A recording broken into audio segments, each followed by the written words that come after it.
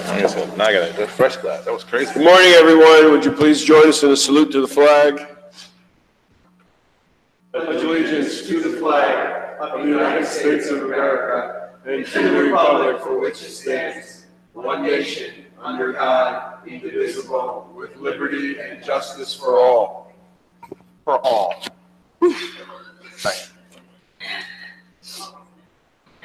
Better. Good morning, everyone, and the thousands of people that are here. Welcome to our second Or watching us. municipal budget hearing. Pursuant to Section 5, Chapter 231, Public Laws 1975, this is a state for the record that adequate notice of this meeting has been provided to the public by posting and maintaining the annual notice of regular meetings on the bulletin board, and by mailing the notice to the News Records and Star Ledger, and by filing said notice in the office of the Township Clerk. Mr. Adams? Here. Mr. Daffis? Here. Mr. Lembrick? Here. Mr. McGehee? Here. Mayor DeLuca? Here. Whereas Chapter 231, Public Laws 1975, commonly known as the Open Public Meetings Act, requires all meetings of public bodies be open to the public. And whereas Section 7 provides that the governing body has the discretion to permit, prohibit, or regulate the active participation of the public at any meeting, and whereas desire this governing body to comply with the provision of this act, same time conduct its business in an orderly and expeditious manner, now therefore be resolved by the Township Committee, Township Maplewood does hereby prohibit, except as set forth in the formal agenda, active participation in deliberations of the governing body by the public, and except as otherwise prescribed by law, does limit the public to the observation of the actions and discussions of the governing body at all of its regular and special meetings. So moved. Second. Ms. Adams? Here, yes. Mr. Daffis? Yes. Mr. Lembrick? Yes. Mr. McGehee? Yes. Mayor DeLuca? Yes. Thank you. Thank you. Good morning again, everyone. And we're going to move rather quickly into our first presenters. We're going to go with the Springfield Avenue Partnership first, and then the Village Alliance.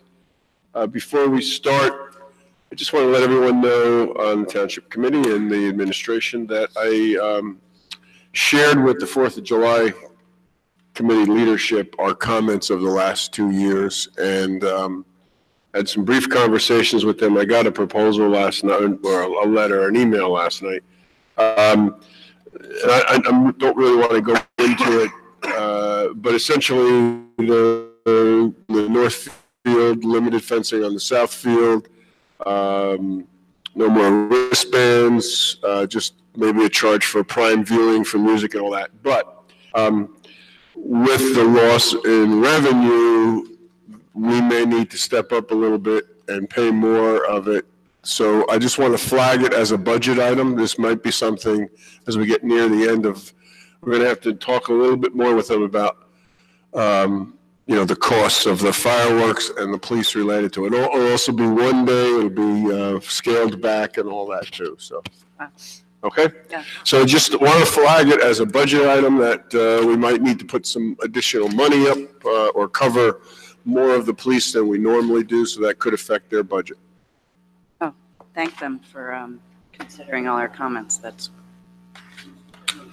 Good news to me as well. Okay. So, this time we're putting people together? That's nice. That's very nice. Last week we split up people just for divide and conquer strategy. Right. So we'll have the Springfield Avenue Partnership come on up.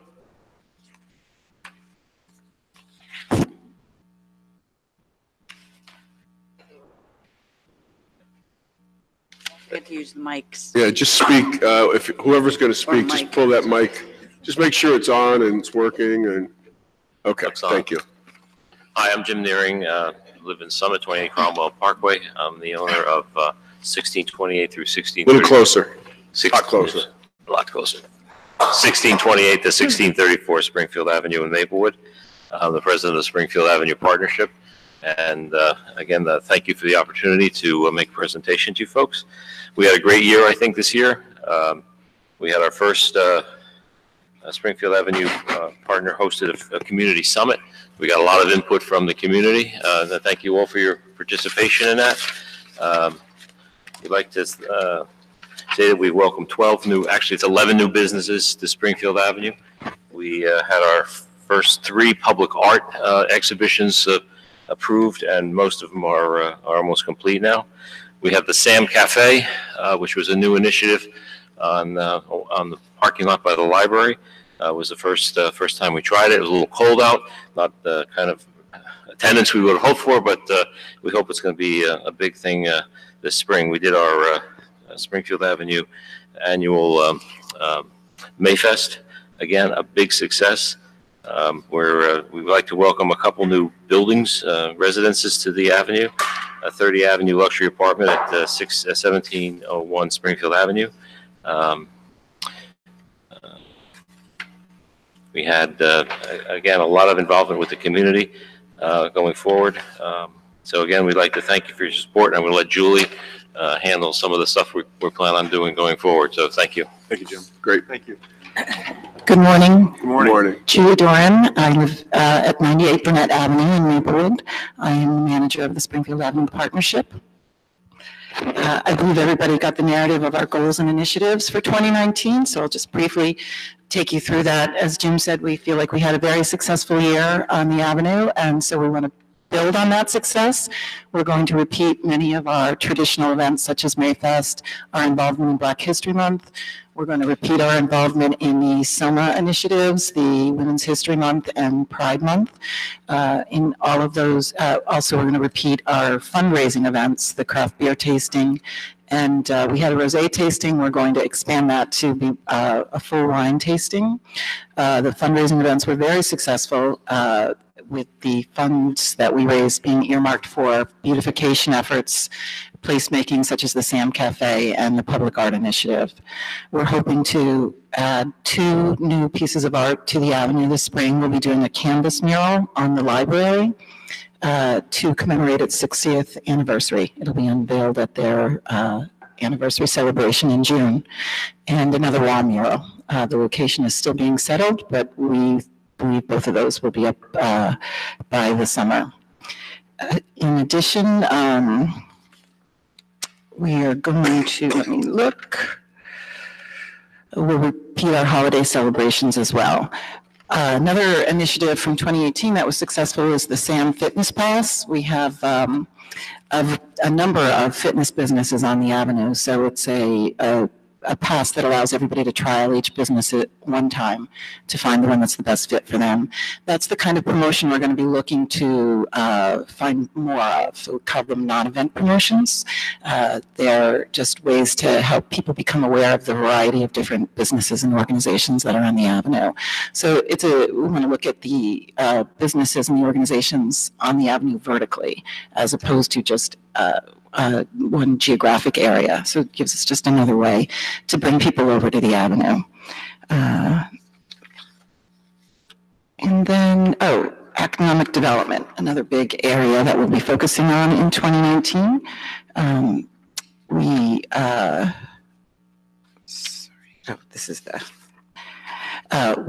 formalizing our Business and Economic Development Subcommittee of the Partnership. We are hoping for that committee to work closely with the Economic Development and Entrepreneurship, SEED, with the township. We're adding members to that committee currently, planners, architects, commercial real estate agents. We want to work to create a database of potential businesses that we'd like to recruit. We want to work with property owners to help them market their vacant spaces in ways that recruit the types of businesses we're all looking to bring to the Avenue. We want to also, the big goal for 2019 is to work closely with the new development at 1581-85, the Maplewood Lofts being developed by Mark Corelli. That development is very exciting. It presents a huge opportunity on the Avenue. There's going to be 8,000 square feet of new commercial space developed, so it'll be a very high quality space. There's parking on site, so that should be very attractive to potential businesses. So I think we're going to start working with Mr. Corelli this month to help on the recruitment efforts for that property. So that brings us, and then branding and marketing. in 2018, we unveiled our new SAM brand, Springfield Avenue Maplewood, and we want to continue to roll that out and bring it to physically to the avenue. We want to start to build the brand in place, and we're looking at lamppost banner campaign, redoing our kiosks, door clings, website update, and placemaking efforts such as the Sam Cafe. So all of those things it will keep us busy in 2019. To that end, we have our budget proposal. I think if you look at 2018 to 2019, the bottom line looks similar, but as you go through the line items, you'll see there's some differences. The key differences are that we are asking for a 2% increase in our assessment rate in 2019. The other increase in the assessment revenue that you see from 2018 to 2019 is attributable to the opening of 1701 apartments. So there's an additional $5,000 of assessment revenue there for us, which is great news for programming. The other change is that we are asking for an increase in the township contribution from $20,000 to $21,200. Our landscaping and cleanup vendor has asked for a 6% increase in 2019, so we are asking for a proportional 6% increase in the township contribution. Traditionally, the contribution goes toward the payment of those services. The feeling is that those are services we add to the avenue, and it decreases the amount of work that DPW needs to spend. So hopefully it's an overall cost savings to the township. The vendor that we use has worked with us for a long time. It's the first increase he's asked for in probably 12 years, 13 years, county to county. In addition, because of all the development on the avenue, his work has increased. It just takes him longer to finish the litter cleanup. There's more areas of landscaping that need to be handled by him, so we believe it's a fair request on his part to increase his fee at this point. The other changes from 2018 to 2019 are attributed to the fundraising that we did in 2018. As I mentioned, those funds are earmarked for public art and beautification. So you see, we have some of those funds we're carrying over into 2019 to pay for the programming this year. And then the other change is actually just a decrease in accounts payable, because we were able to pull in our fourth quarter bills in a more timely manner this year. And I believe that's it. Are there any questions on the budget? Jim wants to say. I just have one comment. Last time we were here, we appreciate the support you gave us. You asked us if there's anything else you could give us support with. And we'd like to just mention that the last part of Springfield Avenue, roadscape, has not been completed yet. And we just ask you to reconsider doing that. So just to finish it up towards Irvington. Thank you. Okay. Anybody have any questions? I have some questions. Yes. Looking at the expenses, special events, so down Mayfest 4210, and also craft beer and wine tastings 4250. The actual expenses in each case were, in one case almost 2 times, and in the other more than 3 times, and that's. That is what it is, and there may be an explanation, there may not be, but for the 2019 proposed budget, I noticed that Mayfest is still the same budget as last year in terms of expenses, and craft beer went doubled, but the $12,000 we have budgeted for this year for expenses for those is still almost $10,000 less than what was actually spent last year. And I'm just wondering how confident you were that we'd be able to stick close to the budget this year, or whether we might need more in the budget for those. Yeah, good question. For events, generally speaking, what we do is we request sponsorships. That's how we pay for the 95% of the events. So the more money I'm able to raise, I spend. So in fact, what I did was almost, in the case of Mayfest, double the amount of sponsorships that I projected. So we're fortunate, but we spend that money. The more we raise, the more we can do with the event, more promotions, more vendors, more activities. But I'm conservative with my projections. It's just, it makes me feel better, but also I think it's an issue for all of us. We're all almost essentially competing for sponsorship dollars.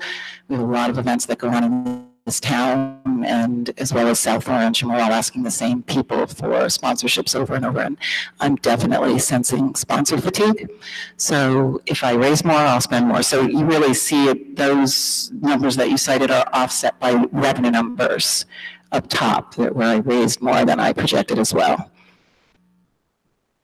And I have one question for you, and this is on the marketing side, line item 4050, where your website maintenance was estimated at $2,000 last year. You came in right around cost, but you doubled the expense for 2019. We're revising our website to reflect our new branding, so there's the one-time design cost in that. Okay. And then also with special events, a little under Mayfest between craft beers, I saw that we slid over the holiday poles and planners and storefront rope. I'm sorry, on the holiday events, the storefront rope? Yes, please. Oh, that number would be in accounts payable. That's a bill that was outstanding, so that expense will hit. There's an accounts payable line down below on 8,200. And so that number, the expenses rolled into there, and then it's in my proposed budget 2019 up top, there's the carryover accounts payable 1,100. So those numbers are all, yeah, so it's in there. For the facade grants, are you anticipating a big facade grant? Because just 200 last year, 1,500 budgeted last year, and 2,000 this year. Yes, we're working. We have an automatic $200, 10% up to $200 facade grant for signage and awnings. Automatic, you said? Automatic if the business owner submits the necessary paperwork. We have trouble getting them that far, but we want to encourage them, and we haven't. We're considering, this is not a board-approved move yet, but maybe changing the way in which we distribute the facade grants, where we could work with some owners who really need some help and encourage them with extra funding, rather than just have it be an automatic, since we don't have too many businesses taking advantage of it at this point. But there are also 2 businesses that will be that I'm expecting to request the funds in first quarter. I have a couple of comments, non-budget. Mr. Daffis has a question. Let's see, we'll go through and then we can come back. No, go ahead, Mr. McGehee. Thank you, Mr. Daffis. I just wanted to say that I thought this narrative was excellent, and what I'd like to see done, if possible, is to get this out some type of press release. That's been done. Okay, because I didn't see it as a press release, so I think it's great. Okay. And then also with the SAM, the colors, and I remember going to the meeting at the Heart, and I think it's great. Is there thoughts of using the colors in correlation with business types as well? So I know we had the fitness for January. We talked about like home improvement for later on this year, and I forgot the third one. We talked about the 3 tiers. But is there also a thought of like leveraging those colors or verticals of businesses? That's the first time it's been suggested, and yeah, I'll bring it to the marketing committee. I think that'd be great. And then also the idea of squares, because we talk about, I think it's 2.2 miles of personality, if I remember correctly. And one idea that I thought about was, incremental branding and really creating squares on Springfield Avenue. So like when you go to go to Boston, you have like Harvard Square, other squares. Breaking down Down by yes, squares. Like our nodes. yeah, actually, that's something we have talked a lot about, like our nodes, but with a more consumer-friendly language. Yes, and we felt that we weren't quite there yet, and we wanted to roll out the SAM branding first, get it to take hold, start to build us, carry through that sense of place up and down the avenue, and then try to break it down and actually maybe name the different geographic areas within the district. Gravitate to those. I mean, it's, Yes. very It's always a effective. fine line, right? Whether you want to attract them before it's ready to be attracted to. Right. We felt like we weren't, One or two locations as Right. initial, and then build the squares. and build out. Mm-hmm. More common. And then also, I think would be a great idea, and I'm going to say the same thing to the other Sid, is that, using those kiosks that we have in key areas to also cross-promote the village at certain times too. I'm really interested in seeing the SIDs work together and promote each other for their events. So I'd love to see, you promote Women's Night Out and other things in those kiosks and drive, that activity to the village. And I'm looking for the village to do the same thing for the wine tastings and the beer tastings as well. Okay, absolutely. Go ahead. The district advertising institutional. That's non-event marketing promotions. We have a contract with Village Green and Tapsona.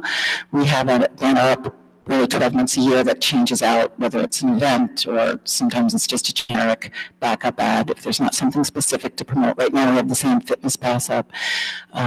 Any other district-wide advertising, we advertise in Matters magazine. We have a contracted rate with them, and we have events. Trying to think of other examples of expenses, but it's non-event promotions. But for event promotion, or just in general, I would just suggest that this partnership consider some print advertising. The Star Ledger ticket section, priced, it's no longer so. Get a quarter page for $3.75. And it's that, it's the one that goes to anybody and everybody who subscribes to the Star Ledger, even weekends, and it has that extra. I know, yeah. I know you I know the but ticket. I'm just saying it for the benefit of the rest of your board, that there's kind of plan to see what's going on, whether it's apple picking or whatever. It's a good place to drive for events. So you consider it, and just some, maybe even news record for those on social media. I think those of us in this line of work were like thrilled when social media came along, because we're virtually free, but it's also, and it's still very, very effective. I'm not saying don't do it. I'm just asking that you consider, I don't think we're at the point where we can do one mode of advertising, because there are segments of the population who don't go on social media. And a lot of people are getting off social media. It's a pain in the butt. We do Instagram. We do a lot of Instagram. Anyway, so I just. We do just a couple of things in News Record and Star Ledger, and the board has just recently talked about trying to do more in print. And so if we raise the funds. About the cross-promoting, perhaps in Matters magazine, a calendar, like, or an insert ever, even out of the refrigerator or something, what we're talking about for recycling. Like, Matters magazine is a good idea. like both SIDs to kind of hear the events for the year, so just so people can stick them on the side of the fridge. I don't know. I'm just spitballing, but.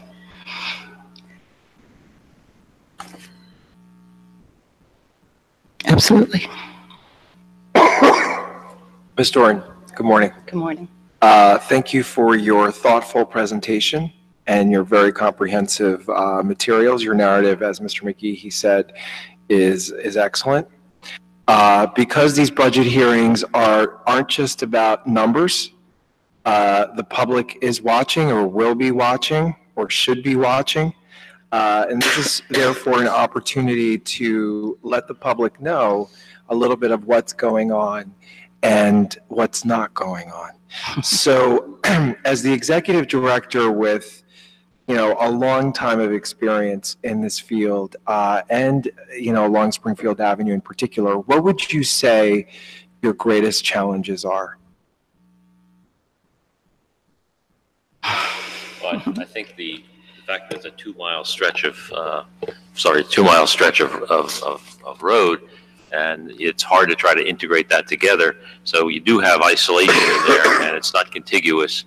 That's a physical challenge that we have. I think other challenges we have are participation in some cases of the businesses in the Springfield Avenue Partnership, and that's why we're doing these business initiatives. A lot of folks are, kind of hanging on, and they're focusing on making money and making their business work, and they don't really participate so much. That's a challenge we've had for the last 10, 15 years, and we've tried a lot of things to make that go away or reduce it, and we've made some modest increases, but not as much as we need to do. I don't know if you have any additionals, Julie. Well, I think you have to maybe break that down by goal. A special improvement district almost has 2 audiences. There's the consumer-facing audience, and so those are all of the things we do to bring people to our district to enjoy the district and support the businesses. And then I think Jim addressed some of the other audience, which is the business audience, business recruitment and economic development. So if you look at it under those 2 umbrellas, in terms of the marketing of the district and driving traffic, we just talked about it. I think the biggest challenge is communication. I think it's the biggest challenge that faces almost anybody anywhere today. The advent of technology has only made it more difficult. Targeted marketing 25 years ago was a really exciting sort of advancement, but today it means we have to be, almost every segment of our audience uses a different medium. So you have to be in all of them, and you have to be there consistently, and that takes a lot of resources. So there's, time and money. To be able to really fully communicate everything, you need time and money, and that's a constant challenge. And I mentioned earlier, sponsorship dollars are really what we rely on, but it's becoming more and more difficult because there's a lot of sponsor fatigue in this area. We also don't have large corporations in our SIDS. We're very different from a Red Bank or a Senate even. We don't have corporate headquarters. We are mom and pops, so it just presents a different level of financing. So that's the challenge, I think, on that side. And then on business recruitment, as Jim said, the partnership, Springfield Avenue faces a geographic challenge.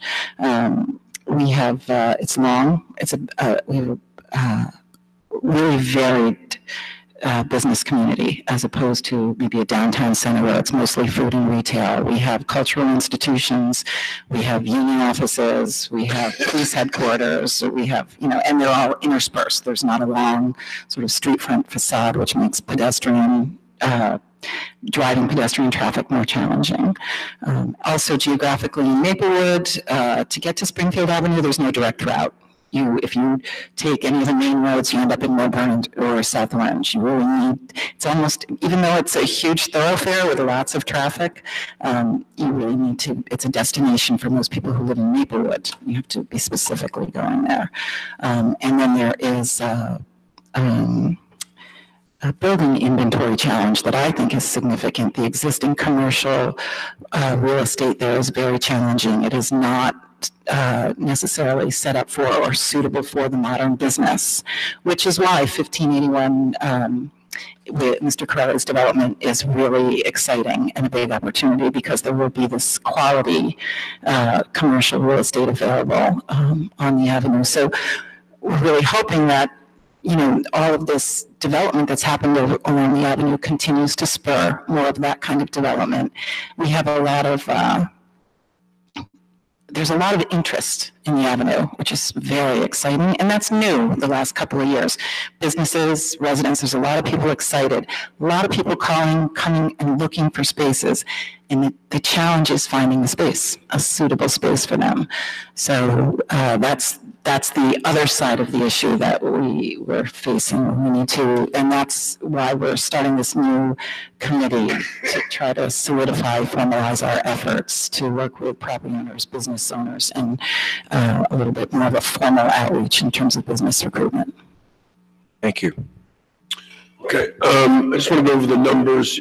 You're requesting from the town to have the service agreement amount go from $20,000 to $21,200. That's to cover the A portion portion of the increased contract.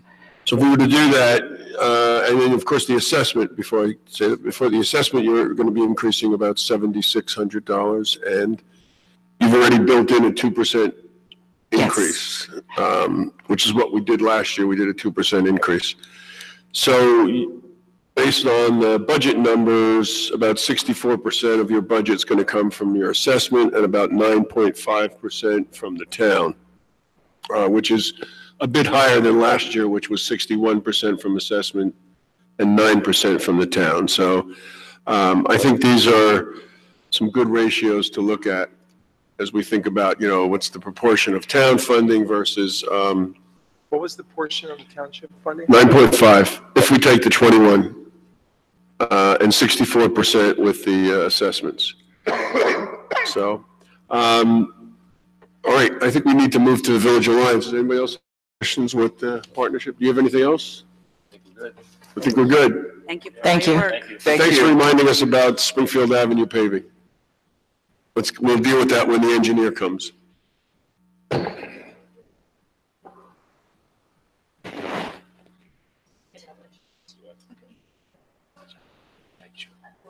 Yeah, I'll do that right now.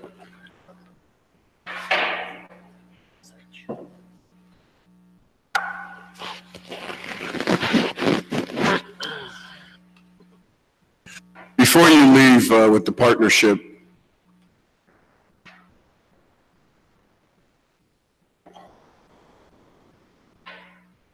Mr. Oren? yeah, before you leave, I should have said this earlier about both assessments, both the special improvement districts. Last year, there was an error. Our CFO made a mistake.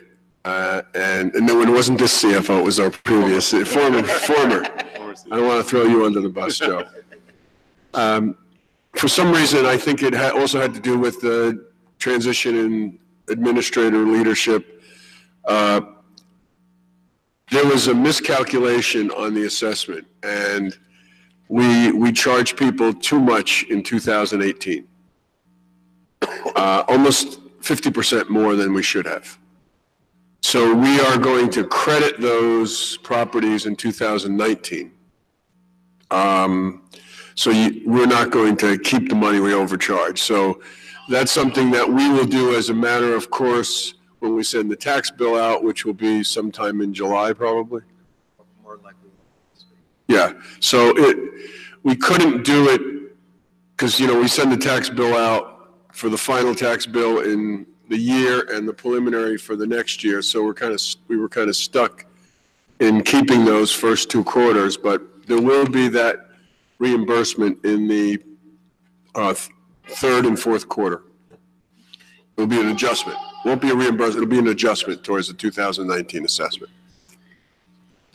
Will there be some sort of communication from you guys, or should we're going to put Joe's picture and phone number on the tax bill. Or am I breaking the? Or maybe the previous person. Yes, we'll put something. You're right. We will. Absolutely. Totally. We will put something out there that says that. Okay. Because a few of my merchants have noticed, so I want to Yes. be able to tell them it's coming. Good, they're paying attention. Yeah. So And we have a new CFO. Right. Surprise. Exactly. Right. So Save the day. I see your board members aren't even. I know no one wants to. No one wants to sit with you. Okay. All right. What page in our hymnals are we turning to for? Maplewood Village Alliance is in the A book. A tab. A tab. Oh, thank you. I knew it was in here somewhere. We did receive this. It came in as an attachment. Yeah. Yes. We didn't get it a hard copy. We just got. Ooh, sorry. You have. If anybody need a hard I copy, didn't get a it's hard here. copy. Yeah, Okay. I'm good. I have.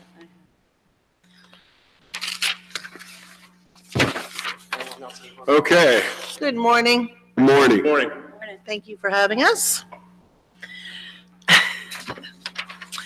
Stay all day if you want. Tell us who you are, too. It's all right. Debbie O'Hannon, manager of Maplewood Village Alliance. John James, president of the board, could not be here, so I have 2 very capable board members with me, Ellen Davenport, former mayor, Dickens Village extraordinaire, board member, and Alan Weiser, former merchant and board member and resident. 2018 2018 was an interesting year. I took over as the village manager, so it has admittedly been a year of listening and learning and a big transition. Dean Daffis joined me on the board at the same time, so we were sort of going through the listening and learning phase together. Thank him for all his support and efforts. But during that transition, we still did a bunch of good things. Events and promotions were very successful. I'll go through those. We participated in the DCA's vision plan. Thank you so much for getting that off the ground, Mayor. And it's been really fascinating and enjoyable, actually. And we should be getting their report any day, hopefully. Big time building relationships with the merchants, because I think that's critically important. So I spent a lot of time boots on the ground in stores, getting to know everybody. Supported some economic development that's been happening, and we paid particular attention to the parking challenges in the village. We also saw the paver project start. Thank you again for funding that and the paving. And that was all you, but it impacted the Maplewood Village Alliance because there was a lot of communication and merchant relations that had to go on with that. We welcomed Brave Floral to town, and she looks fantastic. If no one's been in there yet, she's on Baker Street. And that's a really growing little corridor there. And we have a couple of others that are about to open, which I'll tell you about in 19. But as far as events and promotions went, Girls' Night Out, Art Walk, Halloween continue to be great. Dickens Village, amazing. We did Plaza Night, which was born of the DCA recommendation, and it turned out to be really successful. And it was cold, but we brought out a fire pit and heaters, and it was really, really well received. And it was sort of last minute, so it was good that all. Budgeted for more heaters this year. And now I budgeted for more. Right, exactly. I also did a holiday kickoff, Girls' Night Out, which wasn't planned, to offset the construction blues, as I call them, which is also very good. I added a couple of promotions, Endless Summer, a bunch of social media promotions because they're inexpensive and effective. Calvin's not here. I saw he's up later, but I do want to thank the DPW also. He's been great. I need lights. He brings lights. I need this. He brings that. I need chairs. He brings them for me. So he's been very, very helpful. And installs them. And what? And installs them, right, exactly. Dickens was a great success this year, and it shows how much the town is growing in young people, and to that end, I want to really reach the young families that are moving in, so I started a campaign with the realtors on a program to make sure that they know about Maplewood Village Alliance and all of Maplewood. I'm working with Julie on it, a little packet to, here we are, follow us, see us, learn about us. Parking continues to be a challenge, but we are addressing it, and we hired a PR firm to work on the messaging for parking, to use underutilized areas, Donnell, by the middle school library on nights and weekends. So we've been working with them all year, and we will continue to work with them, especially because the Cassidy opened, and we have another one opening, and it adds employees and merchant and people and crowds, which is a good problem to have. But we worked on it all year, and we continue to work on that. Facade grants, we gave out $5,000, have given $93,000 since the last 18 years, I found out. Lot 7 had its little ribbon cutting, and marketing and social media platforms have grown tremendously. When I took over, we were at 600 followers on Instagram, and now we're at over 2,100 and about over 2,000 on Facebook. As far as economic development went, I said we welcomed Brave Floral, and Luna Stella was a long construction process, but it's almost there. So we look forward to it. It is going to look beautiful. I called it the Bionic Building because he really did replace a lot of everything. So it's going to be brand spanking new building. And I just continued to build my relationship with the merchants.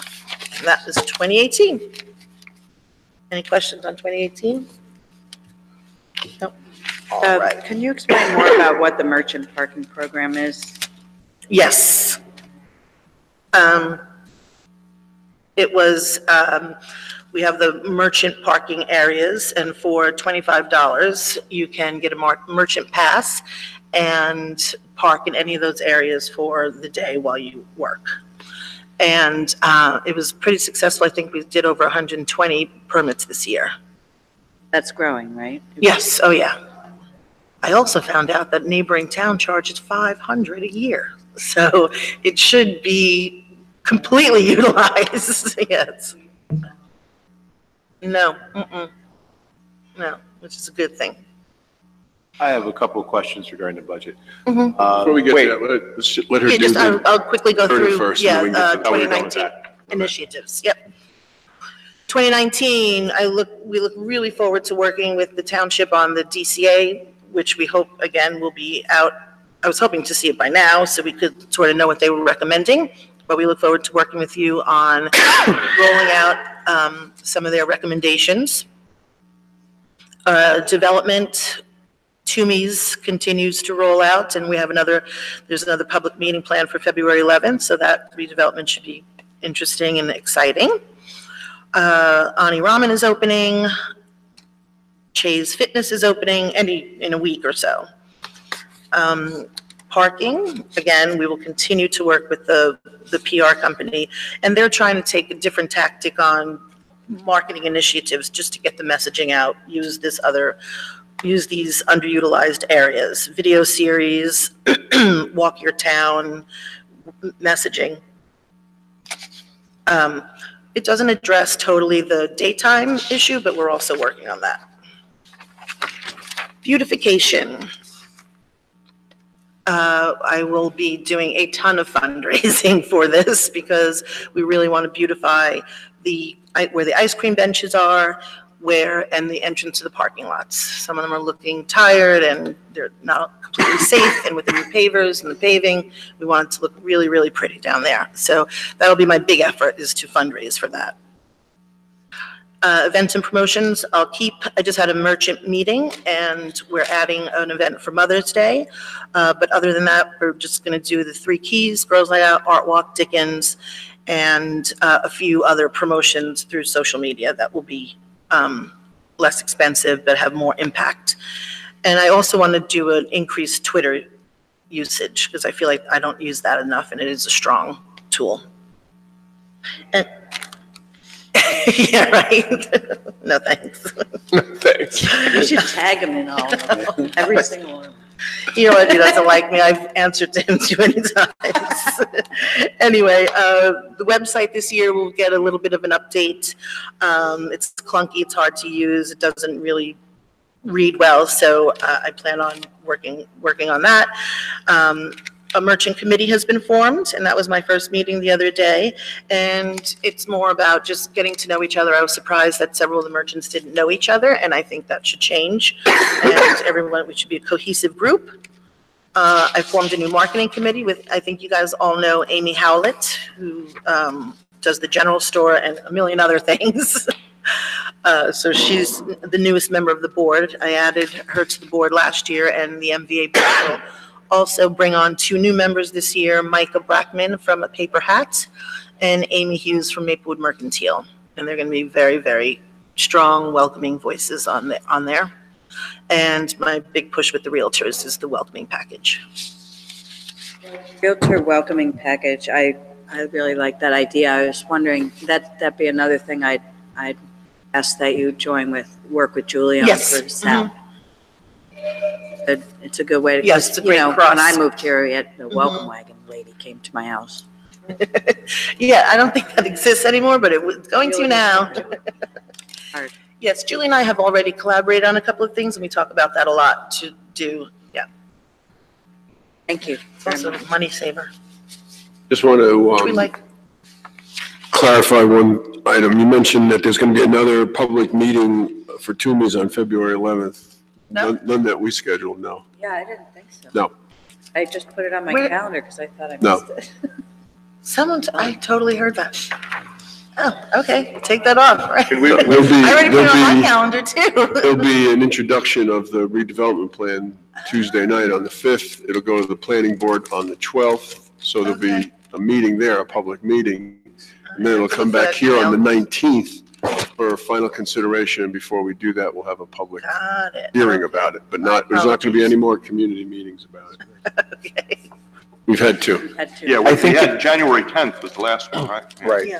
Yeah, we had two, and I think the confusion may have been that the planning board meeting is a public meeting. So I people, see, okay. that's on the 12th, Okay. right? My apologies, No worries. but I prefer that. Anything on the 19th? Okay, budget. Mayor, may I go now? Yep. Thank you. Looking at your expenses, Mhm. first, thank you so much for this presentation as well as this information. Very useful. I want to talk a little bit about the street furniture benches. And so we have an expense here for $2,500, which is the same as last year. But I just want to have a deeper understanding of how that money is allocated. That $2,500 pays for one bench. One bench. One bench. So I'm not anticipating more than one happening this year. Last year, we also did the plaque, and because we were going to do a bench in the lot 7, and I realized that a plaque would be more useful there, so I actually didn't even do the bench. So I'm hoping to do one this year. Because there's some, Outs that I right, think we bump need to- outs, and there's some that just need replacement that are, So let's be clear, I'm sorry, let's be clear. If the bump outs, I believe, and we can take a look at this, we can talk, there may be room in that budget to do some street furniture. We'll have to see. I don't know if we have money left over in that paver budget. permanent But we'll see. furniture? Okay. Yeah, we'll see if that can be, and we'll have to check with our finance officer to see Right. if that bonding can be used that way. But Okay. it is a road improvement. Sure, And we sure. generally are able to carry those kinds of activities into the road Oh, okay. improvement program. So let's see where we end up. All right. Perfect. Thank you, Mr. Mayor. I also wanted to find out where, and related to the PR, related to the parking and the valet company, where is that expense here from a line item perspective noted? That's a good question. I should have added that in. The township was nice enough to pay for the valet study, and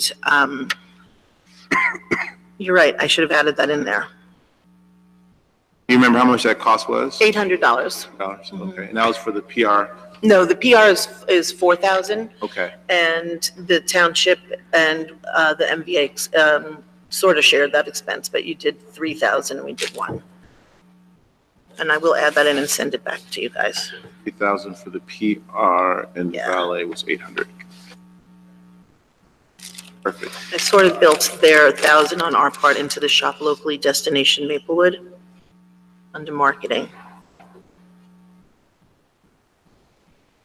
Mayor Davenport, great job on Dickens Village. Your expenses and your revenue is in line from my perspective, so thank you. Rosetta Weiser is also the Mhm. co-chair, so she works hard too. Those are my questions now related to the budget.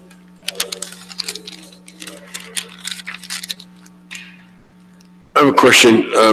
The assessment, 56,043 for 2019. It's different than the 2018 assessment. Why? Because we didn't start the new assessment until, I want to say, second quarter or something. I wasn't told that we had a 2% increase until maybe April.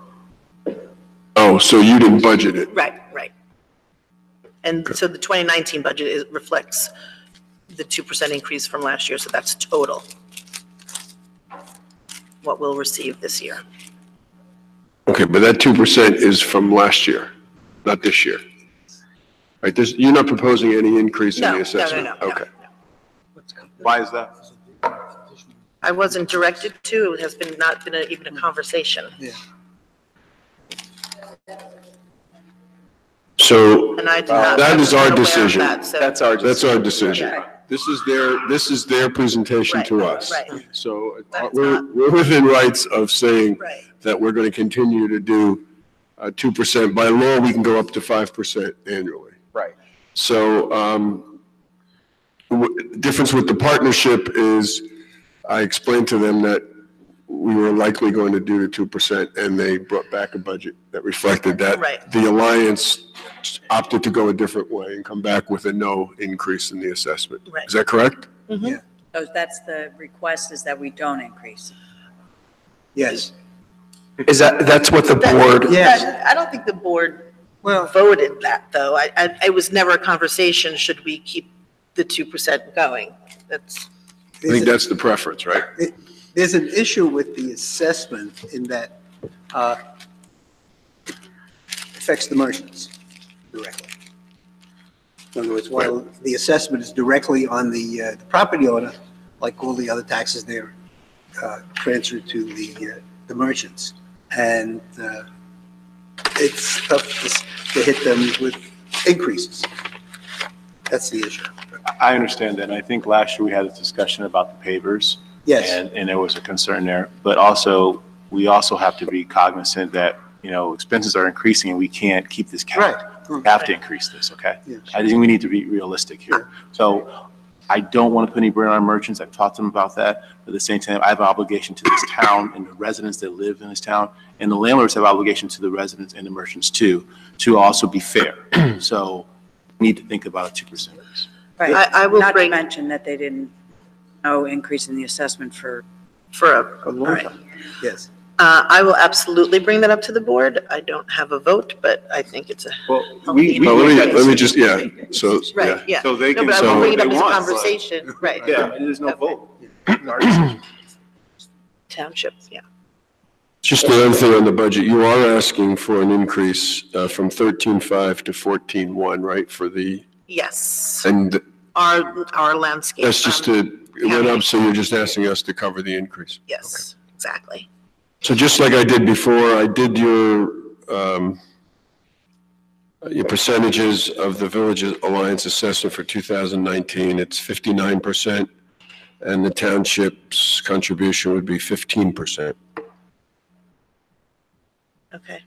Admittedly, I did this about 7 o'clock this morning, so, but I think those are the numbers. Right? Okay. Is that right? Yeah. Yeah, 59. So I think it's fair to say that the feeling here is that there will be a 2% increase in the assessment at least. Okay. I think there is some feeling that, even recognizing what you're saying, Alan, there's some feeling that this is an underfunded activity, to operate. We don't disagree with that. Yeah, and so it's not going to come from the town. It really has to come a combination of additional sponsors, additional activities, and the assessment. Now, there's a couple other things that I think we should just talk about, and because you mentioned it in your narrative, and you had it actually in a previous budget. There's some desire to do some tree planting at the Right. The down old, by right where the old. ice cream came down. benches are and stuff. So we have a budget, we have a DPW budget that has an allocation for tree planting and landscaping. So we can cover some of those costs that way. All right. possibly. Yeah, possibly. I mean, that's something we can think about, because that was a special corner there. Right. And so that's an opportunity to take a look that way. All right. Additionally, when I was having some earlier conversations about the economic development budget with our administrator, we kept it at the number that we had last year, 15,000, even though we hadn't spent much last year, because we knew that there were going to be costs related to the activities of the DCA report. So there's some money there.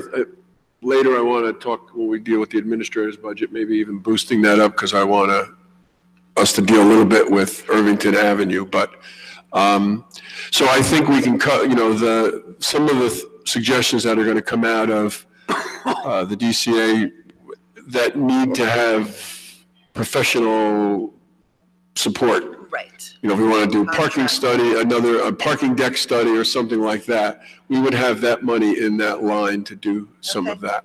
Right. So that's another way of assisting with the implementation of the DCA visioning plan.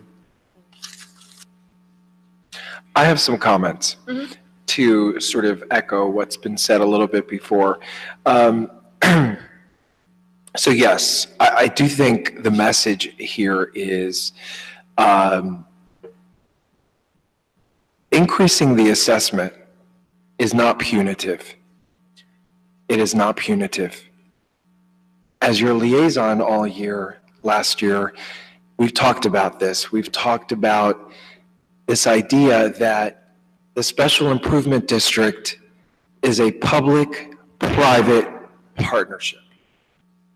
By state law, that's how it has to be. If we're going to have one, those are the requirements. And that means that going forward, despite historical practice in the past, going forward, we really need to own that as a board. As a board. The board needs to understand that without monies coming in from the assessment, as new development comes to the village, as the village becomes more attractive, as property values rise, as more traffic happens, our costs are only going up, and we cannot keep doing things the way that we're doing. The assessment is not punitive. It is a duty that every property owner has to contribute into the business improvement district from which they benefit, and for which the entire town benefits. So there seems to be sometimes out there negative energy. There should be no negative energy, because this body has been, its commitment to the success of Maplewood Village, also Springfield Avenue Partnership, but Maplewood Village has been unwavering with the pavers, with the visioning thing, which the MVA asked for, right? So the message that needs to go back to the board, and I will be there with you in all of your meetings, is that we really need to go perhaps back to our bylaws and back to our SID statute that created us, right? To see what our duty is. It is a relationship that we all have, and these changes have to come from the board. We have authority up here to raise the assessment, as the mayor stated, up to 5%.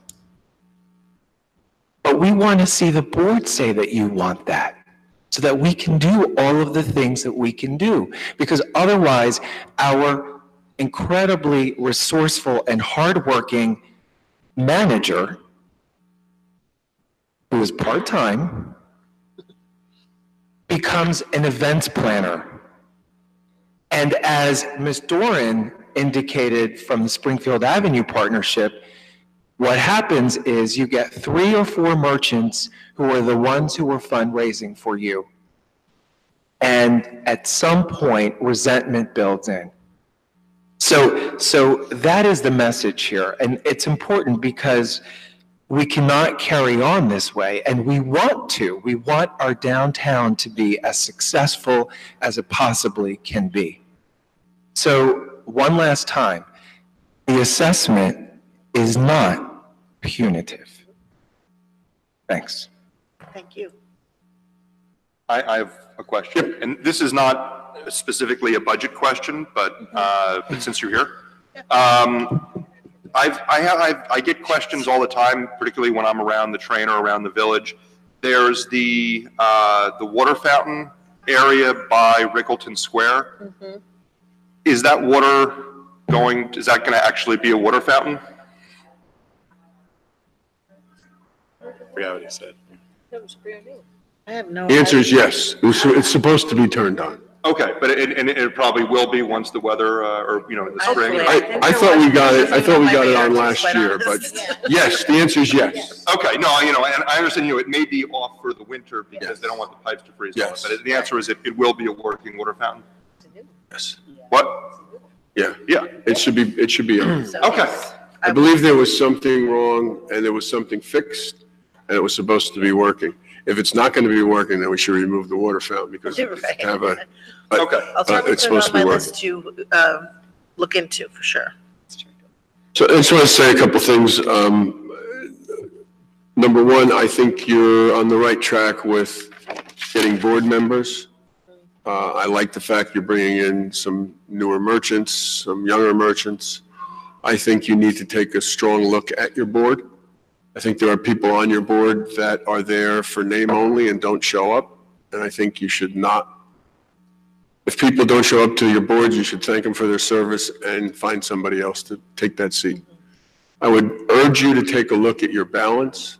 You do have some proportion of property owners, business owners, residents. I just continue to urge you to get the merchants involved in leadership roles. You have some very strong residents involved. Get the merchants involved too. I want to go back to the budget and I want to give you my perspective on the budget. I think the assessment is way low. I would propose we do the 5% increase. Each percent is $560. If we do the assessment of the full 5%, the total for 44 properties that we assess is $2,802. It's not a lot of money. It's $64 a property. That's great to know. Yeah. And so I would urge us, when we think about this, to go up to the 5%. You need more money to do what you are. Without a doubt. The other thing is, as more of these shops open, as we kind of think about the thematic approach we're taking to marketing the village, it's going to be more demand on the Alliance, and you're going to want to deliver. And you don't have enough resources to do that. So if you're asking us to go up, a slight increase, we're going to ask you to go up, maybe sort of a catch-up here, maybe a little rip the Band-Aid off this time, do the 5%. That's would be my recommendation, and give you some more resources to do it, so. I agree with that. Just a couple more questions, Mr. Mayor, and these are non-budget related. And you brought up, I was kind of curious to the average tenure of each member of the board, but I think I agree with the mayor that you have very hardworking board members and others that I see here in name and never knew they were on your board. There are a couple I've never The met. narrative, I was like, oh my God, that person was on your board. So to me, that's the case, and likely they should be thanked for their service. And I did look at the bylaws when I first came on board, and it doesn't say anything in there about if you miss a certain amount of meetings, you can't. It should. that's something. It should. You're going to work on the bylaws this year? Right. That the plan? Because I there would like should be- to, Yeah. Yeah, I'd recommend term limits and, Elections, yeah. or at least consecutive term Right, limits. right. Agreed. That's a win-win for you because now you have passion to. As I mentioned to this Springfield Avenue partnership, I also asked for you to help cross-promote events. Yep. I'm very focused on making sure we're really one town, so some of the events that the historian articulated, I love to see some type of information in the village regarding those events, taking the traffic off the train and bringing right to Springfield Avenue, not to focus on being one community. Okay. And the other thing that I had here noted was I like to learn a little more about this parking strategy because, I'm in the village almost every day, getting to work and so forth. I like to see a little more about that, understand how the merchants are playing in that as well. Just the communication, the branding, the messaging, the signage. I haven't seen a lot of that personally, and I have high cadence in the village. So we're paying this $4,000 in PR and another $800. I want to see that ROI. Right, and we're in the throes of our final thing, so we should be rolling stuff out in the next couple of months, I'd say. Just to be fair, that one of the things that we had to wait for was us to pass the ordinance that changed all the parking. Right. Yeah. So Yeah. once we Yeah. did that, then there's going to be signage put up, and that's Right. on order. And I think all this is coming It's coming on to a head head right now. in probably in February. Okay. That's good We news. have a draft map that we've been looking at that we're working with the PR firm to make perfect and aligned with the new parking ordinance. Perhaps we should put this on our website too. And I will report in my liaison report on Tuesday night about it. Okay, great. And then my last point is, I mentioned Mr. Daffis. I want to know what the status is of putting ribbons up in the village for Black History Month. Where are Yes. we on that? I have them. I will be putting them up with Dean's help, I hope, Mr. Daffis. I will help you, yes. On Monday. I just couldn't do it the last 2 days. It was entirely too cold. Out for you? But they have arrived. I couldn't find a ribbon that had all the colors of the Black History Month in them, so I bought separate, and I'm cutting them, putting them together, so that way when we go out, we can just blow through them and do it. Thank you so much. I Sure, appreciate no, it. it'll be lovely. So let me just say one thing about the one Maplewood approach. We've been promoting that. It was a lot easier when Julie Doran was the manager for both, because there was some cross promotion. So I think it's a new day, and we're going to have to work on that. I have been disappointed the last 2 years around Black History Month with the lack of participation by the village businesses. Right, agreed. I And do not disagree with that. we talked about it last year. We were hoping it was going to change this year. It hasn't. If you look at the Springfield Avenue participation, it's deliberate. It's out there. It's being promoted, and I just think with the opportunity for some of the businesses there, between the movie theater and the bookstore and stuff, there could have been, even the restaurants, there could have been a lot more.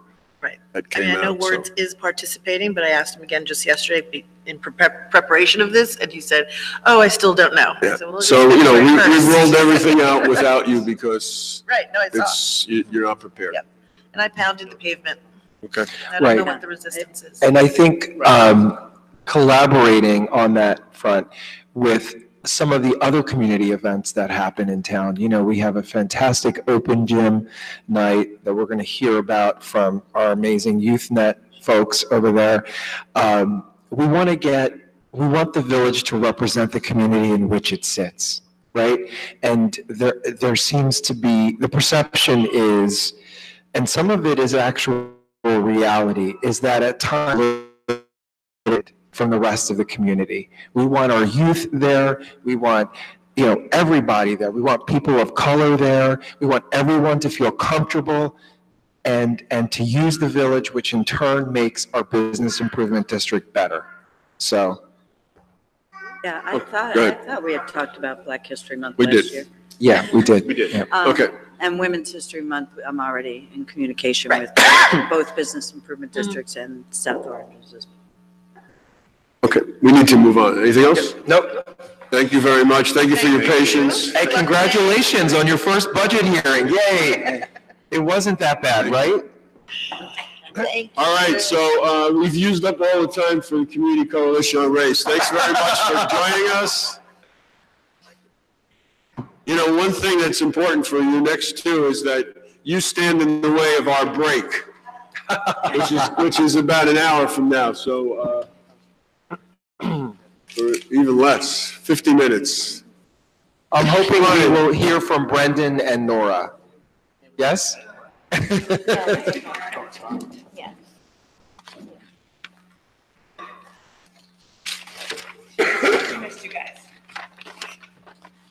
Where do you want us? Just in? These That's two fine, chairs, yep. these are good? Okay.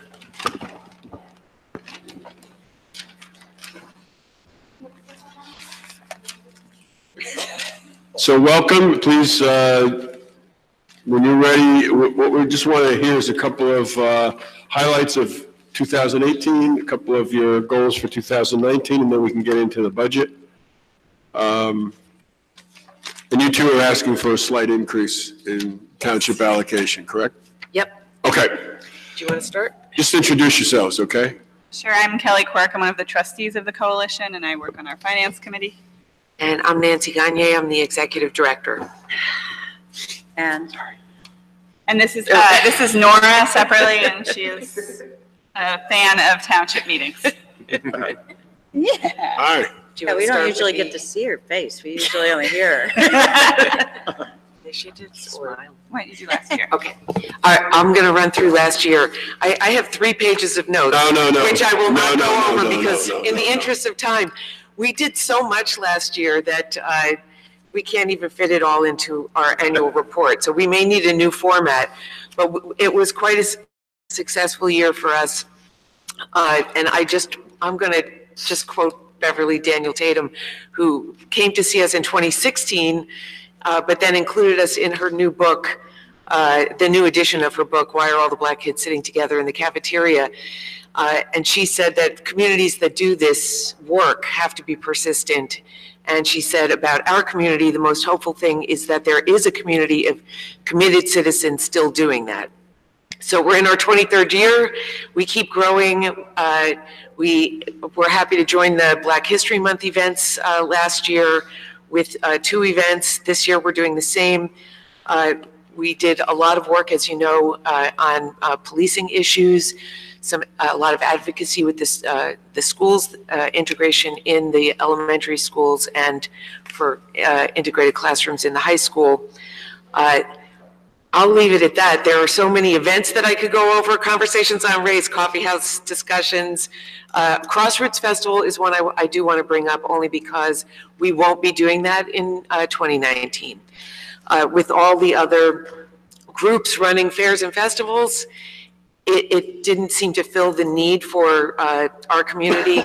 We do feel that we still have an integration through the arts opportunity, and we're going to work on that this year to plan ahead for 2020. But it won't be necessarily in the form of a festival. We may revisit some of the things some of the programs that were successful in the past. Well, in that regard, what we'd probably want you to do then is to maybe, at our next meeting of our Arts Council, maybe have a conversation about how we can be supportive of doing some of the work that you might have accomplished through the festival. Yep, that would be great. And I think that's the other highlight for 2018 is that we did more work on the demographics report, and we're continuing that. That's just an ongoing effort. But there are ways to get at better, newer numbers in between the census years. But we also expanded the schools section. We looked at some schools demographics and some affordable housing issues for both towns that will be included in the report that's going to come out in about 2 weeks. We're going to present it to our board at the February meeting. Yep. So just with the affordable housing, I hope you're going to recognize that Maplewood was the first town in Essex County to have its affordable housing plan approved by the court. Yes, we have all that information. Okay. We've been in conversation with Mr. Daffis. Okay. That's troubling, but that's okay. Excuse me. So one of the things we also undertook last year was sort of thinking strategically about where we invest the resources of the coalition towards making an impact. And so rather than having committees drive sort of based on the focus of their volunteers, we thought about what are 2 initiatives our whole organization can work on together, and then let's focus our programming towards meeting and our advocacy towards meeting those goals, because we can't do everything. Maybe if we had a $4 million budget, sure, but we can't. So we focused on 2 for next year. One is strengthening the community's commitment to racial and cultural inclusion of all people of color by challenging power structures to rectify disparities and promoting the value of inclusiveness to the well-being of the community. So it's really talking about advocacy and programming related to advocacy we do with you, the municipal government, the school system, working with realtors, so our neighborhoods committee, businesses, arts and recreation groups, to make it a community that's welcoming. And then our second initiative, which is ensuring the sustainability of racial integration in South Orange and Maplewood by both affirming and supporting the current population of Black residents, and then researching and developing strategies to increase the rate of Black in-movers. So this is where we have seen a decrease. In the demographics report that'll be released, you'll see this information. And we did, should I mention? At the very end of the fiscal year, we did receive a sizable donation really to target this issue. And so part of the things we've wanted to do is marketing the community, which costs money. And so we did, while we received a donation Nora's very excited about, Yes. clearly. Talking here. Yes, that's fine. We are using it to target specifically this initiative. And so we're trying to invest it so that we maintain the diversity of this community. So that when we do everything to talk about integration and inclusion, there are people we can integrate and include, right? Like right now, we're at risk of losing that. Yeah. Okay. And you have the rest of the proposal for Yes. 2019, so you know all the programs that we'll be doing. I submitted a new one. I hope that you got the new one because we added the Black History Month events. I saw that. Yes, yes. It's in here. And We that did get the also actually affects our budget. We did not budget for that for 2019. That was a mistake. We should have budgeted for it. We're not spending a lot of money, but it could go as high as, $2,000. We may have to adjust our budget to account for that, and we'll see where we come out with some of the expenditures on some of the other events that we have planned. Okay, great. Any comments you want to make about the budget itself? I said one question or maybe two. I think he was asked. Yeah. Oh. If you, I'm first ready if to you, go. yeah. First if you. My break is coming. Yeah. It's pretty consistent, except that we did ask for a $1,000 increase from Maplewood and $600 from South Orange. Other than that, our expenses are generally, we try to keep them flat. We move some money around from program area to program area, depending on what we have planned for the year. Okay. Mr. McGee. Thank you, Mr. Mayor. On the expense side, I'm looking at 5,003, your mailings. I'm looking at total expenses for fundraising at $20,000. And I see two line items, one for spring, one for fall, which equate to $5K, which is about 25% of your budget relating to fundraising. Using those that channel and doing a cadence of twice a year, are you seeing the results of that expense? The mailings, yes, there is almost as much bread and butter as the annual dinner. Okay. So the two mailings are really important. We get probably 18 to 20,000 for the end of the year appeal. And for those people who don't like to donate at that time of year, we get the roundup in the spring. And the costs are pretty low, and we keep finding better, less expensive mailing houses and ways to get that mailing out. Yeah, so your I'll call it CPL cost per letter is significant, is positive. Okay. And then line item 53030, you have an increase of about 4,500 here for your marketing program service expense. Can you just give us a little detail on that one? The 53030. Yeah, that is they wanted to include, the marketing committee wanted to include an increase, a bump to do this targeted marketing. It's really just that amount of increase is dipping our toes in the water. It wouldn't really cover that much, but we want to figure out what we can do. It may take money just to find out what it will cost in the future to do the real targeted marketing. And then my other question, actually, on the income side or revenue side, is related to our contribution. I personally don't see any issue with the asks, but I noticed that South Orange, is coming in significantly low in terms of that, like a 60-40 split. You're only asking for $600. I would like to see our colleagues in South Orange actually come a little closer to a 45% blend, like assessed value. So that's my personal comment there. I'd like to see them step up a little bit, because I think the CCR has done a great job in the last couple of years of really bringing quality programs and have a very good construct that has a positive impact, not only on Maplewood, but especially on South Orange, given their recent force report. So I'd like to see them put a little more money in the coffers for you as well. Thanks. If only there were a trustee here who could hear you. I think she heard me loud and clear. I have a question or two, Mr. Mayor. I'm actually going to go up to the income side, and I apologize if this is something that was otherwise told to us, but last year there was a $5,000 contribution from the state, and this year that's zeroed out. Is that just because we're not sure if that's going to happen? We know it's not going to happen. Okay. We've been getting between $3,000 and $5,000 every year from the Essex County Local Arts Program. And the last 3 or 4 years, all of that money went to the Crossroads Festival. We wrote to them and said, we are taking a year break from our integration through the arts programming, but we'll be back. And they have been consistent and generous, but we didn't want to throw something together when we knew we weren't going to be running the festival. Okay.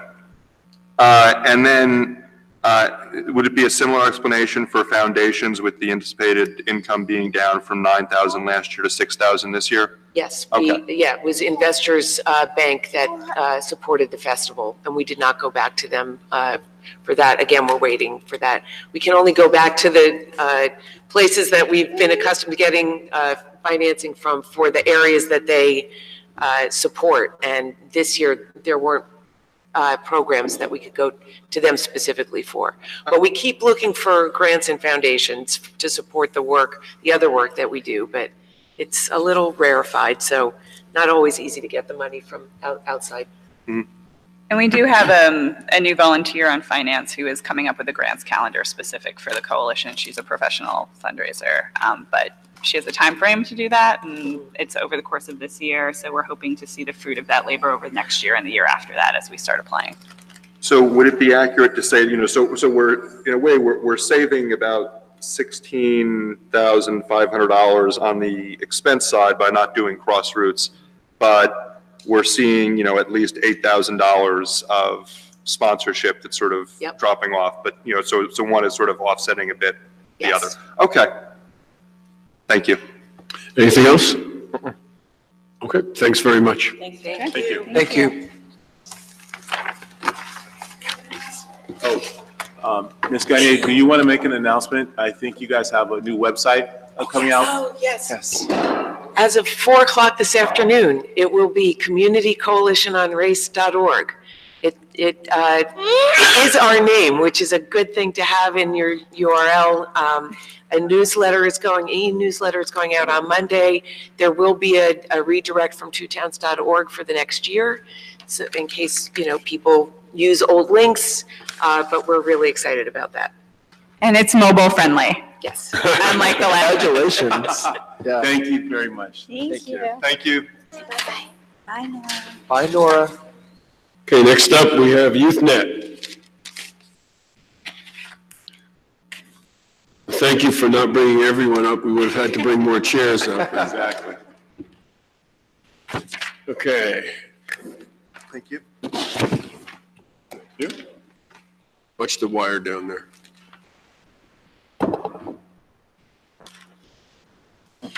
Hi, how are you? Thank you.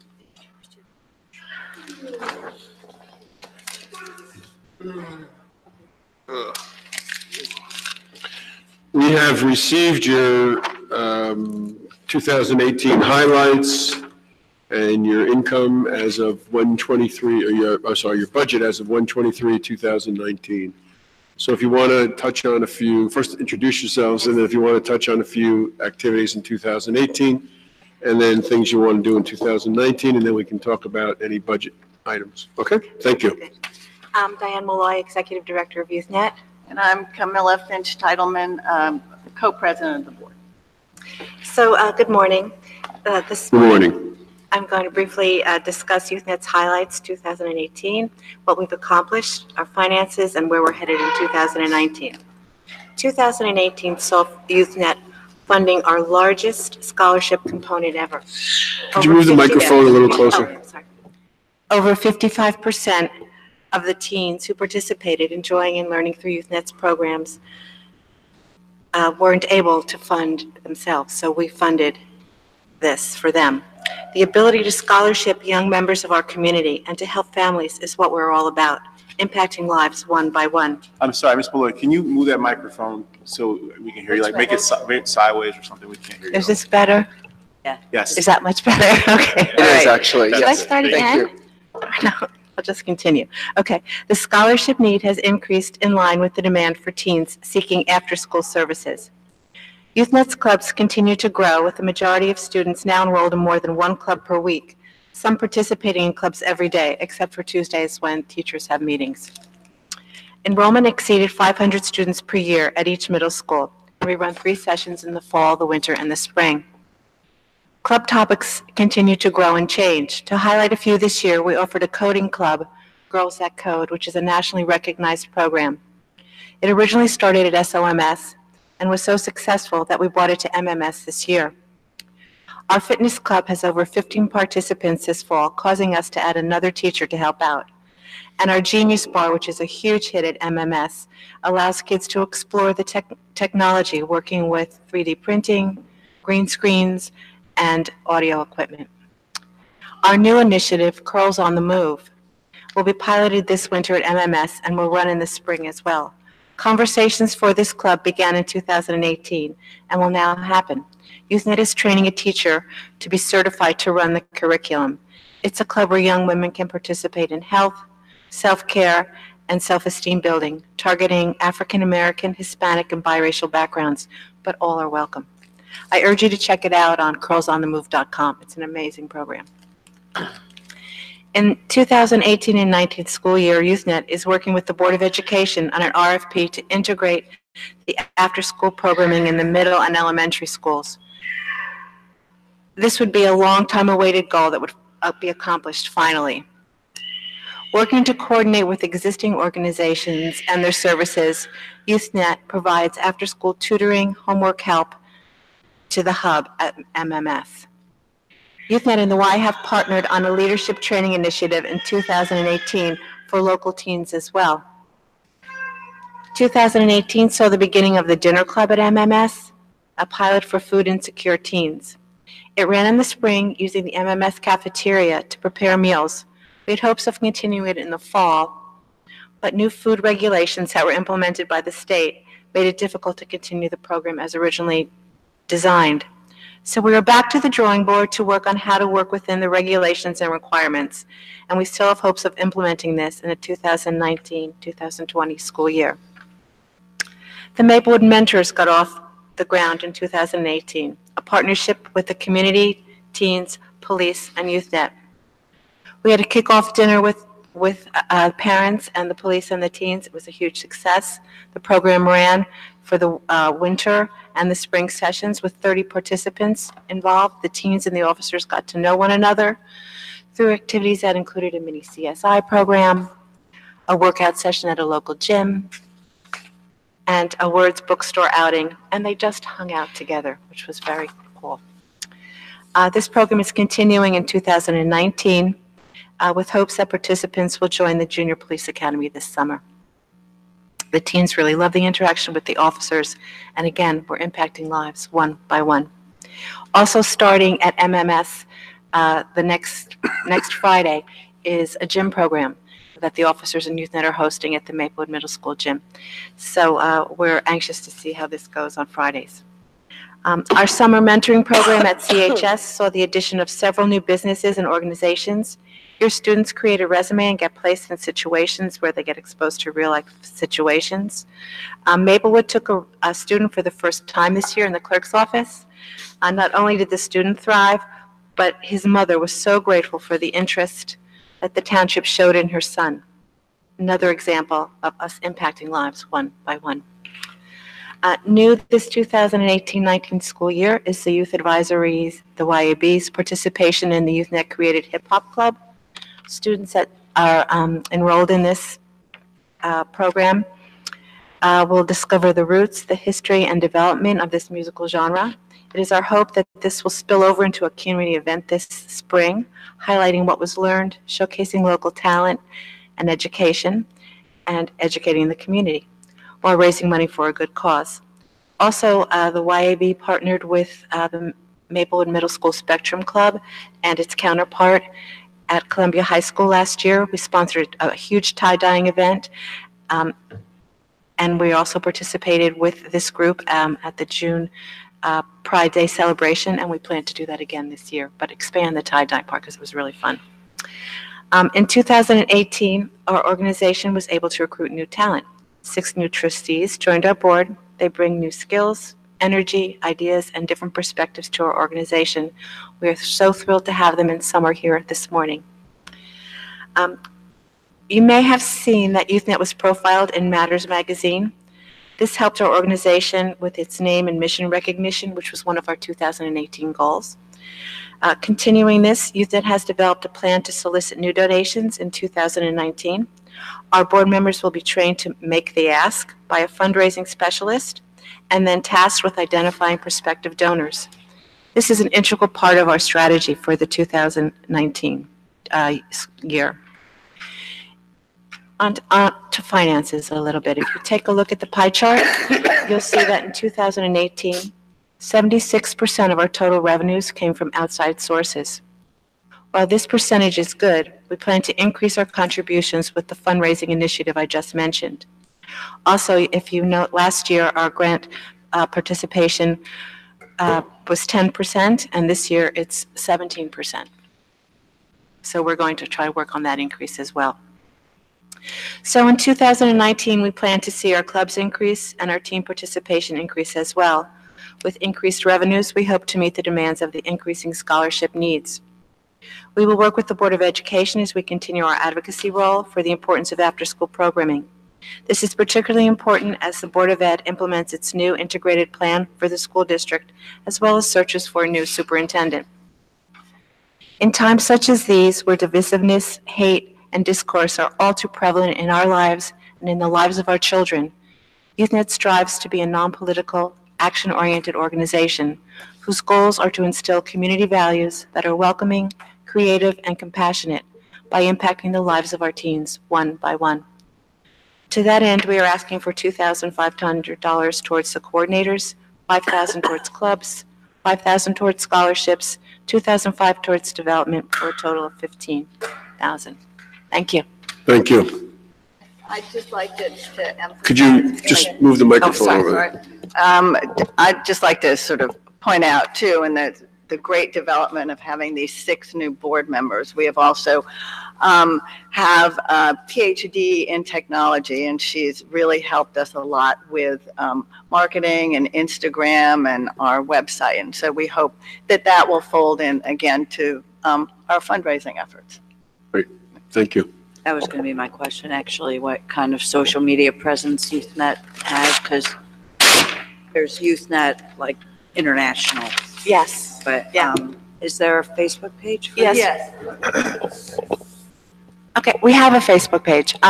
It's a little challenging for us to put pictures of kids up.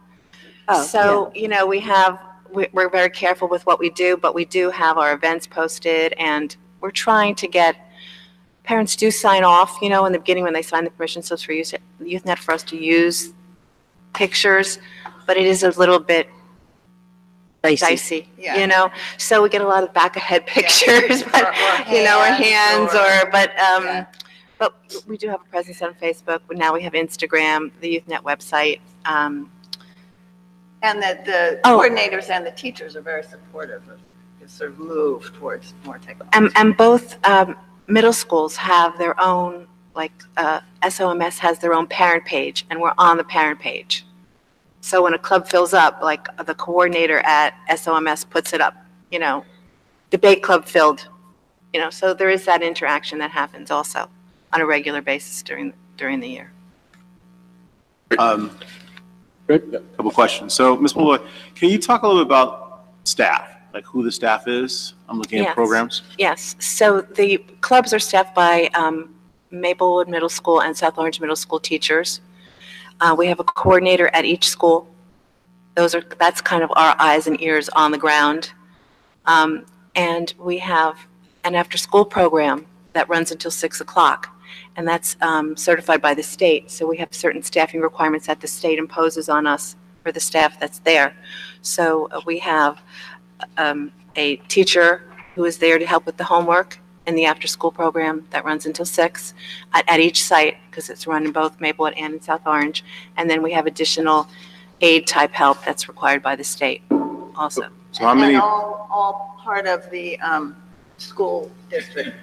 how many people are part of that staff line item? So, and the after-school program, Yeah, the In middle school specific? programming says staff. in the middle school program, in the program that runs until 6 o'clock, there's 2 core people, and then there's a rotating teacher component. Like a teacher might be there Monday and Wednesday, and then another one Tuesday and Thursday. So I guess if you want to count maybe 3 at each full-time equivalents. So then each one theoretically 10K for each one then. Staff says $30,000, so 3 people, just doing an Yeah, average, yeah. right? Okay. One other thing, and I think it would be beneficial for my colleagues to see, I understand, but I think what we should do is just have one line item for your expense, Okay, because it accumulates to $40,000. yes. And so it could, when you really look at it, and I did it this You have way, to I add think it it's up, yeah. important just to really let the board know 40K for your We expense. used to do it like that, but it was felt at another point in time that it would be better to see where my time was used. So it was broken down. Don't even worry, let's do it, let's go back. We can go back. Do Well, well. that sometimes, from a fundraising perspective, that can be problematic because people Yeah. criticize an organization that they see a certain percentage of the budget being administrative. Right, That becomes like a yes. difficult thing to prove, so it sort of, I know Yeah, that's, I think, So why let's- we did it. there. Let's just do a happy medium here, because I do think functionality breakdown for nonprofits is very helpful when you're doing fundraising. So maybe you can add an additional box Sure. at the end that would have all personnel and the total for all personnel, so you could see Okay, teachers, this, and that should add up into your happy to personnel. do that. You can Just have it both FYI, ways, it's so- always, just FYI, it's always been like that for the last 11 years. No, I know, and Changed. I know, but Yeah. I just think for the public who's watching and listening, they Right. should know where their tax dollars are being allocated, how it's Absolutely. being allocated. No problem. And in-kind contribution is income of 10K. Marsh, so can you just give us a little more detail on in-kind contributions? Yeah, so our in-kind, the school district gives us the after-school space for nothing. That's huge. We have no office space, basically, so we use, the phone line in my home, basically. That's an in-kind contribution. We have lots of people that do our copying in the school district. Our mailings are run through the school district, so that's another in-kind contribution. Our accounting services, in-kind. So actually, it's probably more. Thank you, and Yeah. also thank you for your narrative. I do think that Youth Ed has taken off and important programs that benefit our community. Okay, Okay, thank you very much. thank you, thank you. We are now in tab C, the Finance Tax Collection Department. And Mr. Cologe, we have no personnel requests and no capital requests from you, which is nice. Yeah, I was looking for it. That's right. For finance, yeah.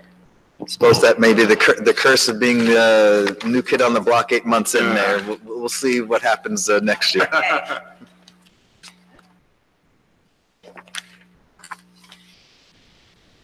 So I'm assuming you want to go through some of the last year's highlights, move into this year's goals, okay. Yep.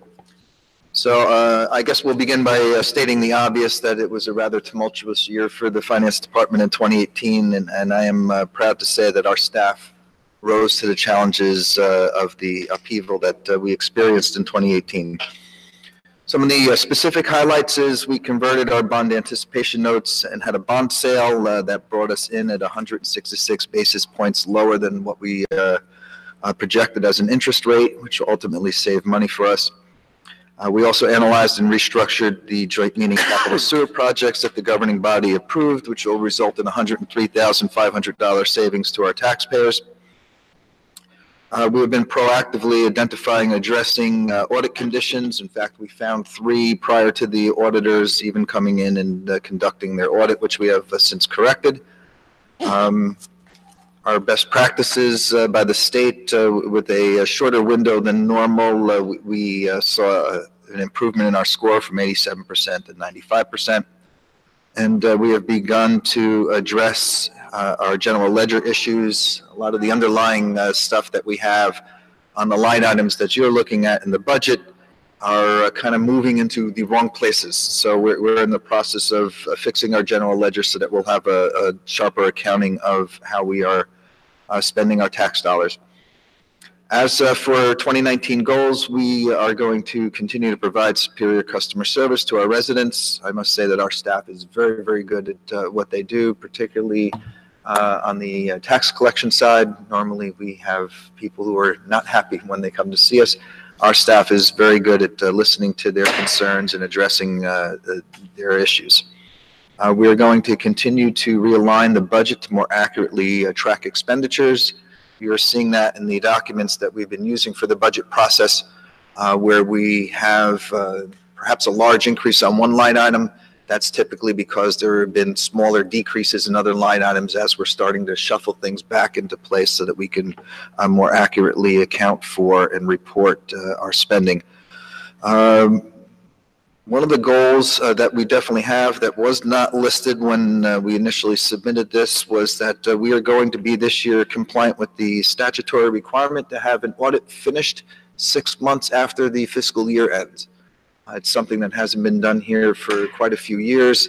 And in fact, the administrator and I got a letter from, a little love letter from the state that said, you guys need to knock this practice off.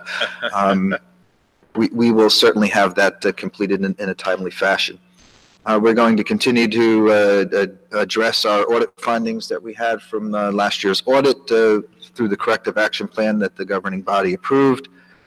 We have a particular focus on making sure that we're eliminating the repeat findings that have been haunting us for a few years. One of the other goals that we're going to be bringing before the administrator and hopefully the township committee as well is exploring the idea of creating a sewer utility.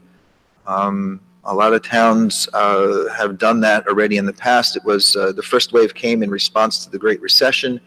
The second wave is now coming in response to the federal government eliminating the salt or capping the salt deductions. So one of the large arguments to creating a utility is that I can't deduct it from my taxes in towns where you're going to easily get capped at 10,000 anyway.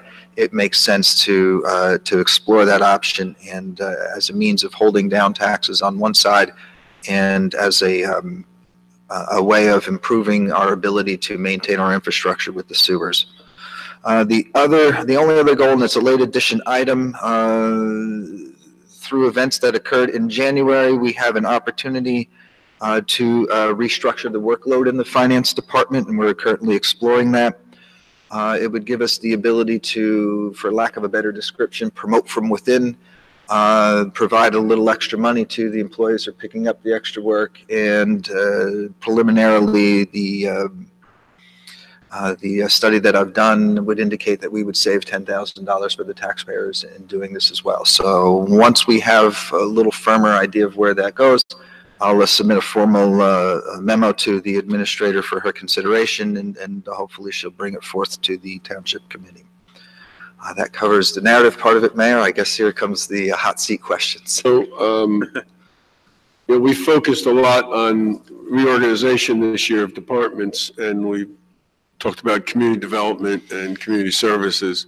We also did reorganization in finance, where the tax assessor's office is now reporting directly to you. Correct. How is that going? How do you see that being beneficial in the overall operation and efficiency. That's typically the norm in most towns, where the finance department sits under the umbrella of both the assessor, the collector, and the finance department CFO. So this realignment just puts us in line with probably 90% of the communities in New Jersey. It's been working very well for us. Our deputy assessor is top shelf talent, no question about it.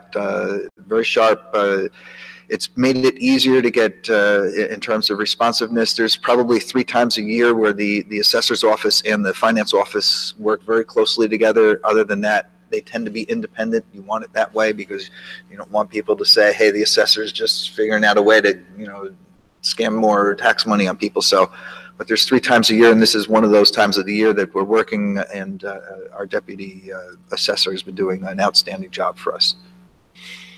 And I wanted to go back to one of the things you didn't mention, I don't know if you didn't on purpose or you just missed it, was the issue of the self-liquidating of the pool. Since our last meeting, there was this question of the $100,000 contribution from Avalon. When we wrote the agreement up, we wrote it up that they were going to give us the $100,000 once they received their certificate of occupancy.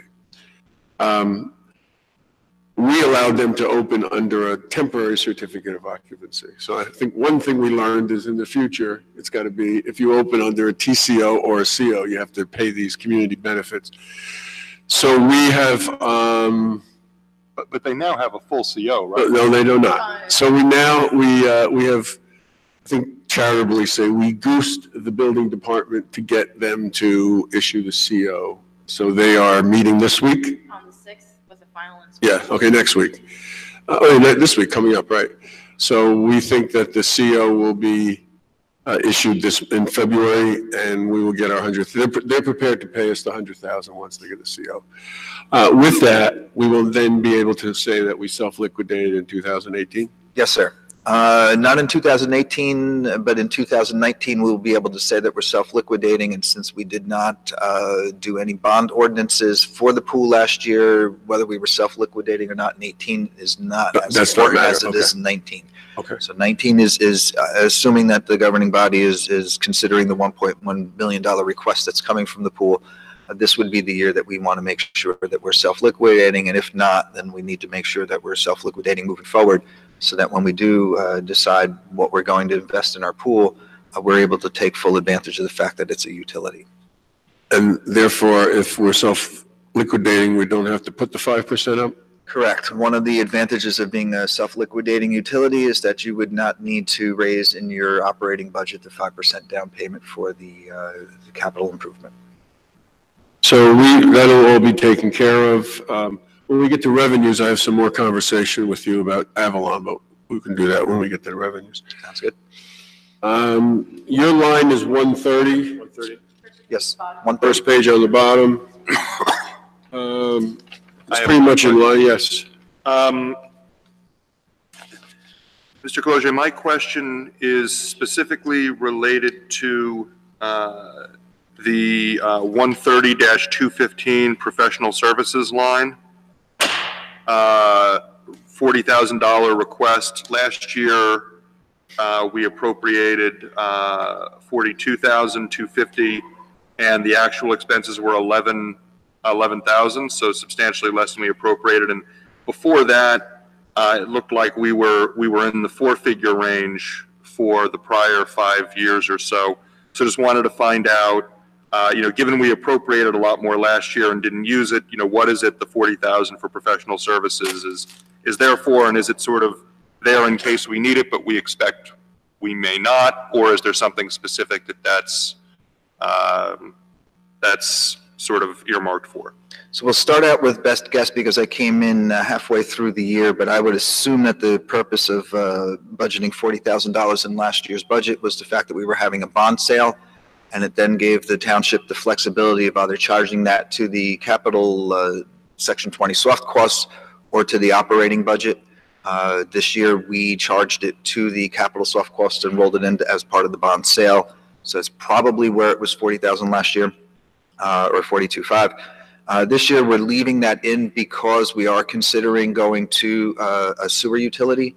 And if the governing body does decide that this is what they want to do, there's a lot of outside work that needs to be done in order to identify assets, the infrastructure, depreciation, and typically that's done by our auditors or another professional service that would come in and calculate that. It's a very long process to do. It requires us to go back as far as we can in terms of bond ordinances into the 60s if we can, to see how much money has been invested into our system over the years, and then it's appropriately removed from the township's assets into the utilities assets, and all that work is probably going to cost somewhere around that number that we're looking at. Okay, thank you. Could you explain the parking lot leases? Yes, apparently there is an arrangement here that we... Hold on. Ms. Viveros, I'm sorry. this question about parking lot leases, I want you to be involved in the... Yeah, we have the actual from 2018 at 32.7 and budgeted was 18.5 and now we're back to 18.5. What was the bump in? My understanding of it is we have an arrangement in, I believe it's the Maplewood Village area that we are renting parking spaces from actual property owners in the area. I believe the arrangement was that it meant that it was designed to be a wash, so whatever they were paying in taxes, we were paying in lease, and that was wiping that out. The fact that we've only got 18.5 on that would appear that there needs to be an adjustment in terms of what we've been doing with the 32.710. My guess is it is probably related to the accidental misbilling on the SID portion of this that was pushing up some of those numbers. I'm not sure. I think it might have had to do with revisiting the agreement and Yes. they went up. So I'll have to send you that information. Yeah, I know it went up. But They went up higher because than it was, I thought it was because the gonna agreement be. was up. But why is it, and then we're budgeting, so you're saying we'll So need then to we're going adjust to need that to and correct raise this, absolutely. That's something to check out, because I'm not even sure the 18.5 is enough. Right, that's what he's saying. He went up significantly. Up that significant. So we did. It went up, but I guess it sounded less in the meeting. It may have been also this 32 is a fluke number, as you say. It could be. What number? Fluke. Fluke. Fish. And of course, 130-220, that's the New Jersey parking lots. If we were to increase that amount, the $6,000 a month we pay New Jersey Transit is set, right? That's set. Even if we increase the amount that people pay to park there daily, we would keep the overage. We would keep the overage because that's basically what New Jersey Transit considers us to maintain the lot, Right. so. I always felt like every time I asked about raising those fees, it was like we couldn't because it was New Jersey Transit. I heard that, I remember that. You have to ask for permission. You have to ask for permission. And they got It's permission. not a conversation you can have. So I've started to have that Okay, conversation that's where this is with them, coming. so I think it's an appropriate Yeah, time. they've- And I think they know it's forthcoming because he did send me that analysis of what everyone else around us is paying. Right, which is, I thought, was that the regular, you said Oh, yeah. $4 instead of $5. I mean, yeah, we're like $4 the cheapest thing in town. Yeah. Yeah, we have it on for Tuesday night to discuss. Correct. Right. So they have told us, we did ask for more, they rejected us a couple times, they allowed us one time to go from whatever it is, 2 to 3 or, but they say that they look at the total cost of a commute. So it's not just the parking, but it's the fee to get on to and from the train. So let's say it's $15 round trip. Then they look at that and they say, okay, it's $18 if you park and get on the train. So that's that's their thinking. Right, and I understand that, but if ahead. if area New Jersey Transit lots are higher. Yeah. Those are New Jersey Transit lots we're talking about, right? Right. Not just Yeah. commuter parking. I mean, we Well, already did sort of an analysis on how much less we charge for commuter parking already. I don't think that he was But that opposed wasn't to about visiting New this, Jersey so. So the one thing for our argument is we did increase our parking in our jitney this year. Right. So I think if we increased the cost for our own residents, Correct. then I think we should have Yeah. a significant increase. I would say either the $4 or the $5 that you recommend, but we can decide that Tuesday night. The most important thing is whatever we charge, we only have to pay them $72,000. Right, yeah. Correct. Yep. And especially since, didn't we talk about doing that lot, right? Well, you have to think about the fact that we've added into the infrastructure there with the kiosks, and I brought that up. So we're making improving. improvements. Yeah. So I think that's one of the big arguments, that if you Right. want that to keep going. I mean, the other, we'll discuss it on Tuesday. There's a couple of other things. Contact, there's a, who you're dealing with? Neil, John. Not Michael Murphy, right? No, he's one of them. Yeah. Yeah, They have a whole real estate. yeah.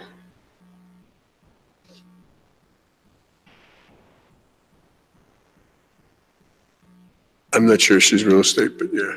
I know we have some people that live in Maplewood that were at our meeting, that are high up. Anything else for the finance? Were you also going to talk about anything related to the report we got from our tax collector? First of all, it was a great report. That's what we got. The end of the year, yeah. That's what we got. Was there anything when you looked at the report that concerned you? No, there was nothing out of the ordinary, and it probably should be noted, and it somewhat hurts us a little bit in terms of budgeting, but we actually improved our collection ratio or percentage. So that leaves us with slightly less revenue in terms of receipts for delinquent taxes in the 2019 budget.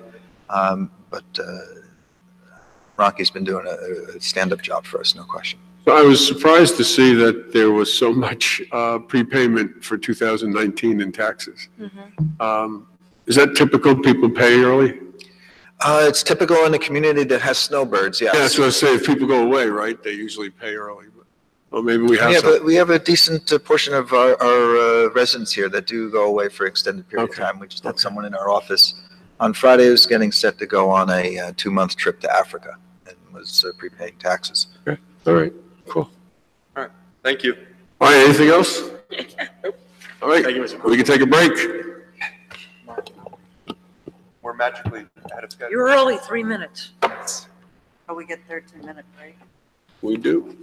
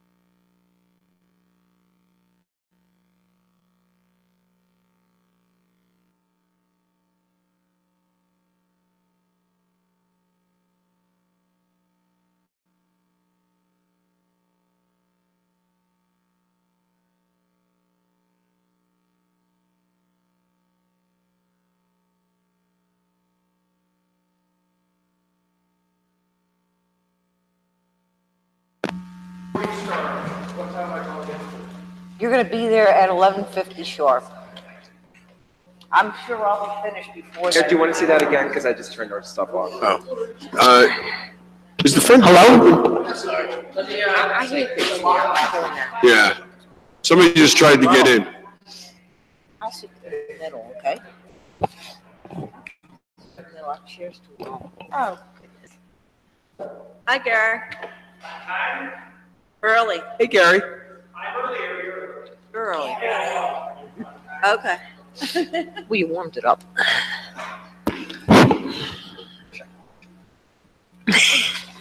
Oh, yeah, you're not that early. You're good. Okay, we are going to start with the township clerk. There is one personnel request, which is a merit increase, so we won't talk about that. And there are two capital requests.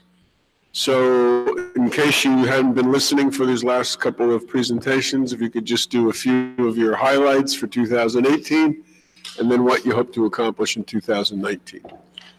Thank you. And you are who? Elizabeth J. Fritzen, Township Clerk. Jean. I'm an initial user, you all know that. I think this is way too much information already, so. Right. All right, I'm going to start with the 2018 achievements. I highlighted some of them. There were B, but I want to just bring to your attention under letter E.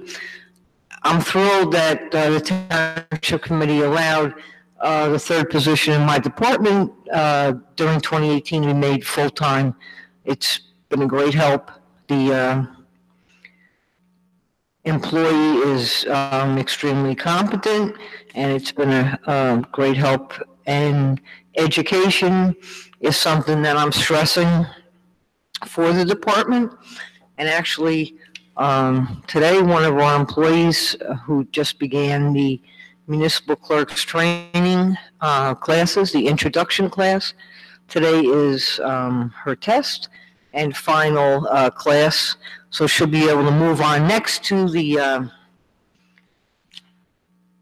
one of the next four classes towards attaining certification, but if not that, attaining education and an understanding of how the office works. Okay, I just want to mention that we had our final township building covered with an AED defibrillator, and that was at 1978 Springfield Avenue. So I'm proud to say that every township building is covered with AEDs, except for 129 Boyden Avenue.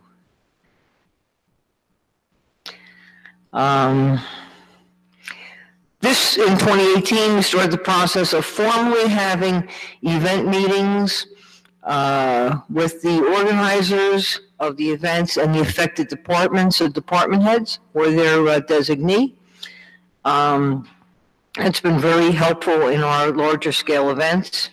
Township committee members have taken the time to come to the meetings as well.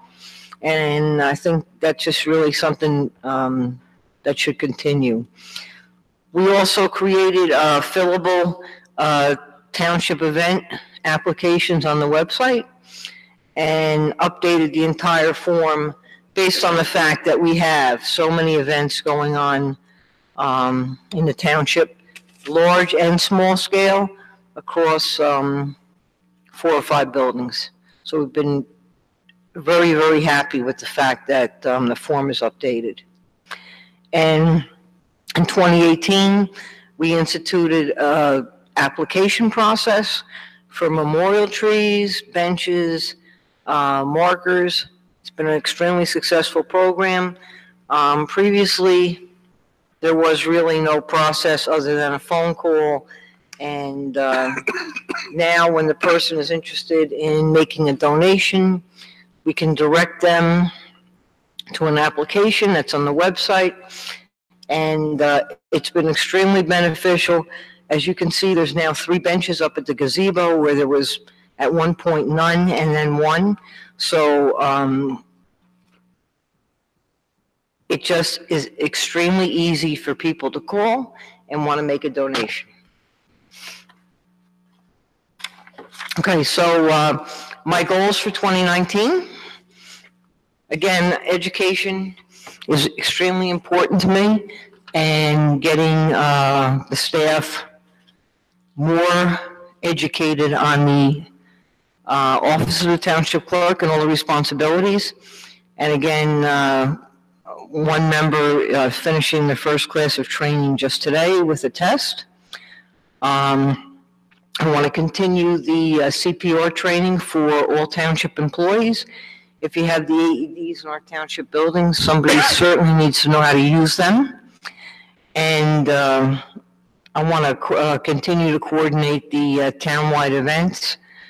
And we're in the process now of moving voting location to 129 Boyden Avenue to free up the overload of, and there's a lot of voters at the Maplewood Community Center, moving at least 2 districts over to the former First Aid Building. So those are my goals for this year. And I'd be happy to entertain any questions you might have.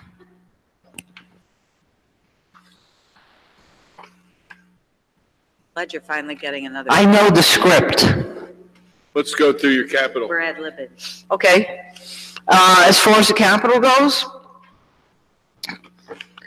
first one is an upgrade to the TV recording system in this room, and that includes cameras, which were, since our last meeting, we needed to have a fix of one of the cameras that had frozen and actually didn't even operate last Saturday. So we need a new system. Their state contract, we'll get a new board also behind you where the operator is. State contract, $7,300, all inclusive. And I think it will be better for the projection. Okay. Okay. Other item? Other item, upgrade the conference room chair. Yeah, upgrade the conference room I chairs. thought we were talking about these chairs. These or the? Could be all chairs. And the draperies. Those draperies were done under the tenure of Mayor Davenport. Yes. Okay, I And- know they're old, but 20,000, I'll make draperies for 20,000. Well, Sold. I made all the drapes in my house. So, but if you're interested in upgrade to all the chairs, I gotta see source information. we were These talking chairs. about the conference room chairs. What's wrong with those chairs? Yeah, those chairs are Those chairs okay. are fine. These Which suck. chairs are fine? Chairs in the conference room are He's fine. sitting in They one just, now. they just have to maintain the height. These chairs are just Horrible. old. It's these chairs. It's not those chairs, it's these chairs. 30 years of. These chairs in the township committee room. Yeah, I mean, the ones you have are newer ones. The one- Yeah, These are part of the conference room. Okay. So I think we want these chairs. and we These spend more gotta be time in these replaced. chairs. These got to Our be meetings, replaced. yeah. These Understood. cloth I'd like ones. to be able to be higher than the dais. Well, just the ability to go up and down. We need, Right. because there's different levels of people. There's a lot of different people who meet Yeah, here. I So- don't like seeing For the record, I'm my okay with booster seat. Well, Well, you have a good chair, You're that's why. like 6'10".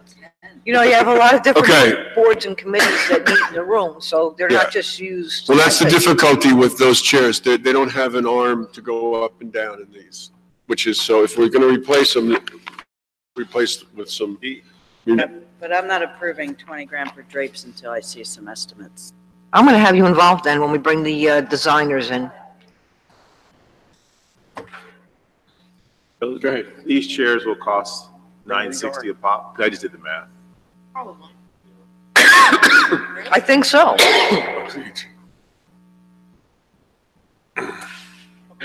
Anything else?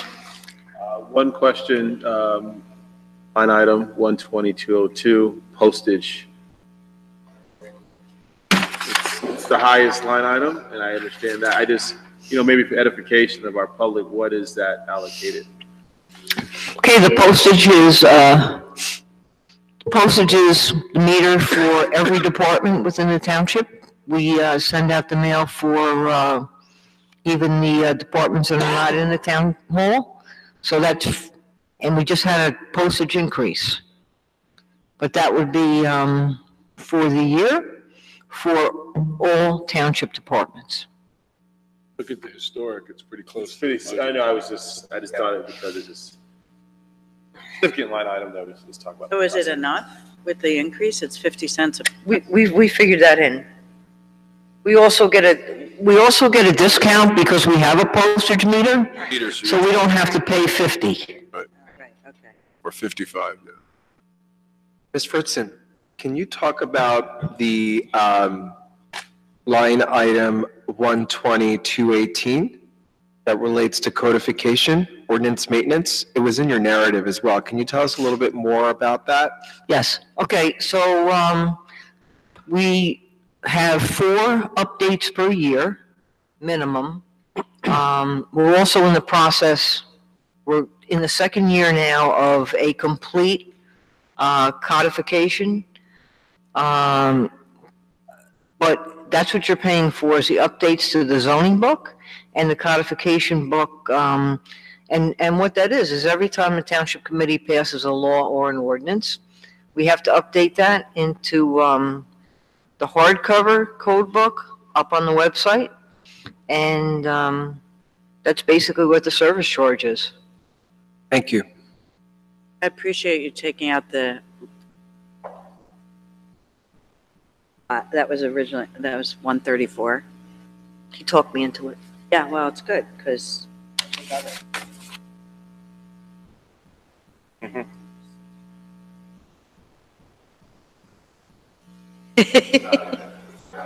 It's been better.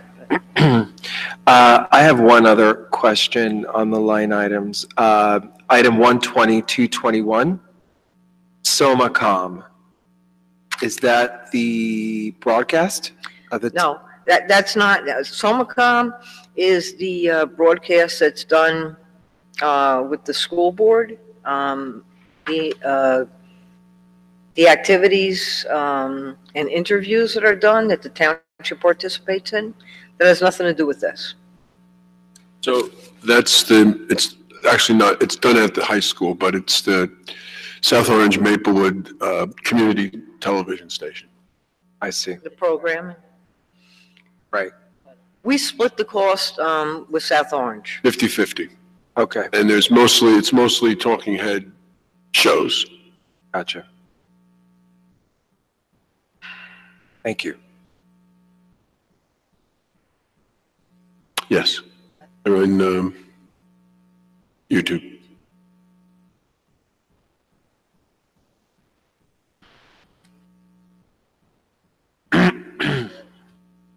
Did you have any questions on the township committee budget? No, absolutely Oh, not. I did want you to, I'm curious if you can fit in here the washer.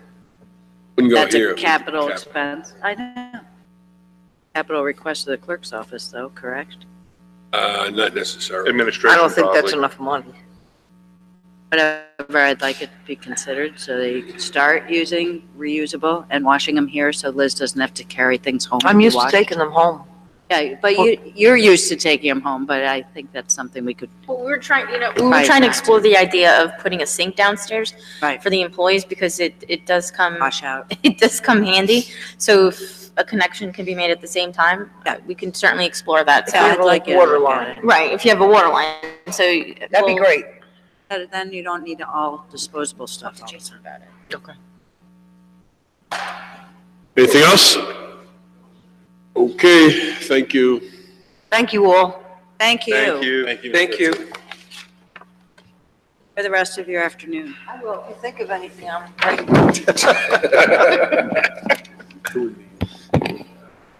Okay, open space.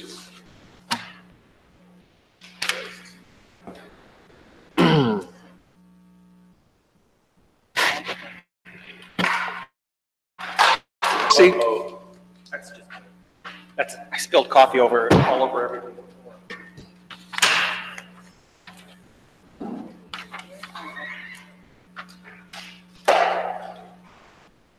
So this is tab M for open space. Open space. Yep. And we just received recommendations from OSTF yesterday. Yesterday, yep. I printed those out this morning. So good morning. Morning. You can tell us who you are and, Anna. She's like, so we've received your latest recommendations, your narrative and the numbers. We also have the budget request forms for each of the municipal departments that put in for open space trust funds. Okay. are you going to introduce yourselves? Introduce yourselves and Okay. start your presentation. Okay. Gary Nelson, I am technically the acting chair of Open Space Trust Fund. Acting chair for Open Space Trust Fund. And Andrea Marino is with me, and I think there might be a couple others straggling in too. As they come in, we'll bring them up and introduce them. We started this year, a few new team members, and shy a couple as well. But we started this year financially with an operating budget of about $440,000. As typically in years past, we got requests from DPW, from Recreation, from Engineering. We also received requests from Historic Preservation, which does come into this as well. That was withdrawn because it wasn't needed. But we wound up with 8 viable requests, which is actually a pretty short number based on prior years. But as you could see in the narrative, the dollar amount was significantly higher than we'd ever dealt with before. So for $440,000, we were looking at originally a request that totaled $880,000, so basically double what we had to work with. And then in addition, we discovered that one of the recommendations from last year, which we thought had been adopted, was for $200,000 for the repair of Memorial Bridge, the footbridges in Memorial Park. That money didn't go away, but that was technically then in the unallocated, unencumbered. So it's in the mix, but it wasn't identified as a line item. And so we went back and took that into consideration as well. So it was the 8 requests we had to begin with, plus this kind of left out Memorial Bridge repair project. All of these requests were considered viable by the committee from the outset. Nothing was dismissed outright. In previous years, there have been some that have come in and we just said inappropriate, not the venue for funding from this group. But in this case, they all moved forward through the discussion that we had in the course of 4 live meetings, beginning in early November and finishing up early January.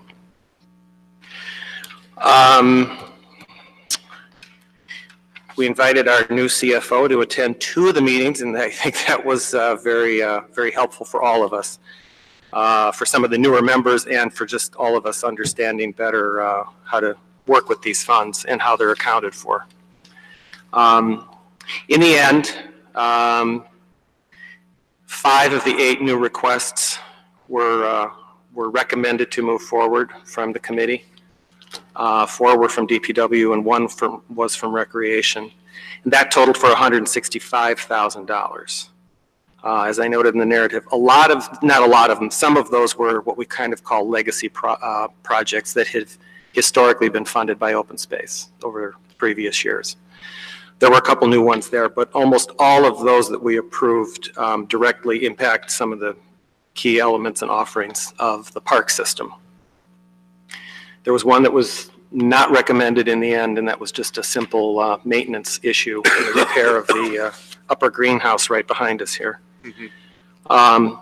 Again, it wasn't that nobody thought there was value in it, but it seemed like it was just a straight maintenance issue. And there was also some concern that when we go through these requests, we try, whenever possible, to look at the greater good benefit of these projects. And this one, again, has value, but seems to affect a smaller number of people and a tighter stakeholder group.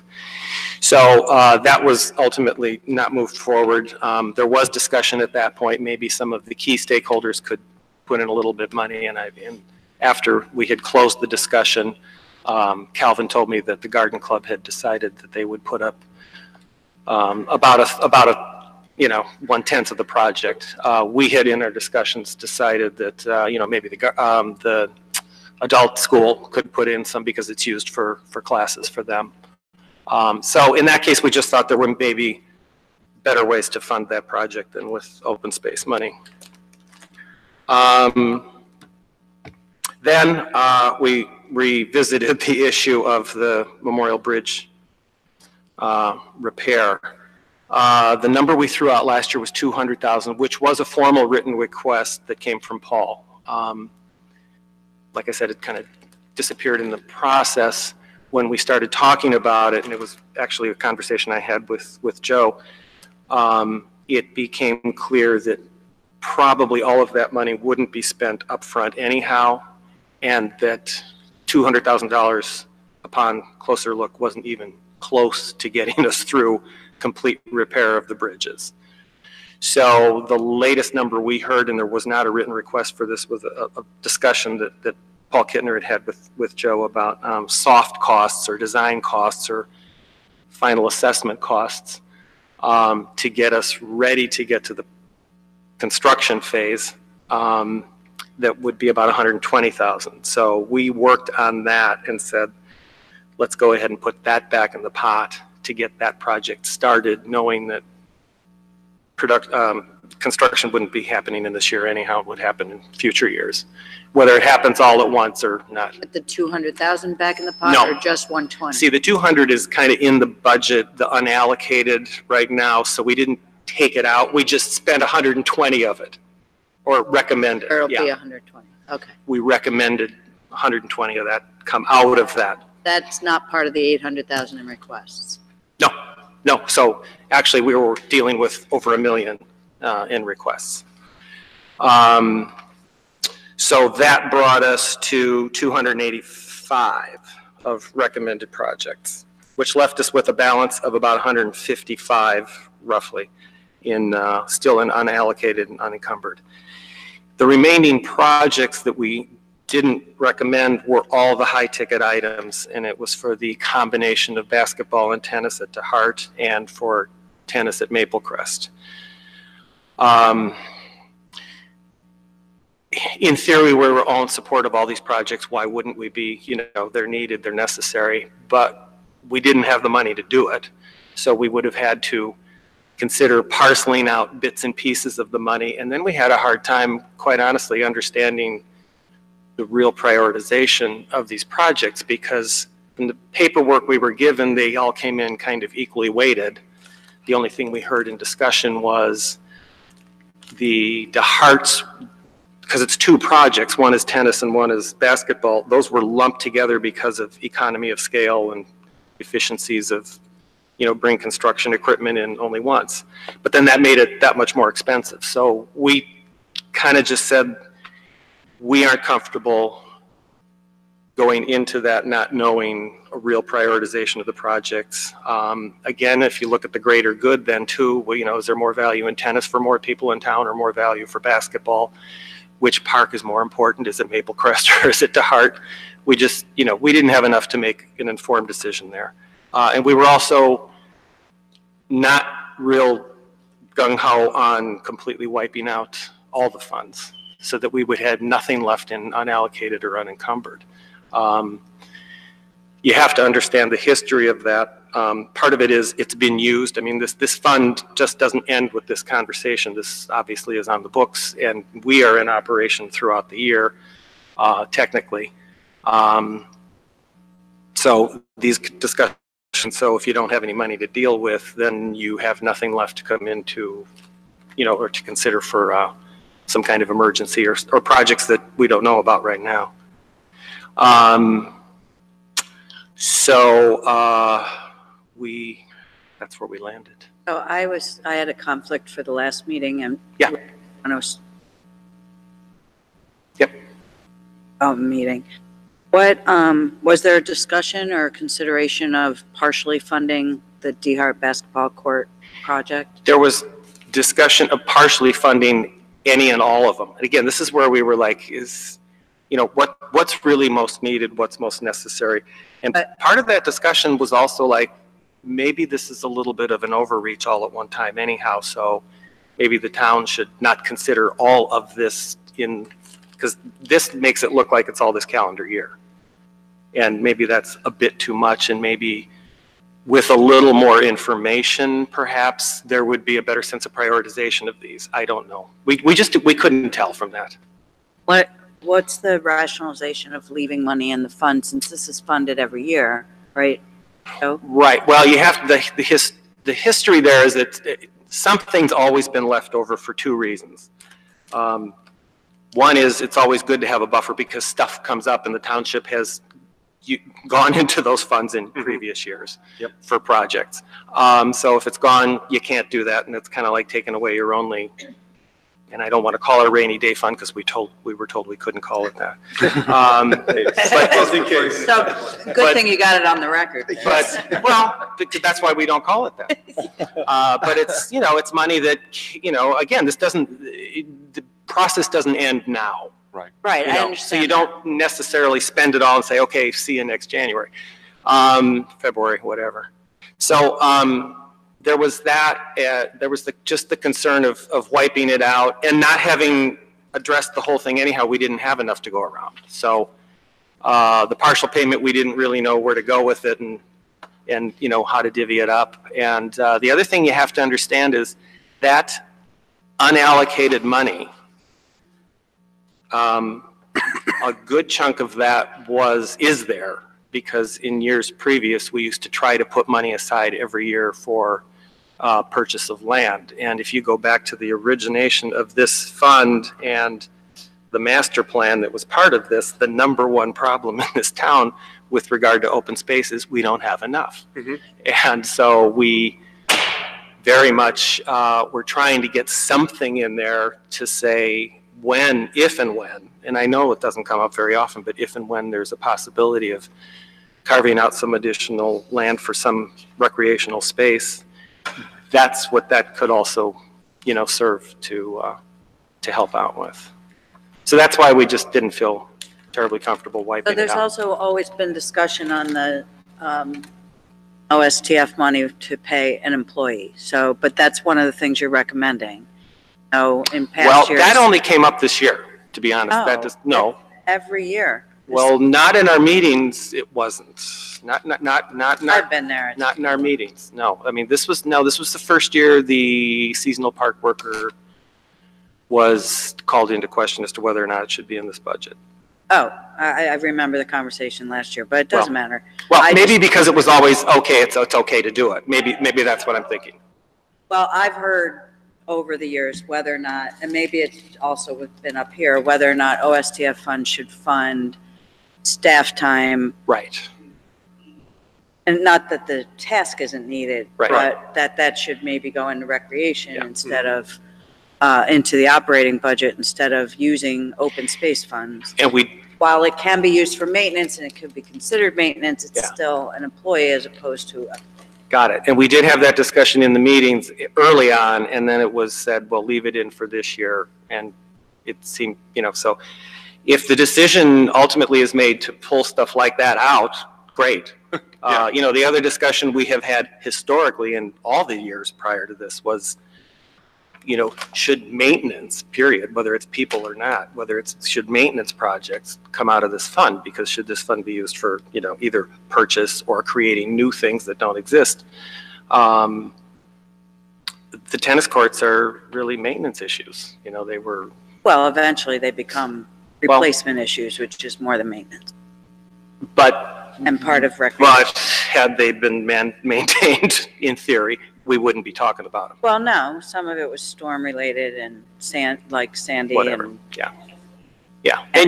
I will say, as you deftly pointed out in the meeting when we complained about why does this money pay for what we think should be stuff in your budget. The good news is if it was just tax money in the budget, it could go to something that has nothing to do with open space. So, you know, it is a trade-off. So I have a question for Mr. Cloutier. You prepared something on 11/28/18 that we got that has the balance of unallocated, unencumbered funds at 350,000, then says 1/2 of 2019 levy, 190,000. Why are we only using 1/2 of the levy? It's more of a cash flow analysis, Mayor, because of the way we collect taxes on a quarterly basis. So you're going to strike a budget. We're going to have the money, what Gary sort of referred to as a rainy fund, and is really fund balance. It's the amount of money that's sitting in account. Gets replenished over the quarters, and so the 190 would come in when we collect on our preliminary bills on this. But from a budgeting perspective, if we're doing it right and we have the money where it's sitting, the full amount of funds are available. So the full amount of funds is 380, or? The full amount of funds, I believe, was 380, yes. So is it 380 and 350 is 7? Yeah, in theory, you'd have another 190 to put into the pot. Right. So that changes the balance here at the bottom from 154. You have to add 190 on there. So 340. Yes. Okay, so that's 340, the balance of unallocated, unencumbered. Yeah. And that's I feel like you're not sure of that. No. And it will be at the end of the second quarter collection. So Okay. Municipal finance is based on a cash basis, not GAAP accounting. So in theory, from a budgeting perspective, yes, we can count that money. From a use perspective, it's in theory not there until the second quarter taxes are collected in May. Right. All these projects are not going to happen until fourth quarter or the beginning of 2020 anyway. So there's enough money in here to do the basketball courts, but not enough to do the basketball and tennis court together at D-Hart. Right. If we wanted to do that as a joint project, it would have to be something that we would budget for elsewhere or bond for. Correct. Right. And it's just to follow up on that. So, Mr. Cloutier, there's, any of these OSTF requests that, putting aside the small ones, the park attendant, but the big ones that we're talking about that OSTF can't recommend at this point, there's no prohibition of us converting that into a capital request. No, of course not. Right. Well, I think my definition of capital request, your definition of capital request might be slightly different. So yes, from a capital project perspective, there's no prohibition from doing that. From we don't have money and we're going to do a bond request for it. And so I just want to make sure that we're clear that if there is insufficient funds from this particular source to do that, there's nothing that prohibits the governing body from going out and saying we want to borrow for the balance. I think that's what you were asking. Yeah, no, so let's say we decided, just for sake of argument, that we wanted to do all three of these big projects this year. And, and let's say we're not going to take any of it out of OSTF. We're going to leave the fund balance. Then we could go and bond for the entire, in theory, we could go and bond for the entire amount for those three projects. But one of the things that we would need to be cognizant of when we get to the point of doing that type of bonding is all bond ordinances that go out have a useful life, which tends to be averaged between all the projects we're doing. So long-term projects like this are beneficial in terms of stretching out the length of the bond that we would be able to sell.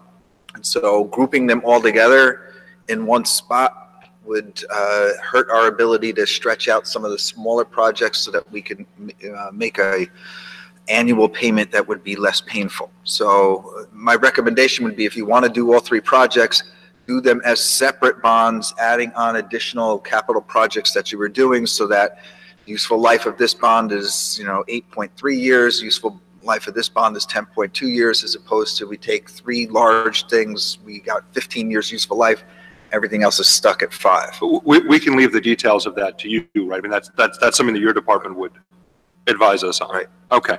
Yeah, no, I was just, without getting into the nitty gritty of how we would do it, we could do that. Yes, I just filed our annual debt statement a couple weeks ago, and we are well within the statutory limit of borrowing. So we have the available capacity to borrow. Okay. Yeah, I just want to understand what our options are.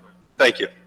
The other point of discussion we had was, maybe specifically for tennis and basketball, there could be grants available, either through, no? No. Not at all. Tried for Green Acres and they're not available for DeHart. Well, okay, maybe, and not that we know. We were thinking maybe, some tennis association or some basketball or youth basketball or tennis organization, anything to help not put the burden on us. Yeah, we've looked, and I can't say that we've boiled the ocean, but, we've certainly looked around for that, and we haven't come up with anything. And to that point, we talked about this last Saturday, we're going to start to explore sponsorships for our town. Looking for people to fund, to sponsor a field, a tennis court, whatever, performing arts center. We just need to get a little more proactive and progressive in that regard. And yeah, no, I'd be happy to call it the BCB Bank basketball court. Absolutely. If we got it, yeah. And I think we have to thoroughly explore. So as always, we do what we can with the information we were given.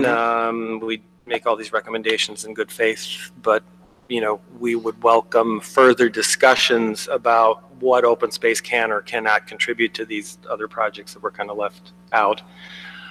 Like I said, we technically were here all year. We try to meet quarterly, but live meetings. But we can certainly rally the forces to have further discussions on these if necessary. Okay. Thank you very much. Thank you. Thank you, Mr. Nelson. Thank you. Oh, sorry. Oh. Just say who you are and use the microphone because there's people watching at home. There's a whole mess. Victor Gallo on 121 Maplewood Avenue. So, I think, not to repeat or take too long, we talked about there's sort of a continuum between O&M, regular maintenance, that should be regular budgets of these agencies, and the Open Space Trust Fund, which I think the people on the committee agree should be for something an enhancement to an existing open space resource or a new open space resource. And the ordinance allows you to use this money for maintenance. It also allows you to borrow against this money for maintenance, but we just don't think that that's really the reason for the fund. We hear that. And the fund was actually not established that way originally. I guess the ordinance was amended about 12 years ago to allow that, but that was one of the reasons we didn't want to encumber future years of our ability to use the fund. That's it. Thank you. Thank you. Thank you, everyone. Okay. Thank you. Good job. Thank you for your help. All right, we're at lunch break. Yeah, you want to hit them?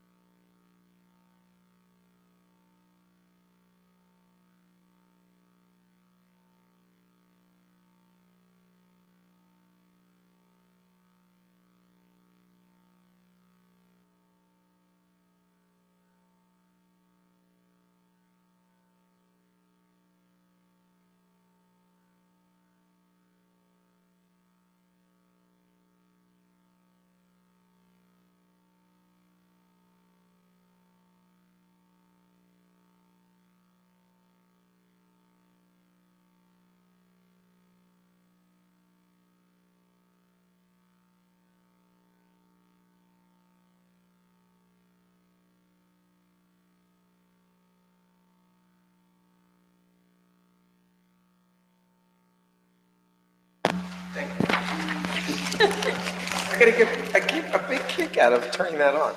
That's the rookie job. Okay. Welcome back, ladies and gentlemen.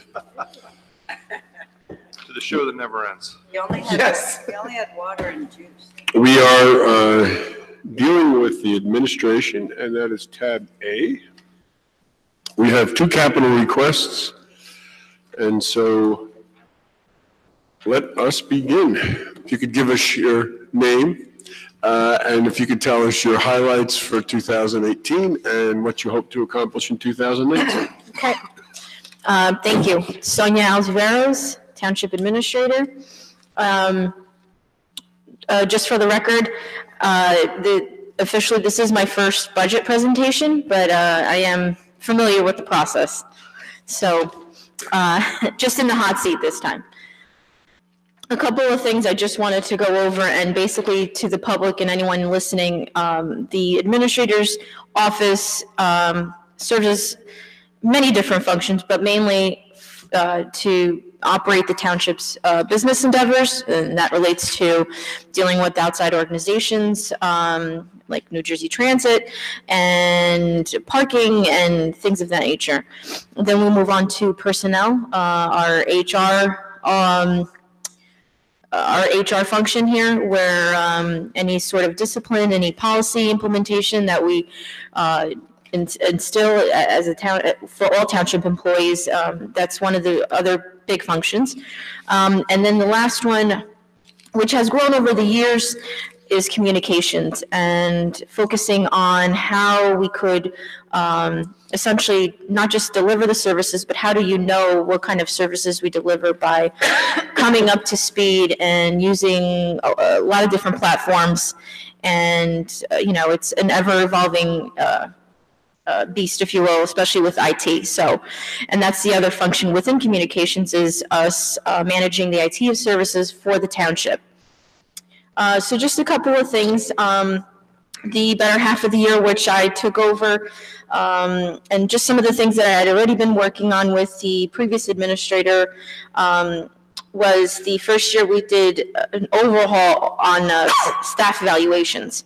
Those are ongoing going forward, but I thought that having that sort of accountability, some did, some didn't. But the interesting part is when we sit at the table here and we talk about merit increases, I want the Township Committee to understand the valued employees that we're talking about.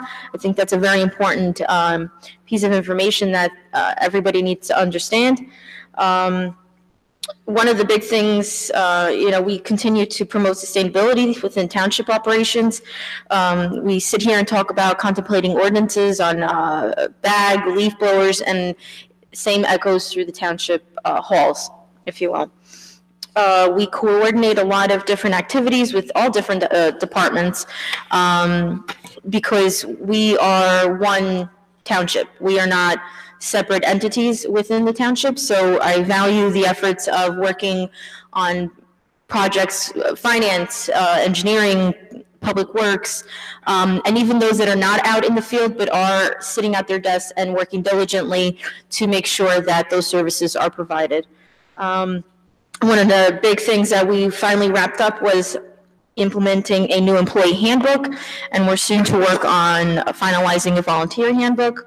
The installation of new parking kiosks in the village, that was a big endeavor coming up to the 21st century to make sure that we are moving things along. And one of the big challenges this year would be to, again, continue to do the SOPs and making sure that we have a clear communication plan on how we deliver this, how we communicate with the public. One of the other things we did in 2018 was a personal time off policy for township employees.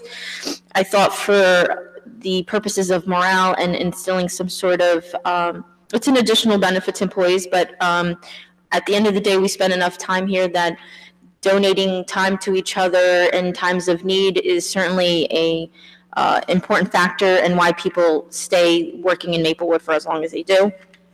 We hired a new CFO this year, a police chief, an administrator, an assistant administrator. It was a busy year, a big turnover, but that tends to happen in local government. So we're not any different than it does. It happens in waves. And when I started going into this field, it was always told me, every 10 years there's just this crazy wave of shifting in staff, and which is okay. So we think about things differently, and that's what we're doing this year. So to continue that, we have a really important year, and that's our 7 total contract negotiations. So, and that takes a lot of effort, not just on myself, but on yourselves to understand some of these things and the impact they're going to have on the budget. So that will be an additional conversation when we talk about the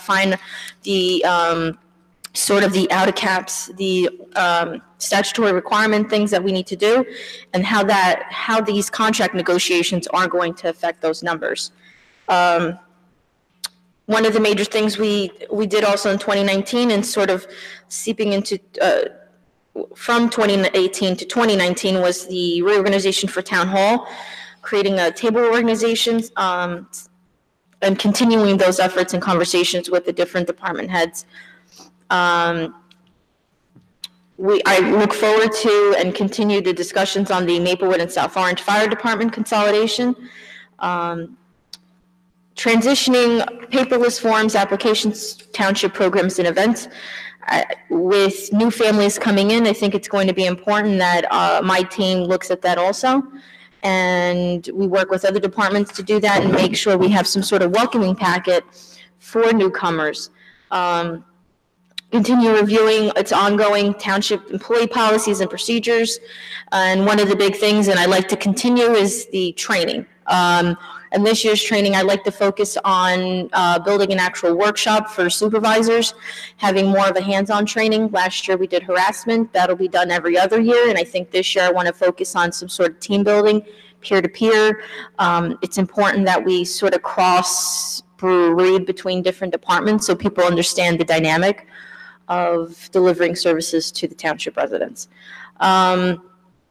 We're going to be creating a new IT strategy plan. I think it's going to be important with the different level of breaches that have happened and continue to happen all over the world, especially here in New Jersey, and sort of that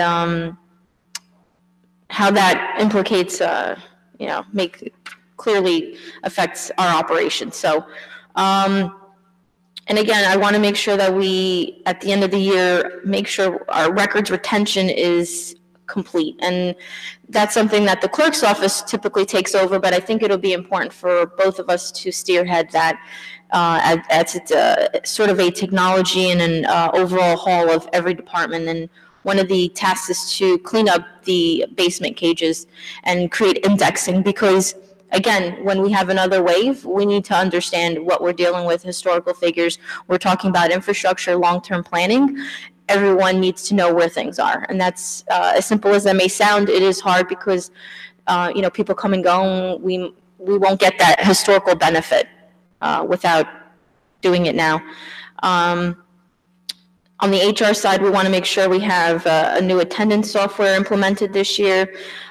P-cards is going to be another big thing for us, and with the new addition of the new assistant township administrator, our website will hopefully just become more of a place people to visit, and we want people to focus on. So those are just some of the things. There are a lot of ongoing things throughout the year, and we just look forward to working with everyone. So thank you. Let's go over your capital. The first item, the exchange upgrade. So we were running off of 2007 and no longer had any support. We were able to already do the upgrade with the promise of now this is a one-time charge, by the way. So we had to, with the idea that we were going to obviously charge it to this capital account. So it was something we could not do because we weren't getting any more support with the old version.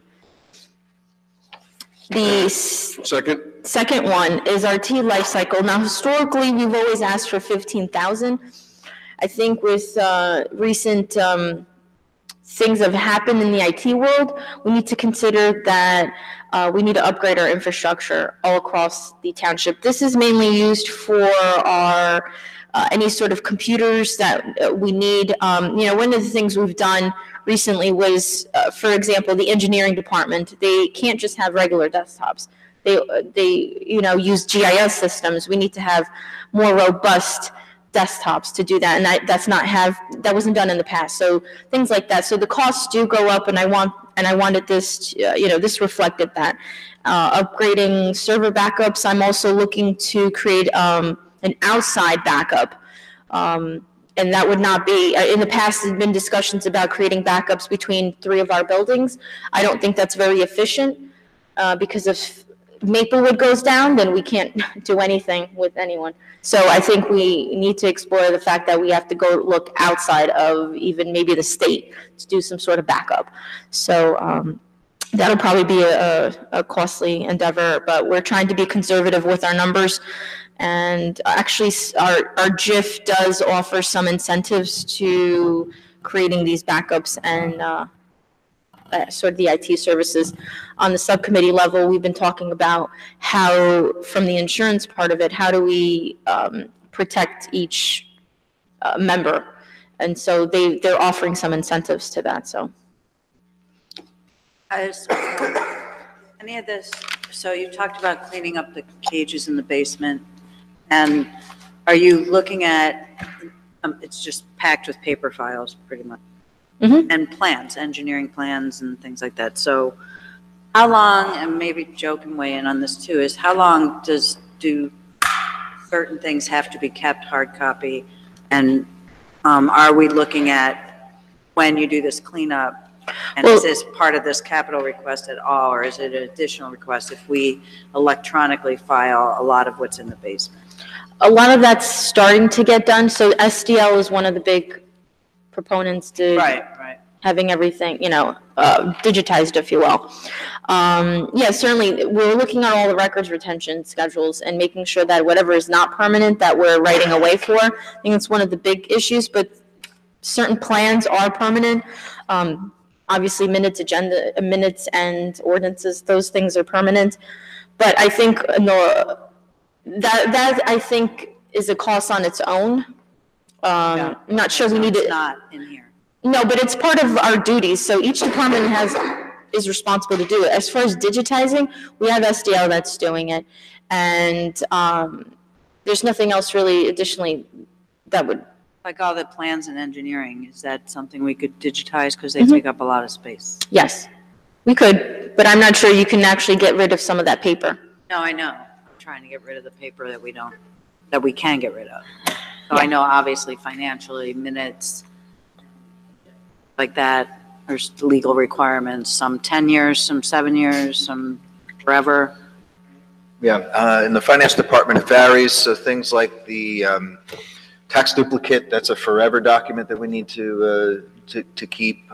Checks that we have to maintain for 5 years before we can put it in for disposal. Receipts, invoices, that sort of stuff is usually 7 years before we can. So depending on if we have a busy year or not busy year, in theory, you're knocking out year 1 and replacing it with year 8, and you've kind of got a status going. But as we get busier, we may be year 9 may be replacing more material than we got rid of in year 2, and so that's when we start to feel the squeeze.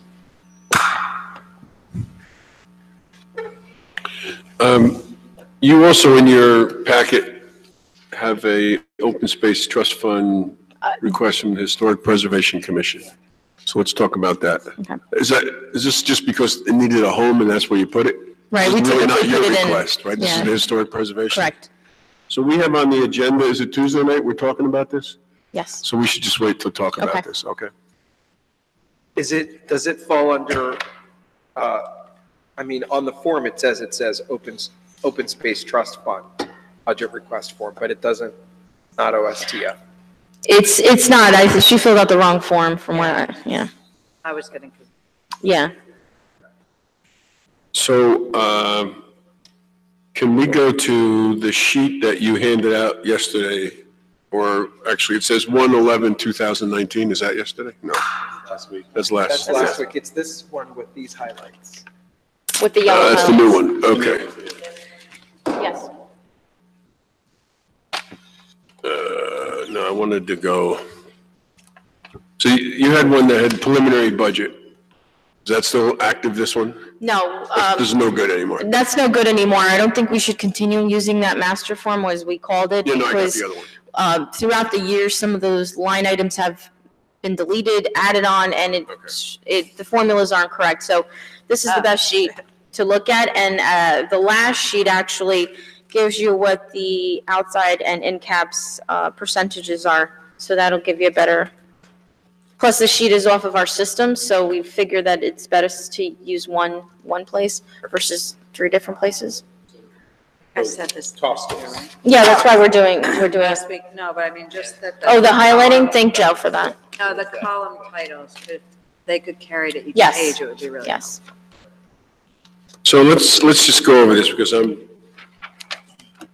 this is all relatively new and it's, I just want to make sure these numbers are all. They're all the same, they haven't changed. Okay. Yeah, go ahead. All right, so line items 23, 24, 25, those are off, right? Because we've met with those 3 organizations and they've come in higher than what's requested. Yes, Okay. and we'll make those changes if the township committee agrees to do that. Perfect. And then 220, we keep earmarking 14.5, but only spend no more than 5 over the last like 3 to 4 years. Just want to know what's going on with that. Well, yeah, and what is that, in terms of the boards and committees? What are the expenses related to those?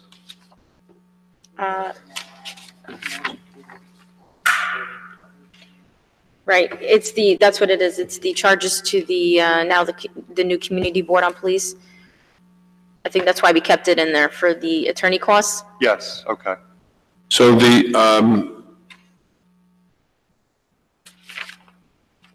That relates only to that? No, boards.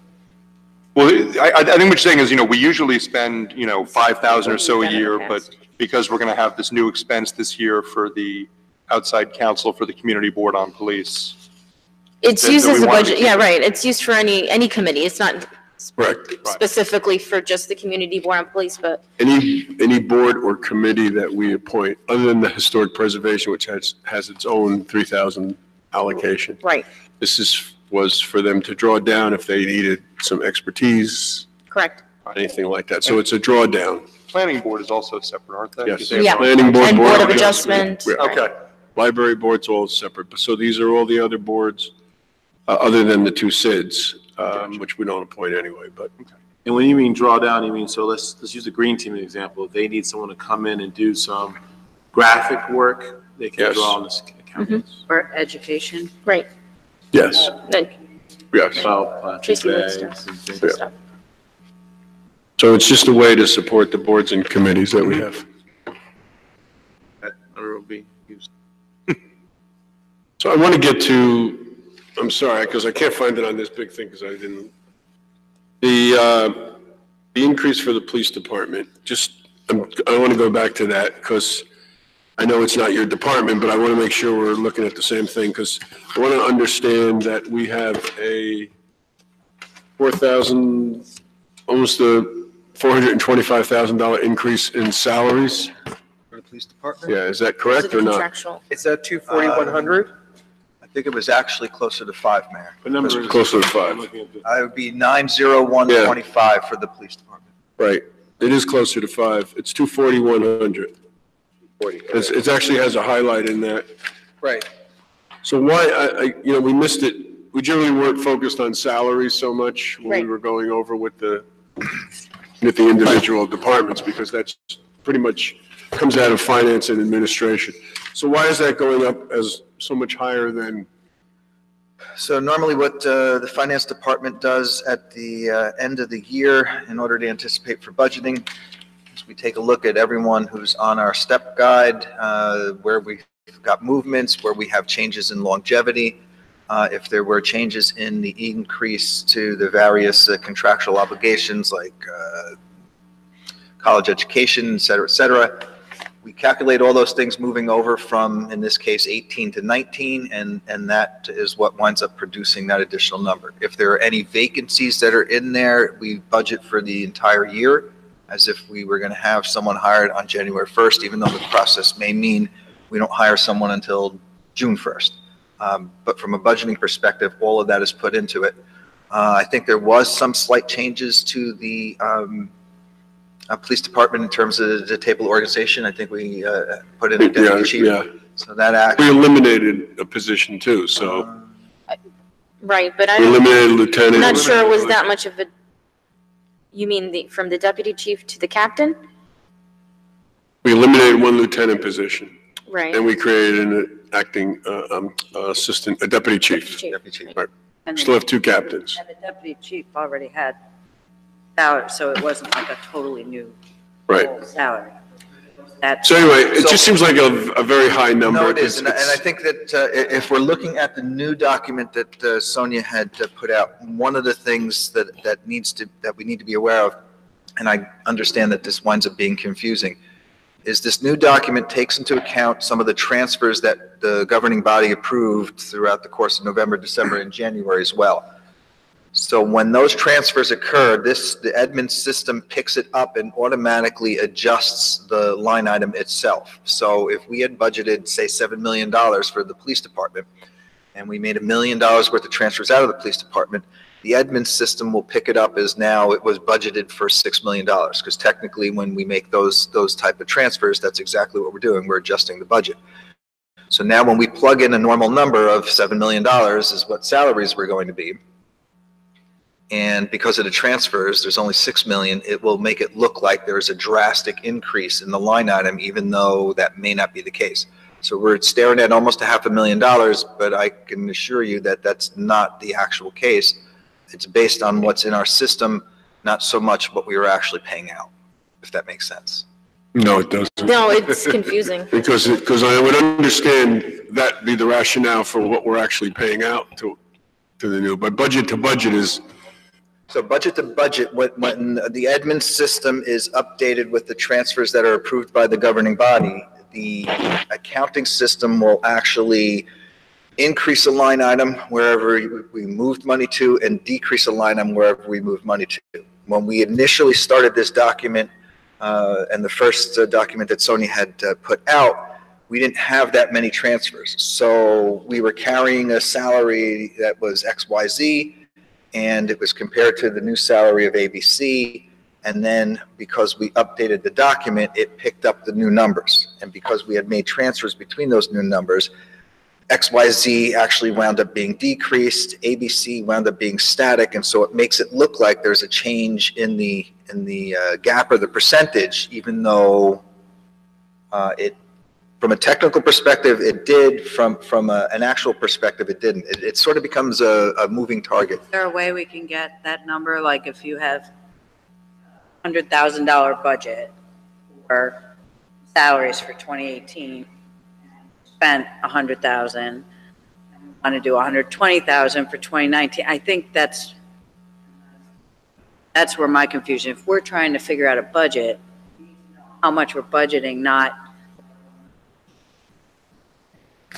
admin stuff. You know what I'm saying? Like, are we budgeting 7 million for police salaries, or are we budgeting 7.5 million?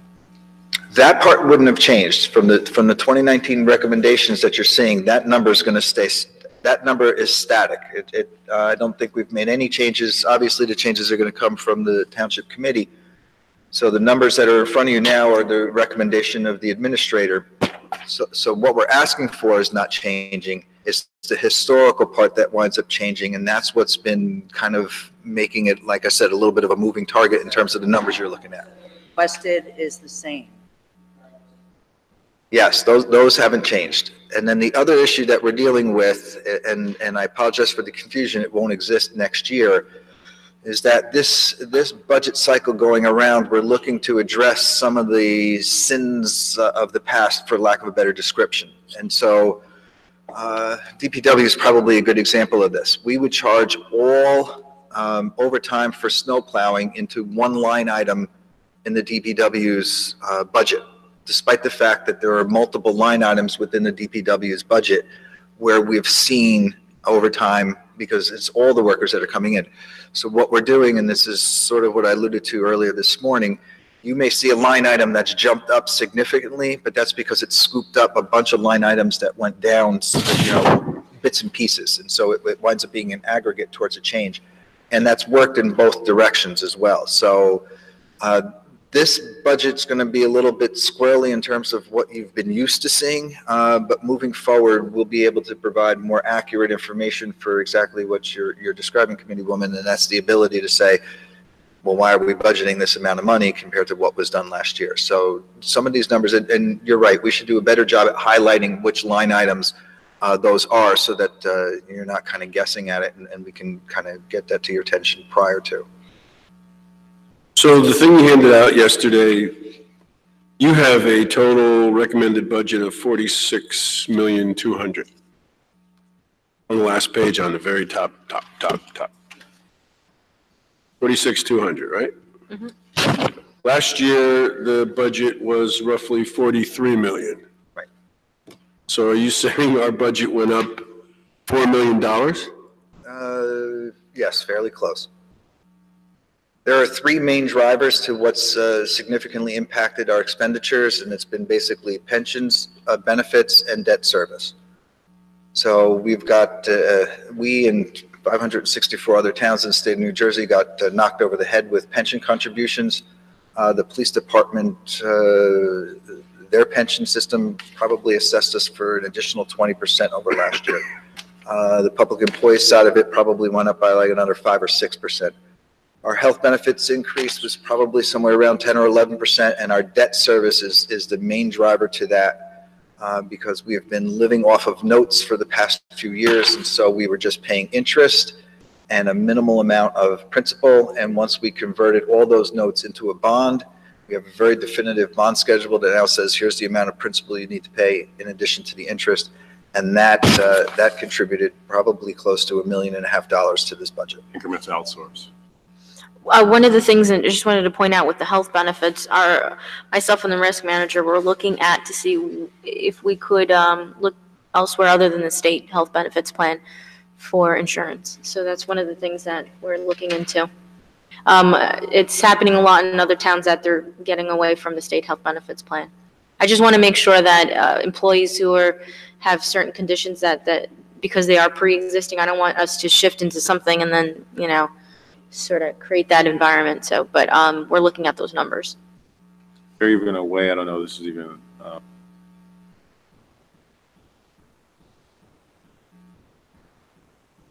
Go into theirs. We've looked at that. There's no benefit to that at all. We looked at that. It just. They're self-insured, aren't they? It just doesn't.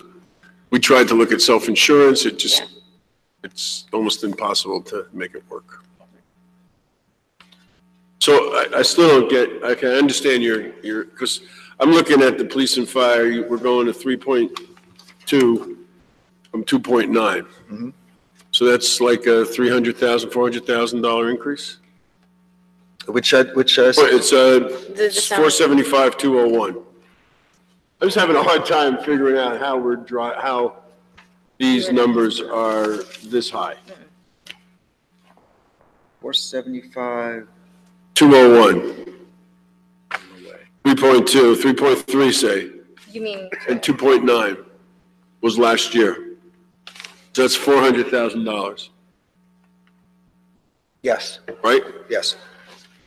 So that's our largest increase, that and the police department salaries. The police department is, from a salary and wage perspective, the police department. So that's under $1 million, those two. But how do you account for the other $2.2 million increase? Debt service went up by roughly $1.5 million. Pensions went up by roughly $500,000. Health benefits went up by roughly $300,000. And so that's the lion's share of the increase from a $42 million to a $46 million budget. And debt service went up $1.2 million. Why? Because we sold our notes and converted them into a bond. And what we were doing as a past practice For the first 2 years of a note, you are only required, the state only requires you to pay back the interest on the note. So if we have $1 million note and we're paying $100,000 in interest, we only have to pay $100,000. We can get away with that for 2 years, and by the third year, there's a formula that I need to use to calculate a minimum amount of principal that we need to contribute. And that minimal amount of principal is based on the life of the term of the bond. So let's say it's a 10-year bond. We have to pay half of the 10-year bond. And so from a principal perspective, we need to kick in 1/20th of principal. And that's what we've been doing until we sold this bond. That's now converted into a bond that's got a life expectancy of 11 years. And so we're paying off principal over 11 years. As opposed to paying principal over only 20 years. It's a small, modest amount that we were putting in, and that conversion is what kicked us up. So what we're going to see from a debt service perspective is we went from roughly $4.2 million in debt service. This year we jumped up to about $6.6 million. Next year we will dip down to about $6.4 million. We'll level out the following year to $6.4 million, and then the following year we will pay off a couple of our refunding bonds and drop down to about $3 million in debt service. Okay, so that's different than what we tried to do in the past, and that was to keep a standard amount of debt service year to year, about $4 million year to year. So now we're going to have this fluctuating. We won't have a fluctuation because that's exactly what you did. It looks like, just from taking a look at the numbers, that we probably did it a little earlier than we normally would have in order to maintain that level amount of debt service. But given where interest rates are heading, it made sense to strike while the iron's hot now and lock in at lower rates as opposed to waiting 3 years from now. And now, trying to keep us somewhat level, but still seeing a little bit of a skip up because the interest rates were higher. Well, a little bit of a skip, $1.2 million, a little more than a little bit. No, a little bit of a skip would have been on the interest over the course of the bond, Mayor. And it should be noted that those three large drivers to your budget, which is pensions, benefits, and debt service, are all outside of the cap. And all statutorily that we are mandated to raise taxes if we need to in order to make sure we meet those commitments. Right. So from a budget perspective, you're looking, it's a horrible number. You're not going to get an argument from me, but from a budget perspective, we're still well within the 3.5% appropriation cap, and we're still well within the 2% tax levy cap.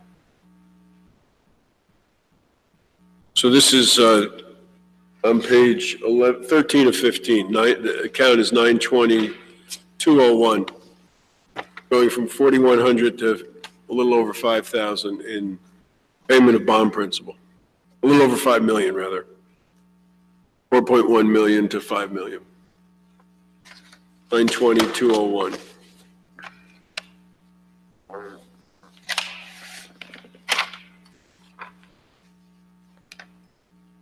What you said again? 13. 13 of 15. Oh, 13, 13, yes. The orange highlight. Thank you. 940-201. 920-201. Mm-hmm. And then the other driver is 930-201, which we're going from 1 million to about 1.5 million.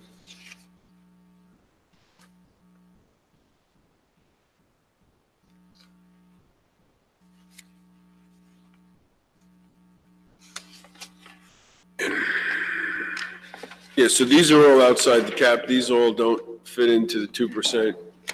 The 2% levy or the 3.5% appropriation cap as well, correct.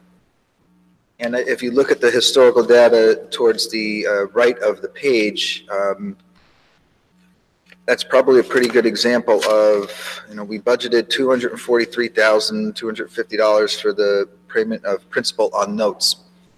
But now that we've converted that note into a bond, the bond payment is going to be $1.4 million.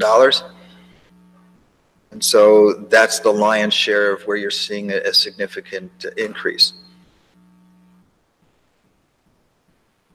We've got zero budgeted this year for the payment of principal on notes because we don't have any notes, with the exception of the pool, we don't have any notes that are currently outstanding. We will, however, be having a bond anticipation note sale sometime this year to fund our obligation to the joint meeting, and also to start to fund the 2018 projects that the governing body has already approved. So overall, how does this translate into our financial Well-being. well-being? Well, in my professional opinion, although we accelerated and we're now feeling the pinch of accelerating that sale from a note into a bond, it was the right move to do. We've seen the interest on notes move from closer to 1.25%, and in the last 2 years, it's now over 2%. So we know that as the interest rates on notes are trending upward, we know that the interest rate on bonds are also going to be trending upwards. From the short run, it's certainly a pinch, and it's not pleasant to sit in front of our residents and say, hey, you got this big increase that's coming because we converted our debt into permanent debt that will now get paid off in a specific period of time. But when we look at it from the course of the long run and the amount of interest that it would have cost us over the course of 10 years, fiscally, we made the right choice by doing it. It doesn't feel like it today. It will feel like it in next year's budget, and by the following year's budget, we'll see even more relief off of that. So there's light at the end of the tunnel, but this is the year, and it's typical of converting notes into bonds. This is very difficult to see this kind of jump. Our pinch comes from the fact that the economic environment and the interest rates have changed to the point where it's really pronounced, the jump. Good. Well, we're going to be talking about revenue in a little bit, and this is, I guess we're not getting the drapes for $20,000 with this kind of a budget. No. Yeah. We might not be even getting the Like chairs. the chairs. You know what I'm saying? So the chairs are a whole nother matter, you know? The drapes are just impacting our eyes. The chairs are got the rest of us. Okay. Anything else for the administration? All right. Thank you. Thanks. Next up is Public Works. Thank you, Mr. President. It's tab H for help.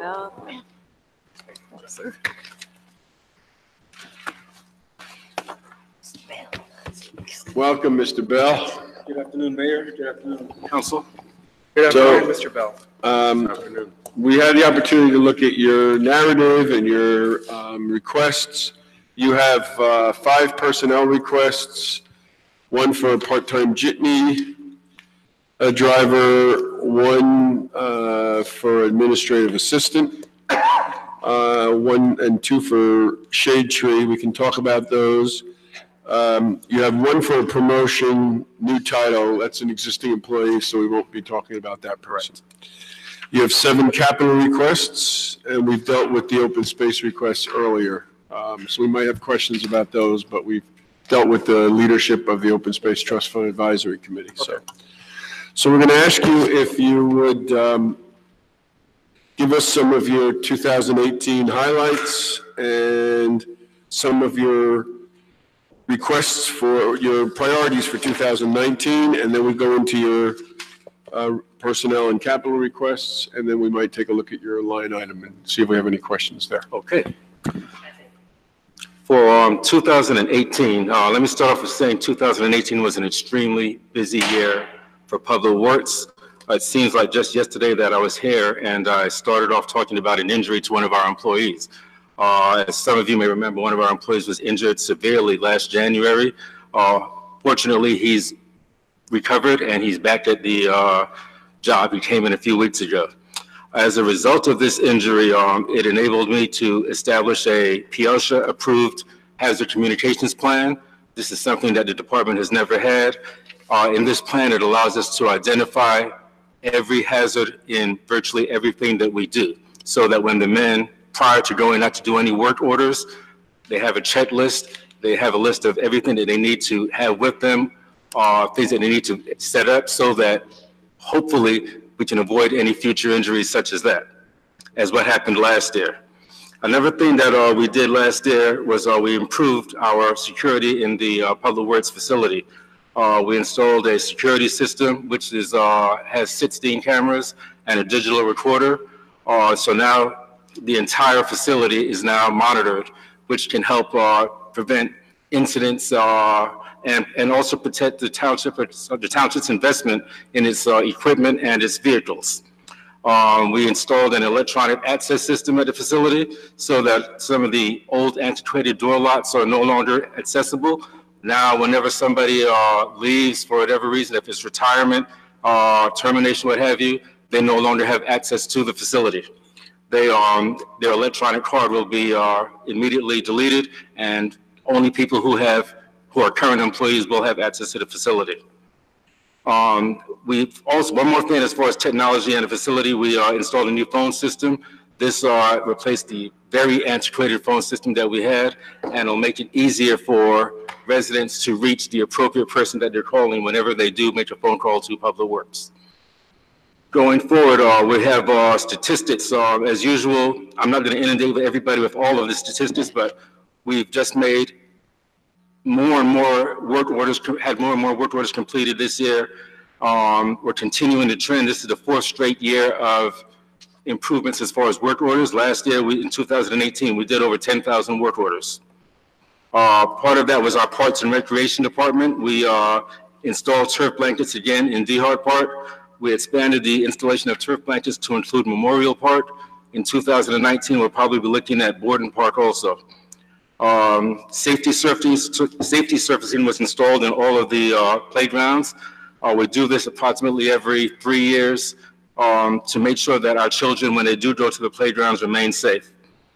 We rebuilt the deteriorated bocce court at Walters Park, and we also replaced any playground equipment that was damaged. So anything that was either damaged was either replaced or repaired. Also in the Parks Department, we planted 250 trees, of which 150 went into our parks, and approximately 100 went on the various streetscapes.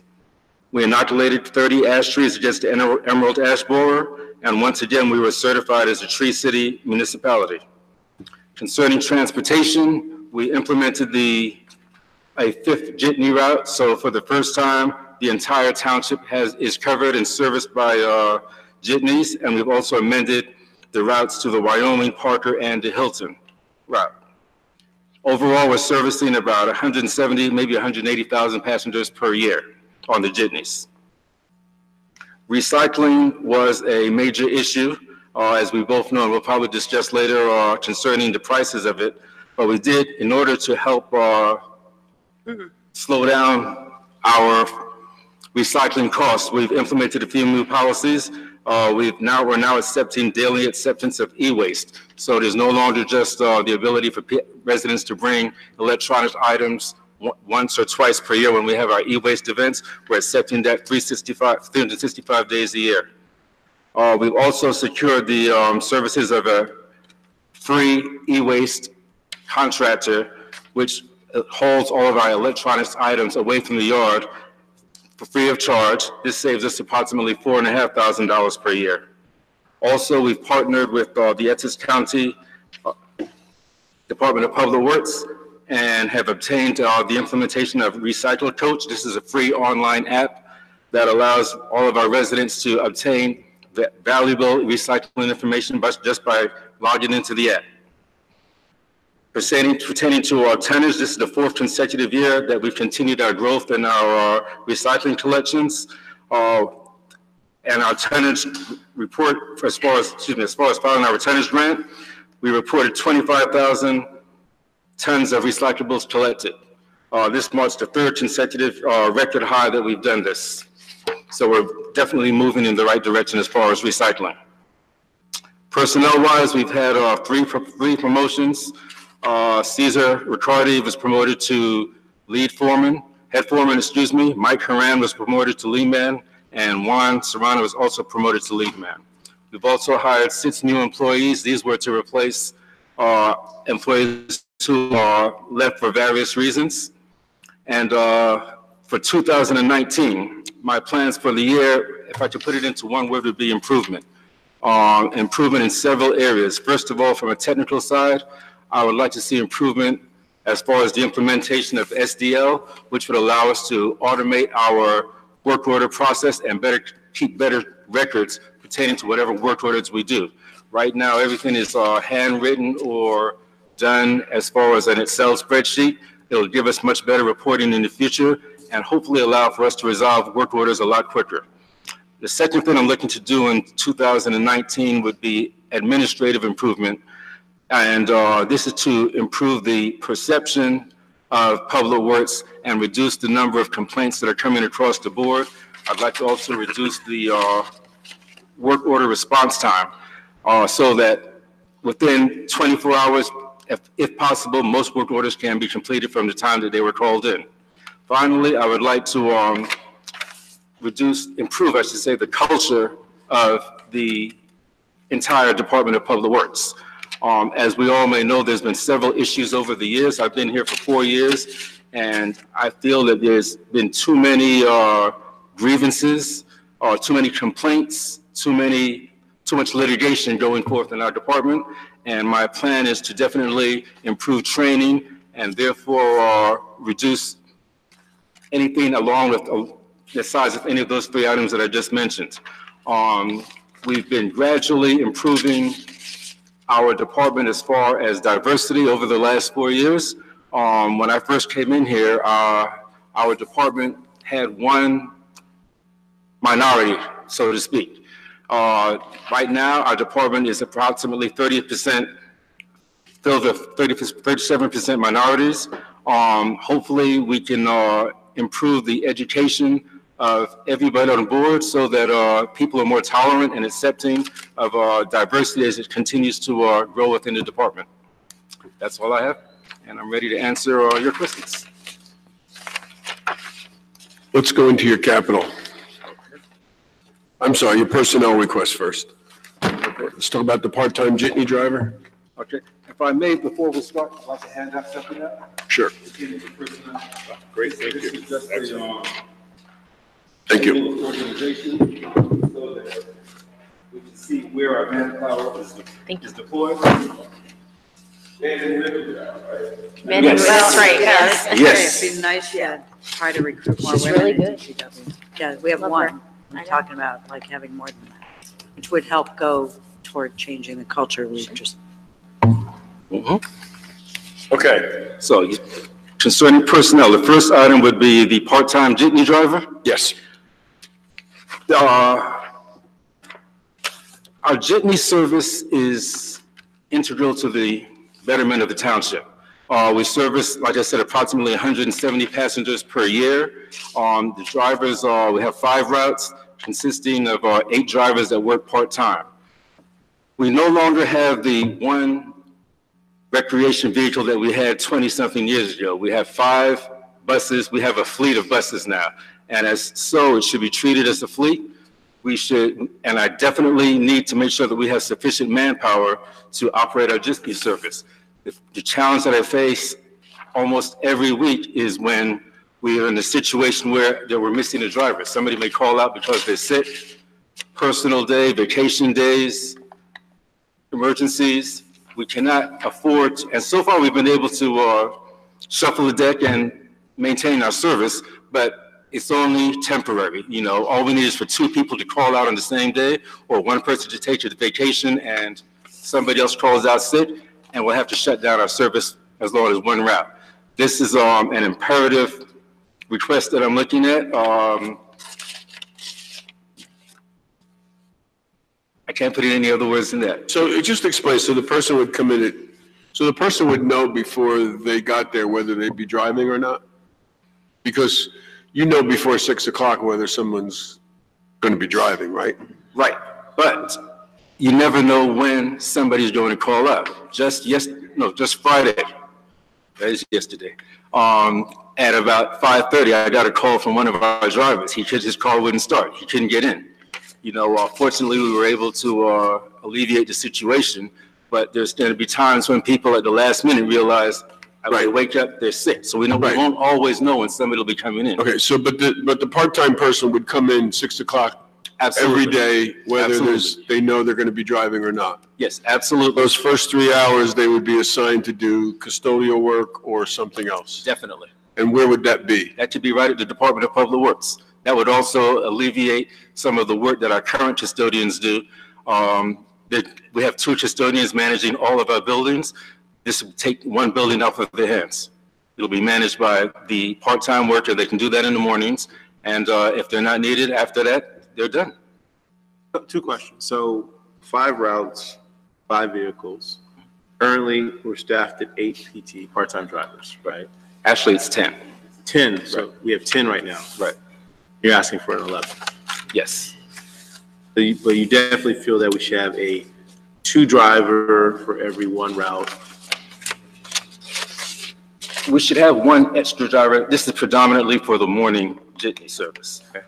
For the evening jitney service, because a lot of the backup drivers or substitutes that we can call are available at that time, we rarely have a situation where we're totally without a driver in the evening. It would be good to have one, but we can usually manage.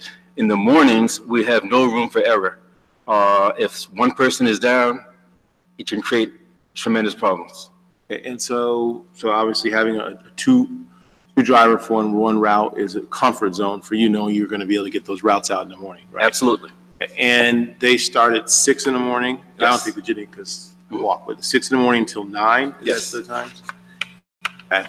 And then the other incremental 5, you say you assign them to other activities, theoretically in a DPW, right? No, I don't think that's, I'm sorry. No, you have, it's five people in the morning and 5 people at night. Right. Correct. That's how the 10 works. Oh, so what I'm asking you is like how your plan is set up. So in the morning, you know you need to have 5 drivers. Correct. But you don't call in 10, you call in 5, and then you have these other ones on backup? No. I understand you now. Yes, in the mornings, because we have 5 routes running. Yep. 5 drivers must be on site. Right. And I'm looking to make sure that we have a reserve driver in the event that one of those drivers cannot make it in. You always have 6 on site. Correct. Per shift. Correct. Okay, and then the other 4, you toggle them in terms of schedule. Well, the other 4 are in the afternoon. Afternoon. Right. So we have 5 drivers in the morning. Right. Plus a potential backup driver. Yeah. 9 o'clock, they go home. Yeah. In the afternoon at 5 o'clock, we have 5 more drivers come in. Right. Plus, if we should be fortunate enough to get another driver then, plus a potential driver. Got it. So in the end, the total head count's 11, but basically 6 should be in the facility, 6 in the morning and 6 in the afternoon. Correct. Every day. You're not asking for an afternoon driver, though, just the morning? Because Right now, just the morning. Usually when there's a problem in the afternoons, we're able to find coverage. But right now, we absolutely have to have some redundancy in our drivers in the morning. Are the morning drivers, the 5 morning drivers, are all different from the 5 evening drivers? Correct. Why is that? Because it's a part-time position, all of our drivers have other jobs. It's harder to find morning drivers than, It's extremely hard to find a morning driver. And is that also, does that correlate to people calling out when you have an issue like that? It's most often in the morning during the early Yes. morning commute? Yes, it is. Overall, absenteeism is pretty much even across the board, but the problem is with the morning. Because in the evenings, like I said, sometimes we can find a driver, somebody's available, they already ended their normal 9 to 5 shift. In the mornings, very rarely can you call somebody at 5:30 and say, hey, can you cover? Gotcha. So a couple of things, going back to this +1 theory, we're going to call it +1 strategy, right? So you have the 5 drivers, you have the backup who comes every morning. And then you assign this driver activities at the facility. I know we've talked about this, but have we ever thought about having that driver literally assigned to the train station where this driver can actually manage the flow and be the point person for contact for our residents in terms of jitneys in and out? have that in the evening, it's a foreman. Yeah. But he's not there, he's just one of the drivers. Yeah, so I'm saying physically have someone, we're already paying them, so physically have them there so that if I have a question about the jitney, I have a DPW staff member there calling formally on site, because that's the focal point of our jitneys, right? That could be implemented. That's a very easy fix. If somebody is hired, we can easily have them at the train station. I think unless that, there's something needed. unless they're needed, then they for- fall into the thing. No, I don't mean as a driver, I mean as in other tasks, like I don't envision that as something that would be there every single morning, but maybe, because I don't know that. And maybe it's not necessarily the morning as much as it is the evening. The evening is the problem. And I see people cursing as I walk away from, because they don't know. So that would be, so this is best, enhance best demonstrated practices or continuous improvement. That way that person physically is there to manage the understanding of the flow of the jitney's routes, because she or he can communicate out to the drivers, and then residents can have that one person be the person they talk to about when those routes are coming out. That can be implemented, but right now in the evenings, we do have a driver who's technically a foreman, and it's his responsibility to make sure that there's some communication between the drivers and the passengers. Obviously, that can be improved upon, but and it needs to be improved upon, but we do have a driver who would fit that position in the evening. Yeah, I can't believe I'm saying this, but New Jersey Transit, they actually, when we have the buses or there's a sporting event, they always have a physically person who's not driving trains or buses. She or he is the person that people walk up to and ask the questions. And I think it's a good practice and a best demonstrated practice that would help mitigate some of the concerns we've had, at least in the years I've been on the TC, about this driver's 5 minutes late, this driver's, leaving early, what's going on? Having someone, a representative physically there to address these issues would, I think, be in the best interest of our town. Okay. But that would be a PM person. That would PM, not an absolutely, AM because- person. No, And he's but- asking for an AM person. I understand that. And on the AM side, idea I have is that if you have enough drivers, we can always cross-train people. We can use extra crossing guard, right? Can we cross-train this person? You can't, we tried that, you have union problems.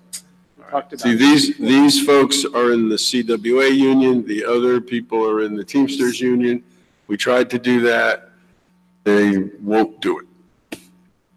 That's also why the idea of possibly having them do custodial duties would be an easy fit, because they're part of the same union. That are needed too. They can't be on the. And that's not negotiable? Because, that's just a. So far, it hasn't been. Can we bring, Mrs. Viveros, can we negotiate that again? I think that's a. Well, I that would was one like of the that points to we be- would I bring just up. think we need to be a little smarter with that and talk to the unions about that. Okay, let's go to your next one. This is a new person, correct? Yes, part-time administrative assistant. In an effort to improve the professionalism, the response time to residents, I think it's very important that we do have another person. I was looking initially for a full-time position, but I'm willing to settle for a part-time. There's just so many workflow items that need to be addressed on a day-to-day basis. I know the council gets tired, and Sonia gets tired of, I've tried to reach out to DPW and nobody called me back. We need the additional person to resolve some of these issues. But these, just for all these personnel requests, this is not the full annual salary that's requested. It's a No, half-year salary. it is. This year, every personnel request is reflective. Okay, because it still Of a- says new position anticipated July 1st start date. That's old, but yeah, Okay, that'll that's get why I was eliminated. asking. We'll eliminate that. So it's no longer that way. It's the full, what a year would be. Full year, right, because that was one of the other things why the Right. budget looks the way it does, is because we're actually putting what it would cost, anything would cost for a full year. Right. So, Okay. All right, your next one, you're looking for 2 workers in shade tree, maintenance workers. Actually, I'd like to amend that to 3 employees in that division. Why not? Why not? What'd you hear? Why don't you say 10? We need, I could sit here and spew a whole lot of things, but the bottom line is we need the manpower. We've been fortunate that when I report numbers, I show improvements in the amount of work orders and what have you year to year. But ultimately, regardless of what type of equipment we may get, what type of technology we get, due to the nature of what we do in public works, it comes down to having the manpower. Our department is stretched as thin as it can possibly go right now. I think I listed in here, or if not, I may have mentioned it to other people. There's so many things that we could be doing. A simple example would be our pruning of trees. Over the 4 years that I've been here, we've gone from a significant amount of tree prunings to almost none because we just don't have the time to do it. I speak to residents who've been in this town for 20, 30 years, and they'll tell me how back in the day, we used to plant trees in all of our flowers in all of our parks, and we no longer do that. We just don't have the time. You know, I know one of the big issues coming up this year is the maintenance of our parks and fields, especially now that everyone is paying a fee to use the fields. In order to properly maintain it, we must have the proper manpower. That's why I handed out the organizational chart so you can see the structure of the department and the 4 divisions within the entire department. And I gave an example of what work orders we do and the amount of manpower we need for each one. And you'll see that on most departments, if we are using 3 employees for a specific task, 2 employees for another task, and somebody calls in, that changes everything. It changes the entire schematics. Things can't be done. Things are postponed. And, you know, we need to make changes. Clarify this. So under the Park Shade Tree Division, there are 6 employees. Yes. Workers, right? Mm-hmm. And they divvy up, or all the subsections here, those Yes. are all more employees? No, Or is those are- that under the 6? Those are just some of the work orders that department is responsible for. Okay, so, and then it takes like 4 employees for a tree removal. Correct. Don't we outsource the tree removal? Depending on the tree. On a very large tree, We do on that's very large. larger than our crane can maintain, Yeah. then we'll outsource that. But, you know, most trees we do ourselves. So there are 6 maintenance workers under the tree foreman. Yes. That's what Ms. Adams brought, the point I had, because when I was looking at the whole jitney thing, you had 8. It should be 10. That's an error. I have it now at 11.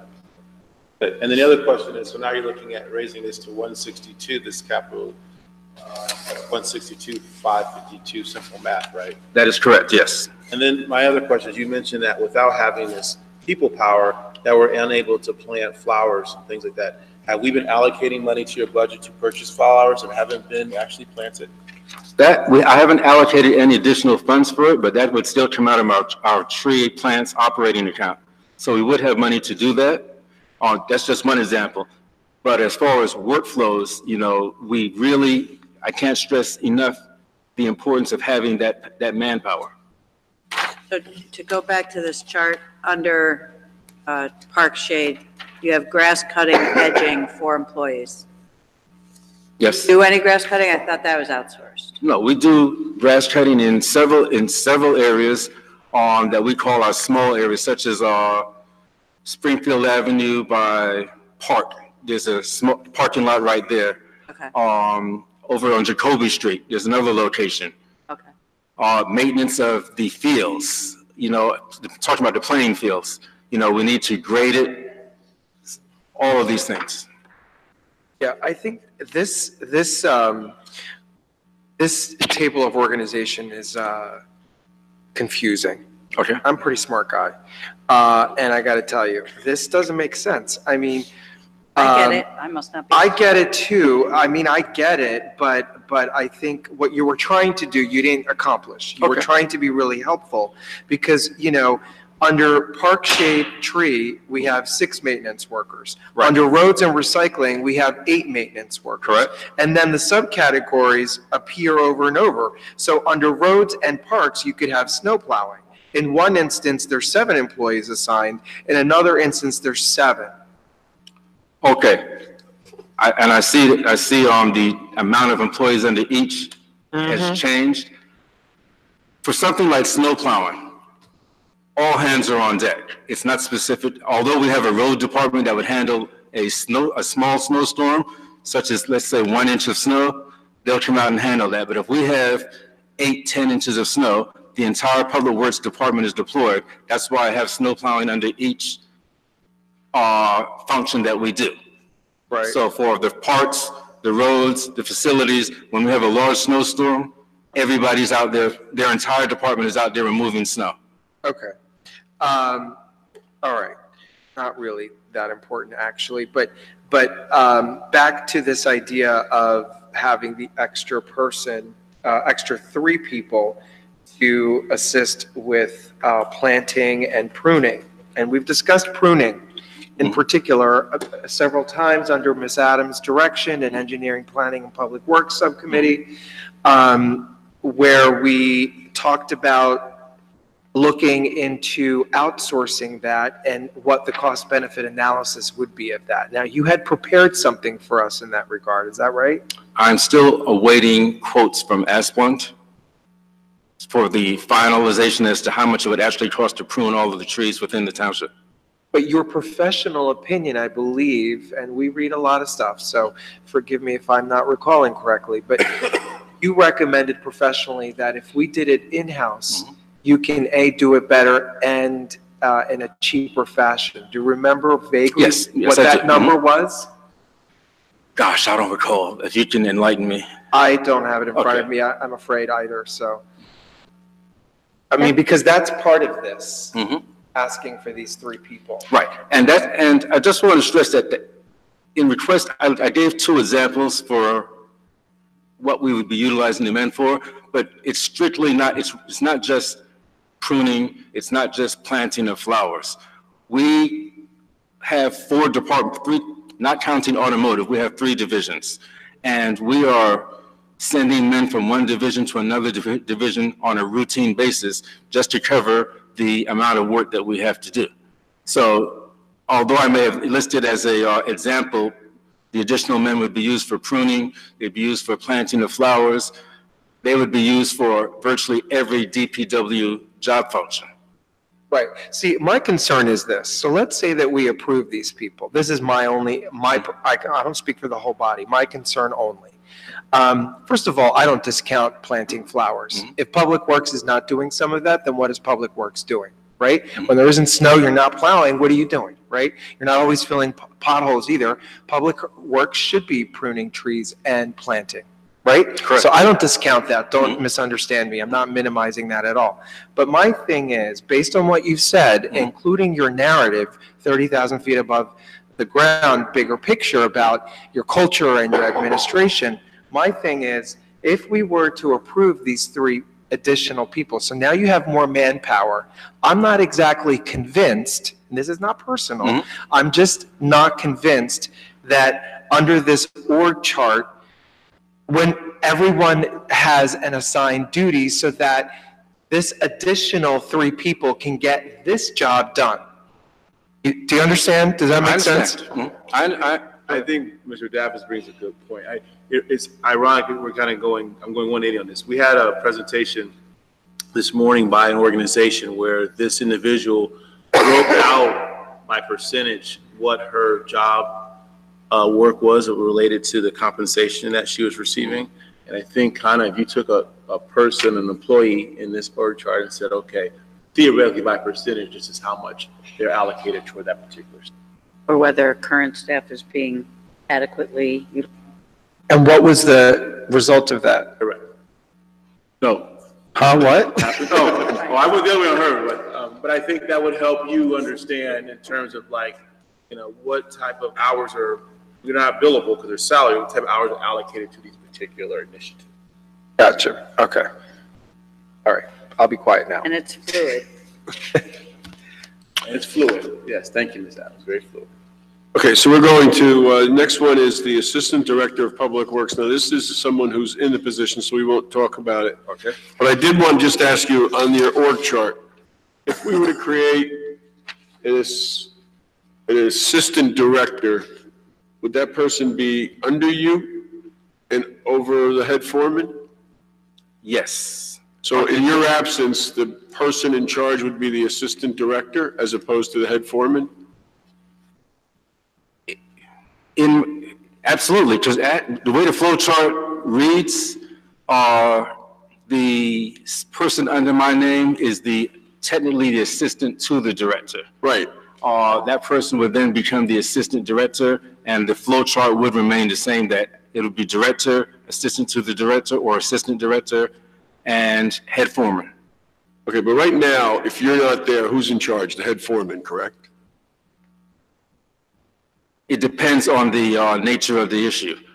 For the actual workflows, the head foreman would take the lead on it, but the assistant to the director would be the one that would be the initial person that's called on. Okay. And he would disseminate any work order. The head foreman would do the actual on-site observation, deployment, what have you. So who runs DPW when you're on vacation? The assistant Kyle Nelson and Cesar Riccardi. They do it together? Yes. Okay, who would run it if we change the position and someone has to be accountable? Who's the someone that's accountable? If we change it, that would definitely be Kyle Nelson. Okay. All right. Well, you have one clerical assistant, right? Yes. That's full-time position? Yes. And is that where things are done in handwriting instead of, and you're requesting a part-time clerical? That is correct. I feel like if the full-time clerical was wise, and we wouldn't need an assistant, a part-time one. There has been a change. When this was written, the former clerical assistant, she's now retired. I have hired a new employee. She is everything that we could use. She's going to allow us to become a lot more automated. She has a grasp on the modern technology, and we're going in the right direction. I still think that we could use some assistance, which is why I asked for a part-time position, but we're definitely headed in the right direction. So how long has the new clerical assistant been on board? Since December, end of December. Months? 1 month? No, a little over a month. She came in the end of December. Yeah, end of December. So a month? Yeah. So I'm assuming she needs time to computerize everything that's been done by hand for the Correct. last 30 years. I mean, SDL is going to be a big help too. So Yes. don't forget. But I'm saying, I guess my point is, once she gets everything up to speed, is it really necessary to have a half-time employee to help? Once everything's computerized and everything's properly inputted, so all that stuff is streamlined. Or maybe there could be somebody It won't. come in and help put all that stuff in instead of It won't another- be as necessary as it was 3 months ago when I wrote this. Okay, so I guess my point is maybe to look at that again, and instead of creating a new half-time position, have it be even a temporary position to Okay. help get everything up to speed. Okay, let's get in. We're getting a little delayed, so let's get into your capital requests. Your first one is duct cleaning, and this is pretty self-explanatory. Yes, that's a routine request that you'll probably see every third year. Okay. We're doing half the buildings now. Next year, I'll probably be putting a request for the remaining buildings. Something that's mandatory to ensure the health of our employees. Right. It was last done in 2015. According to experts, it should be done every 2 to 3 years, so it's time to do it again. Okay. Your next one is the dump truck replacement. These are 2 trucks that would be replacing 2 antiquated 1987 vehicles that are on their last legs. Dump trucks are extremely important to the township. Obviously, they do the hauling and what have you, but in snowstorms, they're the heavy vehicles that have the sufficient power to clear the streets. Are these driving into, so here's my biggest pet peeve this past year with employees at the parks, whether going into empty garbage or whatever, they're taking in full vehicles, and I've sent you numerous pictures and you've responded, and they've had to, so that's also taking extra. So do we have dollies or something that the DPW workers, when they get to the park, can park on a parking spot or in the parking lot and along those pedestrian trails instead of driving the truck and causing the damage to the parks, what they need and bring it back by hand? We have smaller vehicles that can be used. These trucks would not be the ones that are used in a situation like that. Right, and I'm sorry to dump it on, no pun intended, on this. I just was, This has been a frustration. I get calls from the Conservancy and from Maple Crest Association, and there has been a lot of Same damage person. done. No, I don't. But, And I hear it from our field consultant. right, it's like, there's so much damage being done by our own workers. We have So I- smaller trucks that can be used, and I recently had a discussion with one of the foremen concerning this to make sure that his employees are more observant Because then what of happens what they're is doing. they do the damage, and then instead of planting flowers or pruning a tree, they're going back there to Mhm, fill in the ruts that absolutely. they did. I expect to see a big difference in that this year coming. So we're moving, we can deal with this in engineering I know, public I works. know, So, okay. but it goes to whether or not the extra employees are needed. Well, we're beyond that. We're now talking about a dump truck. Employees So- are definitely needed. Okay. Mr. Mayor, I have a Yeah. good question on this one. So you're saying replacing two 1987, Yes. so 32 years of age, these trucks are, Yes. and they've already been taken out of service currently? We're not using them, yes. So if there was a big snowstorm, we are currently down to 4. That is correct, and that's why we have a outside vendor, AA Burns, that will come in and assist us with the snowplow. And to that vein, if we were to incur this cost and then increase our fleet, then is there any savings with this particular vendor reducing our reliability on them? It would absolutely create a savings because we wouldn't have to call them in. We'd have 2 trucks at our disposal with our own employees, and therefore would not have the need to call in an outside contractor.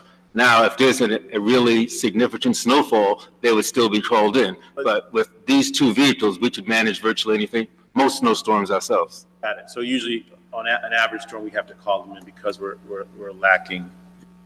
If we want to ensure that the streets are plowed properly, I would be calling them in. Okay, the tractor. That's self-explanatory. That's a utility tractor. This is integral to the maintenance of the playgrounds and the parks. Like I said earlier, there's a lot of pressure to make sure the parks are properly maintained. This is the vehicle that would do it. The existing vehicle is, a 1995. It's literally rotting before us. It's really almost a health hazard right now, a safety hazard. Okay. This will be replacing it. It'll also be used for salting the commuter paths of the parks. Okay. The SDL, the spatial data logic. Now, we already have this. What is this additional for? This would be an additional cost for the licensing and the implementation of the program over at DPW. Okay. So it's just to expand what we have right now. Right, To put them, right. And okay. it then would go into an OE budget line item going forward. Yes, okay. The new street sweeper. Our existing street sweeper is on its last legs. We must upgrade our fleet. I can't put it any simpler than that. Your typical street sweeper has a life expectancy of approximately 7 years. I believe this street sweeper is replacing one that's 2007. over 20 years old. So if we're going to maintain our streets in a proper manner, we have to have the necessary equipment. Okay. And then you have security system for the OEM building at 129 Boyden. Yes, that's a basic fire and burglar system. The building is now not occupied, but it now has a lot of material in there, equipment. Have to make sure that it remains safe.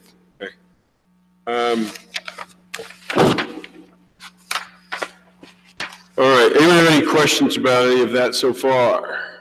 No. Any questions on the OSTF? We've talked about all that stuff this morning, so. Right, but they were all DPW requests, so. Do you have any Right there, questions? Yeah. Nope. No. Any questions on the line items? That's good. No questions. Was there any follow-up that you'd like from DPW? I know What that, happened? any follow-up you'd like from DPW? Today, From anything?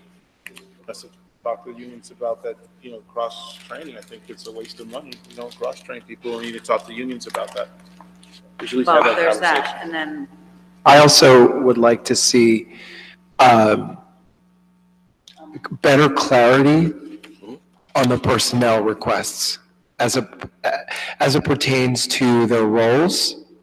Actually, if it's not burdensome, I'd like to see a real org chart with people's names and their roles and percentages of what they do. And I know that that's not going to be always the case. It's flexible as needed. It's also seasonal, right? I understand that. So, but that would be helpful because your narrative has two parts: if better efficiency and more manpower. And sometimes those things are incongruous. Does that make sense? I understand you. Okay. I want to that point, Mr. Daffis, I asked for this last week. I know Mr. Viveros and I talked, I'd like to see the same thing for the code department.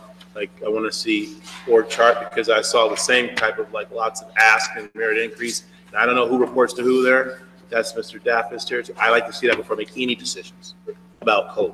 That's now under Community How about an org chart for the whole, everybody? 'Cause I think Well, there do is, have that. we did, Okay, so you got that down to provide that, right? you want code Absolutely. specifically. Absolutely. Yep. And DPW. So I have some questions on your expenses. And this is page 5 of 12. This is document that department line item budget. So this is something we used last week too. 300-202? 291-101. There's storm cleanup overtime. Last year we budgeted 0. Now we budgeted 40,000. It says transferred out of salt over expenditures and need to put back in. What does that mean? Let Joe explain that. Yeah, Mr. Bell's off the hook on this one. This is a finance move. We had depleted our trust fund for storm emergency. Right. And so in order to accommodate the additional salt that we had purchased last year, it was necessary to make some transfers, which the Township Committee approved. In this particular case, we had budgeted $40,000 in the overtime line item. We transferred that over into the salt line item in order to accommodate for the salt. This year's budget is accounting for a significant increase because we have depleted the emergency storm trust fund. So part of the purpose of this is to establish the ability to purchase the stuff that we need, and any balance that would be left over would then get transferred over into the trust fund in order to start building that account back up. In fact, this Tuesday's meeting, because we are going to be approving a resolution for a salt contract, one of the temporary budget amendments that you're going to see is on this line item itself. Okay. So going back to that, there was a conversation we had about the type of salt that we purchase. Before we awarded contracts, let's revisit that, because we talked about, at least when I went to visit DPW, there's a type of salt, there's different types of salt, and some are better on our roads than others. I don't know if we had time to look at that, but we should look at that before we make any decisions on any contracts. for Better salt. meaning Meaning what? less deterioration and wear and tear on our roads. That's what I was hoping. Right, so before we jump on any contracts for salt, I want us to have that conversation. I think one of the things you've explored in the past and even in past budgets was the brining. Yeah, we've So been brining, all our we've roads done are that white. one, right? And brining is just a variation of dropping rock salt. You know, you're taking rock salt, you're adding a lot of water so that it becomes a liquid solution, and now you're spreading it on the streets. It adheres better. You see more and more municipalities using it. You see municipalities that have significantly more snow than we do using it. You know, you go to Canada, North Dakota, places like that where snow is several feet every year. They use that all the time. But it's still the same substance. It's basic sodium chloride, which is what we have as rock salt. Some of the things that when you talk about using something that's better, you're really going into things like calcium chloride or magnesium chloride, both of which have lower tolerances, so therefore they can melt snow and ice at a lower temperature. They're less destructive to the surface. However, it's a lot more expensive. So which is why when you're talking about doing miles and miles of de-icing, you're using sodium chloride. on sidewalks, municipal properties such as municipal buildings, we'll use our calcium chloride for that. So like on the pavers, for example, you'd use the more, the stuff to be less heavy on. That would be calcium chloride or magnesium chloride. So I guess I'd be interested in understanding there's a higher price tag. I'd like to see what the inflection point is in terms of, because the durability, because we use one type of salt, after a while our roads will deteriorate faster and we can't even keep up with the amount of roads that we're paving right now. And does that help on that end from a wear and tear perspective? Understanding that it could be a higher price point per salt ounce or whatever that attribute is, you know what I'm saying? So I like us to look at that before we gear for any contracts. Have a good deep dive on the type of salt and even sand that we could potentially use on our roads to also take care of our roads and infrastructure. Sand is always used as a last resort. It has no melting ability and it does not prevent the precipitation from adhering to the roadway surface. The purpose of the dropping salt or brining the streets is to put a thin layer on the surface so that the ice ultimately won't freeze, and therefore it's a lot easier to plow the streets and you get a much cleaner surface when you plow. Okay. In the event that there was a salt shortage, we would drop sand just for better traction, but it's really not doing anything as far as removing or melting the ice and snow. Okay, I'm sold on that. So, but definitely on the salt side, I'd like to see that before we move forward. Yeah, and maybe be less dumping of it. There's so much salt everywhere right now. Well, I know why. I know everybody, have every to- municipality like got beat up in November at that storm. And so now we're over preparing. And I just want to make sure we end up somewhere in the middle. I understand, I hear what you're saying, but we can't have it both ways. No, You know, I either know, we're but going I'm seeing, to- but Calvin, I'm seeing like bumps of snow, like on pathways and walkways and at corners. I mean, not snow. So I understand. Okay. Well, just a couple more items on the budget that I have. 302-206, tree removals. So we're going down from a budget of 55 to a budget of 39. It says reduction to tree removal. Does that mean we're going to be doing less? This contract's out. This is for the larger trees, I guess, right? This is for the larger trees. And are you saying we don't have as much of a need? That's exactly what I'm saying. A lot of the larger trees have fallen. When I look at things like the amount of cubic yards of leaves that we've collected every year, we're collecting less and less over the last 5 years because there's less trees, or less large trees, I should say. So therefore, I saw no need to keep that budget, that line item exactly where it was. Okay, and then I have on 310-202, this is the police and court building maintenance. Now we're going from $93,000 to $145,000, and it says here anticipated increase in janitorial services. Yes, in order to better service the municipal building, the police building, our existing contract calls for a part-time worker, 4 hours a day. That we found out is not satisfactory. It doesn't give them the service that they require. Right. So we'll be going out to bid again within the next month or so.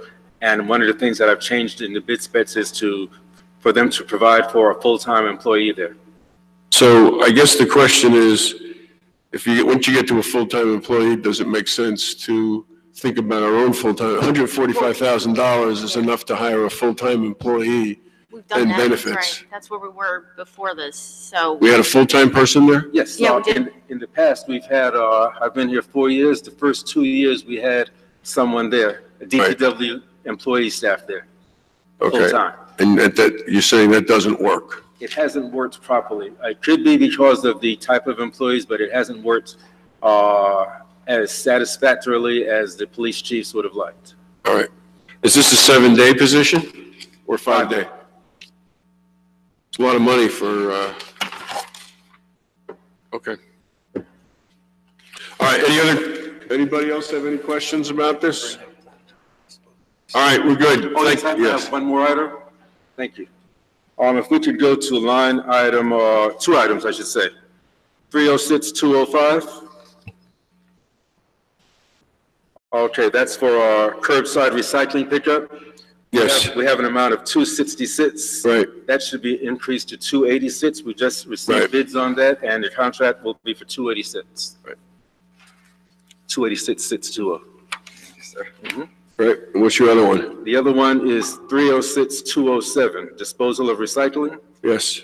This is for the marketing of recyclable items.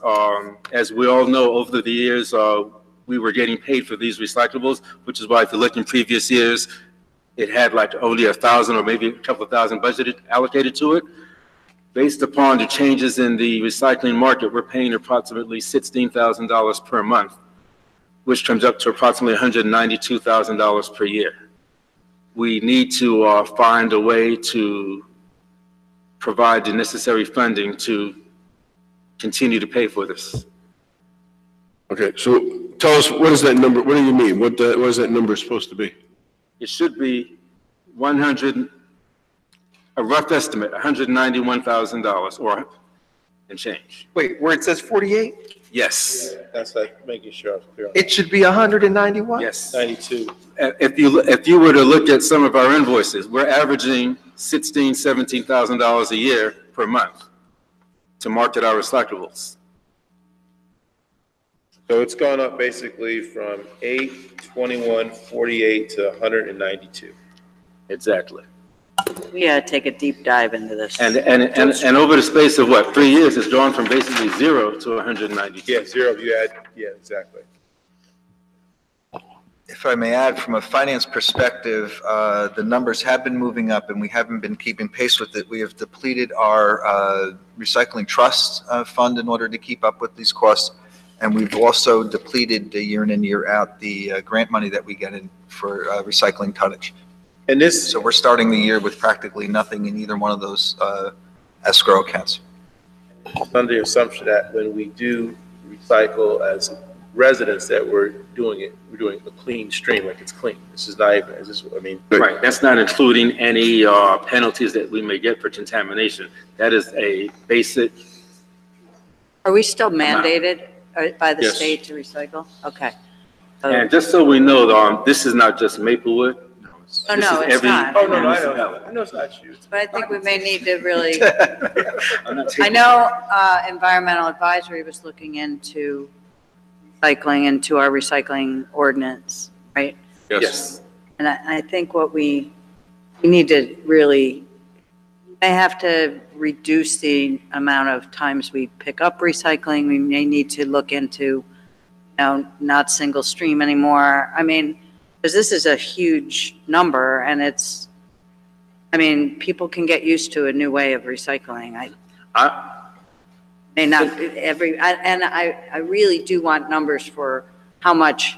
I can't believe it's not a lesser cost when you have it every 2 weeks as opposed to every week. Well, part of my amending the bid specs this year was to allow for dual stream recycling to see if we could get another or a more favorable quote on that.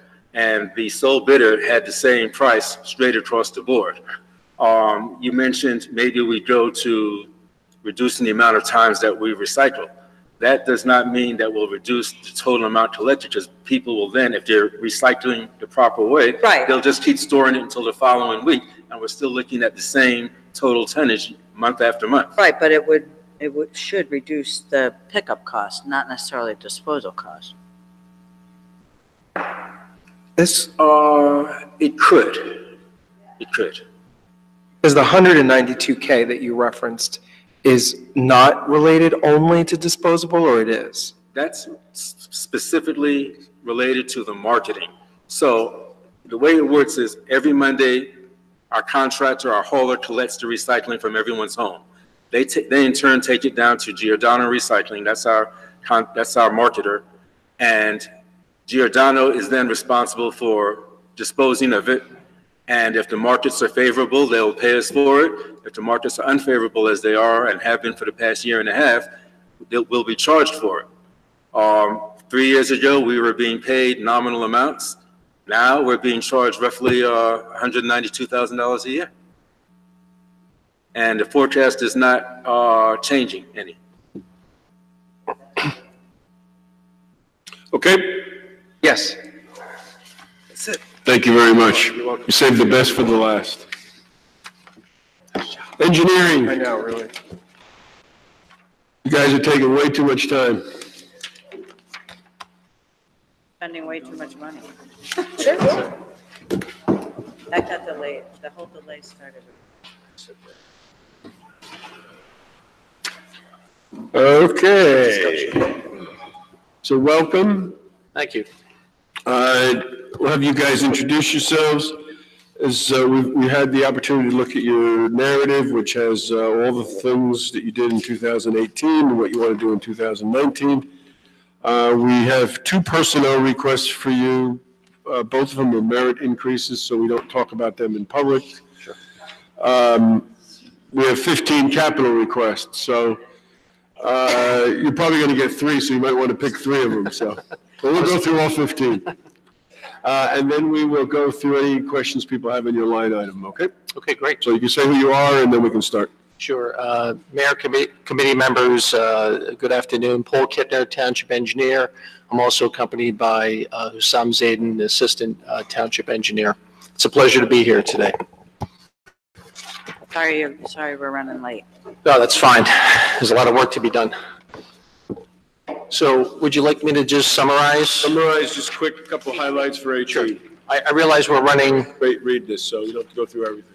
So I realize we're running behind schedule. I think in your packet you have engineering accomplishments. There's, I think, 4 or 5 pages.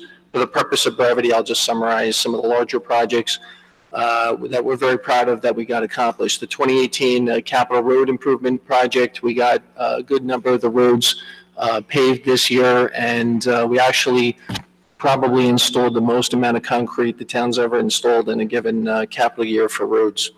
So that's largely complete. That includes drainage improvements on Franklin Avenue. Previously, they had some serious water ponding problems, and we engineered and coordinated the construction of drainage improvements in that location.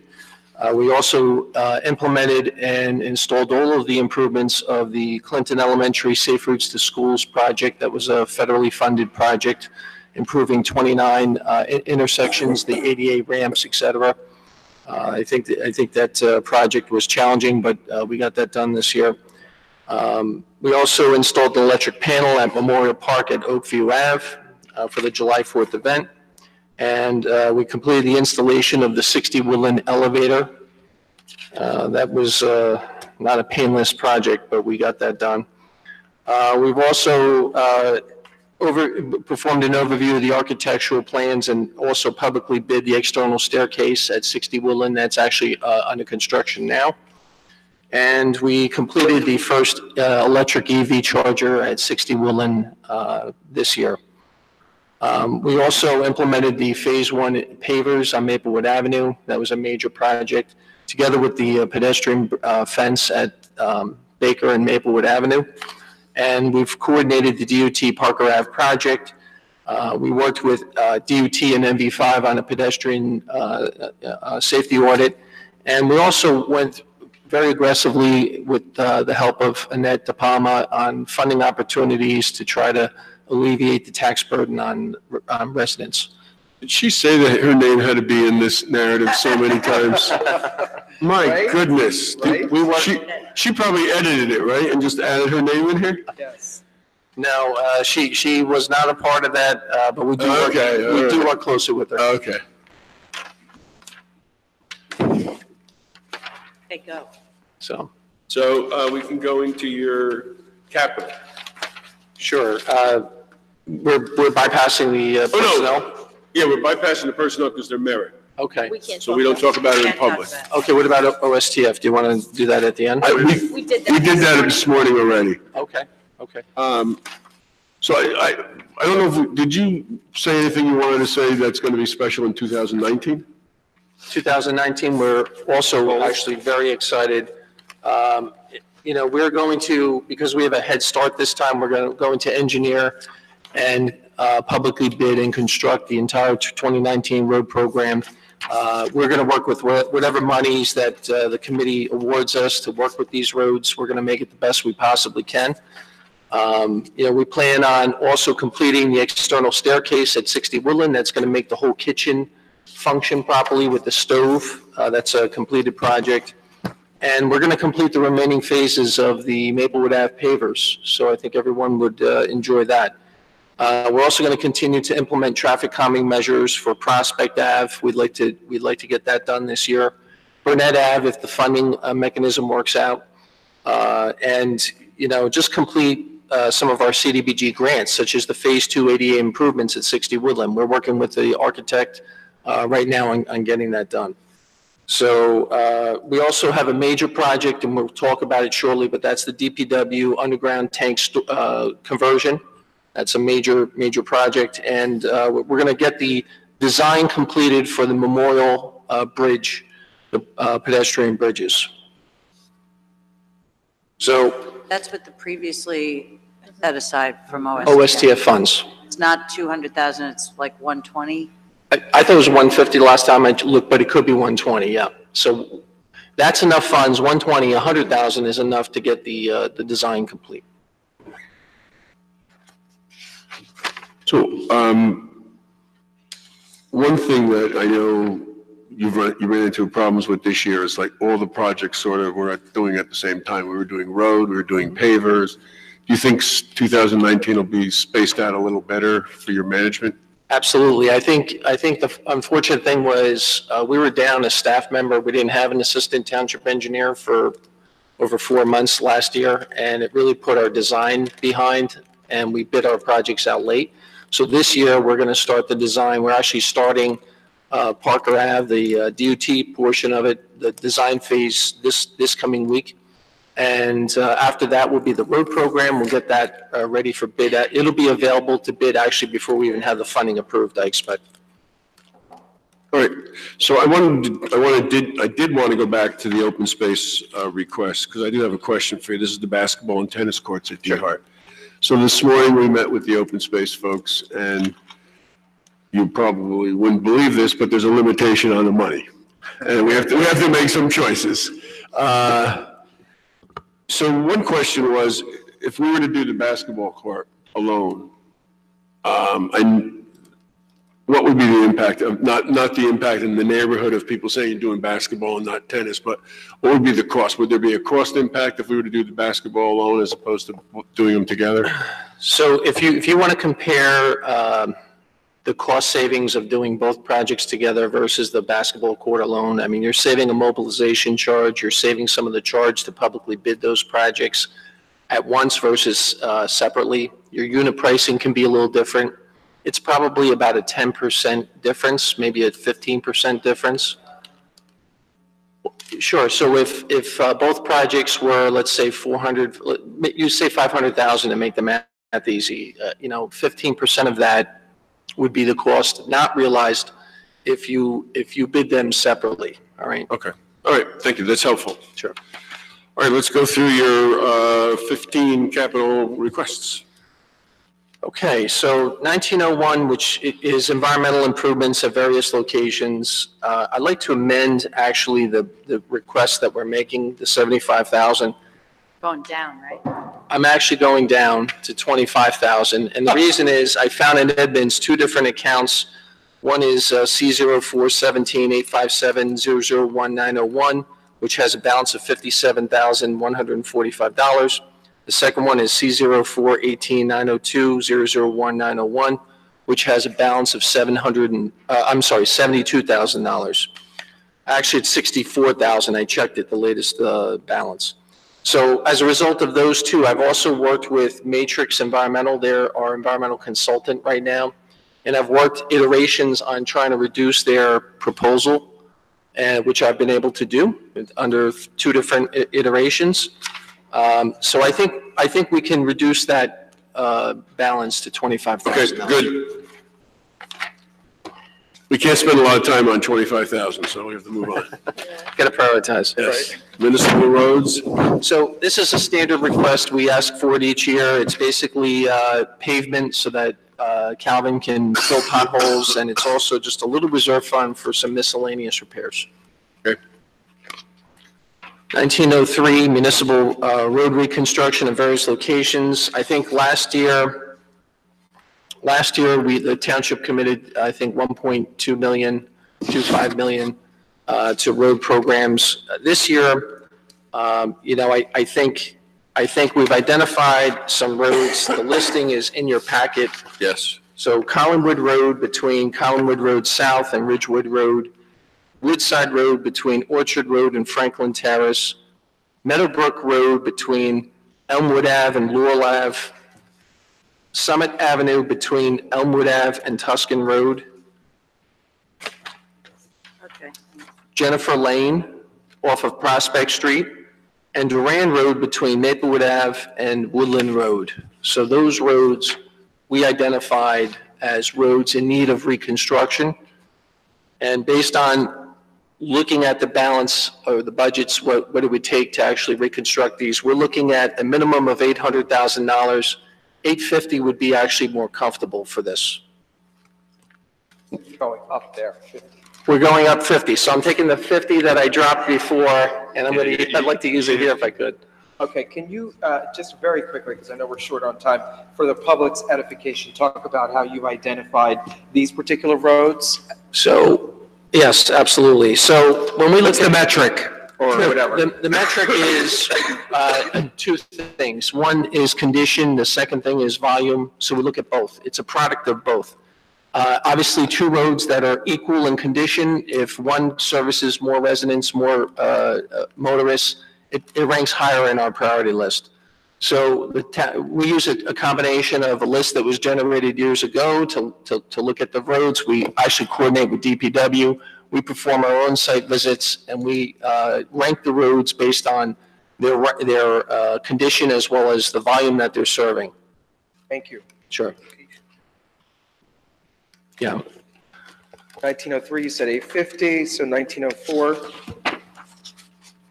So 1904, Woodland Building Improvements. I'm asking $25,000 for this building. Just to cover various costs. I know at one time we looked into air conditioning. I don't think that's happening this year. No, it's not happening. No. But $25,000 would cover a lot of the miscellaneous costs such as roof repairs, problems with the building. Let me ask you a question. Why wouldn't you just fold this one into 1905, which is building improvements? Because it gives you more flexibility, because you can always allocate it to Woodland, but, right, I think you would want more flexibility, right? Absolutely, Mayor. I would agree with that. Yeah. Thank you. So we'll just have one and it'll be 75? Yeah. I don't know what you want that for.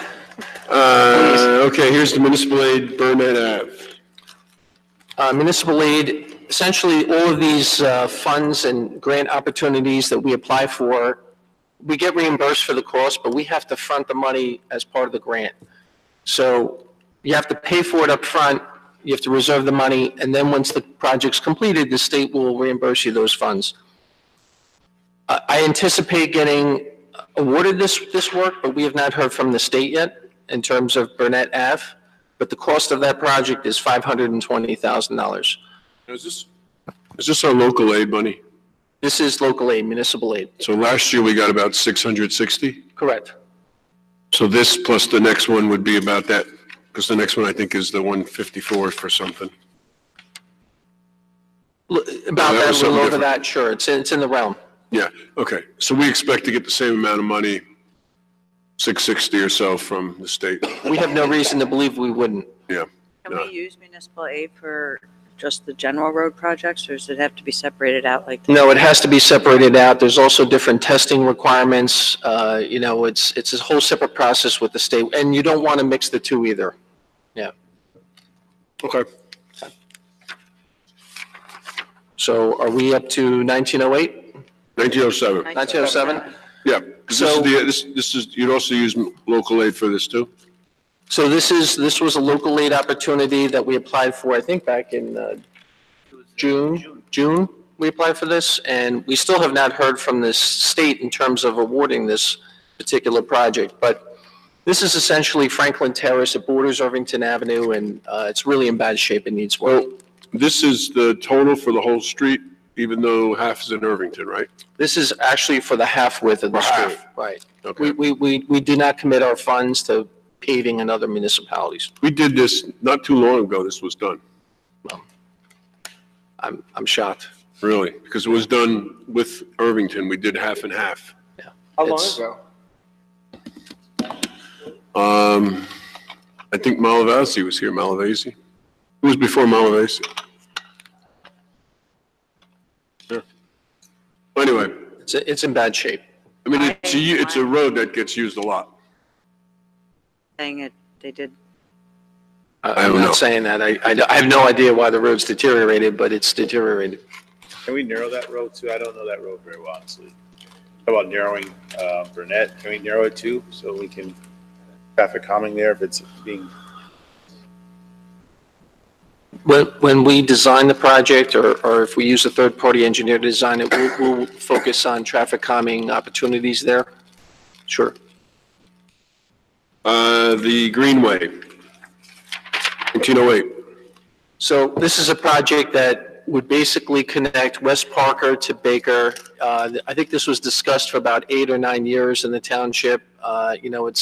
It's picture a streetscape project where you have paver walkways and decorative lamps. It kind of extends the downtown farther to West Parker. And it's an opportunity to really, provide the residents a beautiful walk to the train station. All right, it connects the train station.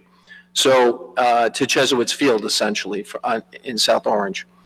So we would use the same type of pavers that we did in the downtown, same exact type. We developed plans, we submitted this to the state. I think we're going to hear from this in the next month, whether we get this grant or not. This would be our matching. No, so I don't anticipate being able to build this year because there's a number of factors that are involved, including obtaining permission from the school, designing the plans, the permitting. The permitting is going to be intensive on this project because it requires a reconstruction of some retaining walls that are on a stream embankment of the Warway. So I don't anticipate building it this year, but I anticipate if we get the award, to actually design it this year. So the project in total is about $1.4 million. So this is $50,000 if we get the grant. If we don't get the grant, we don't have to spend this, we don't have to put this money in the budget. Correct. It's really like an earmark just for some design services. Next month. Next one. Next month, you said we'll know, right? Next month, yes. So we have time before that. We won't be doing the capital budget for a while. And I'll follow up when I hear from this. Okay. Sure. 1909. So in-house engineering services, I think it's a standard request we make, $150,000 each year. We didn't change it. I think it's to basically pay for some of our salaries and, through the expenditure of capital work. Explain that for the public. Right, It's always something that needs to be explained anyway, why we do that. How we do this in-house service thing. So the reason we do this in-house service thing is ordinarily when we're doing large road projects or something, most towns will outsource that, and it is included as part of the cost of doing the project itself. So you're paying a vendor out of the money that you bonded for the road. One of the vendor is ending up actually getting paid for doing the work. The other vendor is actually kind of a clerk of the works type of thing. Mm-hmm. What this does is it makes it an internal process, and it gives us the ability to use our staff on hours that normally they may be on downtime to do these projects for us, and then we're allowed by state statute to reimburse ourselves as if we had gone to an outside agency. Are you going to let Joe say that you guys are on downtime? When do you have downtime? Well, obviously somebody has downtime if with the New England Patriots. Okay, 1910. Traffic calming, various locations. We're requesting $75,000. This is primarily for Prospect Street to perform the shoulder striping and the curve treatments that were outlined in the MV5 report. There's also 2 other accounts that I've identified where there's about $19,844 available as well. 1911. Sanitary sewer improvements, various locations. I originally asked for 50,000 when I submitted this. There's actually been a revelation on Boyden Avenue, the sewer, we have a bit of a surcharging sewer in that location. And we just submitted an RFP for the actual design of its replacement. But I'm thinking that 50 is not going to cut it for replacement. I think we're going to need upwards of 75,000. I've also identified two other accounts that total almost just short of $40,000, $37,000 that could also be put towards funding that improvement. Okay. Mr. Mayor, may I go back one, please? Yep. To 1910, as it relates to traffic calming measures outlined in the NV5 report. Attached to the narrative is the implementation matrix part from the NV5 report, right? Is that the extent of what we agreed to do?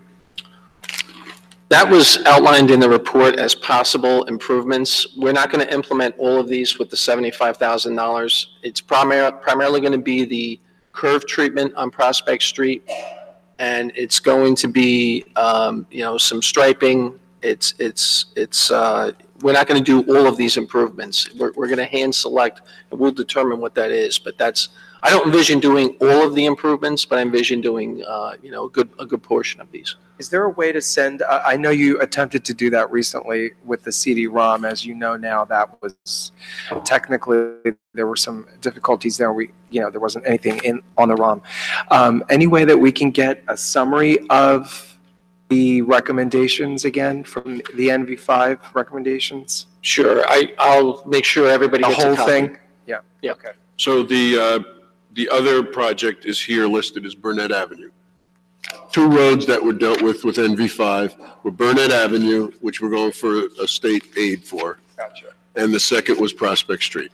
In addition, we did lighting surveys of Ridgewood and Wyoming. We have letters into PSE&G asking them to give us costs for upgrades of that. That's right. I have a question about this cost estimate on the matrix for daylighting the intersections. Okay. Is it possible that, all it really is improving visibility by cutting back,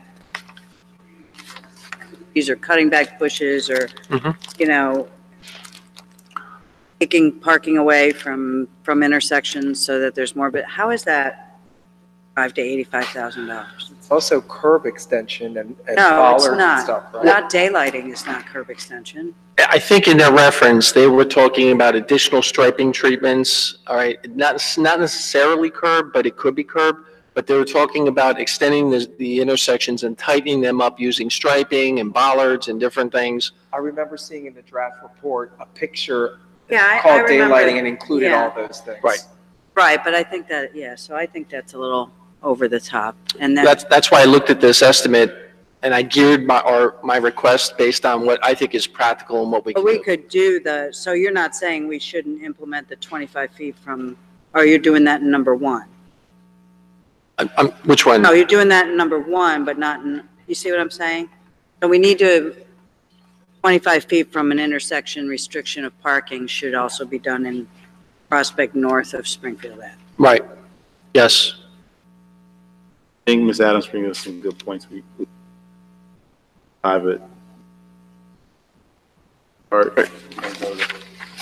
property owners. Yeah, free. Free person, but prune those bushes. Oh, you can prune them. You don't Prune them have to up. cut them down. I think it's 3 feet. Let's go 3 feet. Let's start to really hammer down on that because it is an issue. There's some of our signage, which Peter knows that can be. We don't want to get into details here, but yes. Right. And one other thing there is, I know we discussed in reference to all this, a couple locations where bollards would be a good use if we decide to do that and we can afford it and all that good stuff. And there was some pushback related to that because, how do you remove snow in the winter when you have bollards there? And, there are temporary bollards now. So, bollards that you can take out in the winter time when you have snow events and they wouldn't affect plowing and stuff. So that's something that we should keep in our minds instead of saying no bollards. Yeah, because when we plow, it takes those signs in the middle of the road and put them inside. Right. So say the elected to the engineer who's the expert, yeah. In the interest of time, let's remember, we're talking about money. If we put the 75,000 in, we'll have enough time to have meetings forever. Yes. For the rest of the year before we do any work, so. Maybe more than 75. That'd be great. 1912 is pavers. Yes, pavers, this is essentially completing the last phase of the paver program. We're requesting that 200,000. Originally, way back when, we anticipated this project would be 3 phases at 350,000. This is the last phase, phase 3, right. But we're only requesting 200 to complete it. Okay. You saved this money already, okay. 13 is Boyden Avenue. So again, Boyden Ave, municipal aid, this is the reimbursement that is required to pay back monies that were used for the paver program and the road program to pay, those contracts, the work that was done in those jobs. That's the extra work that's required for those. Okay, the big one, 2014. So 19-14, DPW underground storage tank relocation project. We have a problem, and that is that our insurance carrier has indicated to us, correct me if I'm wrong, Sonia, but I think they're not going to insure us beyond this year for the underground storage tanks. So this is a high priority project for us. Bad year, given what you just told us a little while ago, and may as well just not fund anything else. Well, there goes the drapes now. Not enough, we lost the chairs. Now we lost the drapes. Anyway, we should stand anyway. Miss Fritzen's not getting her new TV system. Okay, so anybody have any more to say? I mean, we know what this is. This is just the disaster. It's a disaster, yes. Okay, 15. 15. This is the CDBG project over Yes, in the park. thank you. So again, this is a reimbursement grant. This is the skate house in Memorial Park. We're looking into converting that into bathrooms so that we can get rid of the porta-johns. And to do that, we submitted an application through CDBG. We're still waiting to hear whether we get that approved money. But, this $175,000, that covers the cost. Did we look into the other alternative yet, and how much that would be? I don't have numbers for that right now. I suggested Building a new where building. the ugly porta-johns are now, build a little building there and see if that's not less than 175. Right, so the existing skate house is actually in a flood hazard area. And one of the thoughts was to build a new building that could accommodate all of the bathrooms outside the flood hazard. So we have to price that up, and we'll get some numbers on that. Can you get some numbers before our next Yes. engineering meeting? Yes, thank you. Put some money in there for the, having to go through historic preservation, conservancy, and Well, all yeah, that. that's not Maybe money, some- that's just time. Well, then that's money. That's But money. it's That's money. also, Those are aspirins and stuff like that. yeah, well, Yeah. And scotch. Well, listen. but it's not money in this budget. No. Mayor, I would be remiss if I didn't also discuss this issue, and that is, it's not in your packets, but one thing that came to light recently is the MS4 permit mapping, stormwater mapping. Yes. And I did speak with Major Consulting, who's handled a lot of the mapping. I'm waiting for a proposal from them to get me to finish all the mapping. We have apparently 3/4 of the mapping done on ViewWorks. This is the GSI stuff that we're doing. GIS, right. Yeah, that. So that's that stuff, and that would allow us to map at least all of the stormwater conveyances we have, not just the outfalls. I would estimate, and I haven't received a proposal, that price is probably $25,000 to $50,000 in size. You may just want to consider that. And one more thing about this, the bathrooms. I mean, look, I respect historical preservation, but at the same time, we're spending taxpayers' monies, and we can make this look retroactive like a baseball stadium, but we need to rip that thing down and provide our residents with a usable bathroom. We need to rip that thing down. Oh, I don't know about ripping it down. I mean, it can Well, still be used, but it's used for storage. we could Well, we build could- across the street. Yeah. Just something, but I don't want the historical And- preservation to stand in the way of practicality here. Okay. Okay, And got in the numbers, you also need to let us know how much those porta-johns are causing us on an annual basis. Oh, yes. Okay. Is there anything else you'd like to drop on us? I think I did enough of that today. You did. I don't think so. I think Your line item is 165. Anybody have any questions? I did have one little question on the salary. This backed out third quarter of capital reimbursement. So as we earlier discussed, that we are entitled to reimburse ourselves for capital reimbursement. Historically, what we've been doing is tapping that every quarter. We get a report from Paul that says, here's the numbers, and then we know to move the money over. That has created a situation where on occasion, technically, we shouldn't be paying the engineering department because we're over encumbering the line item. So what we're doing now instead is placing it into a full salary situation so that we can meet our obligations under statutory requirement. And at the end of the year, we would wind up reimbursing ourselves. That money would then go towards the fund balance as it normally drains through in this cycle. So it's just a slight change. So I understand all the best practices you're implementing and welcome them. Unfortunately, doing it all in 1 year has an impact on the tax rate that 1 year.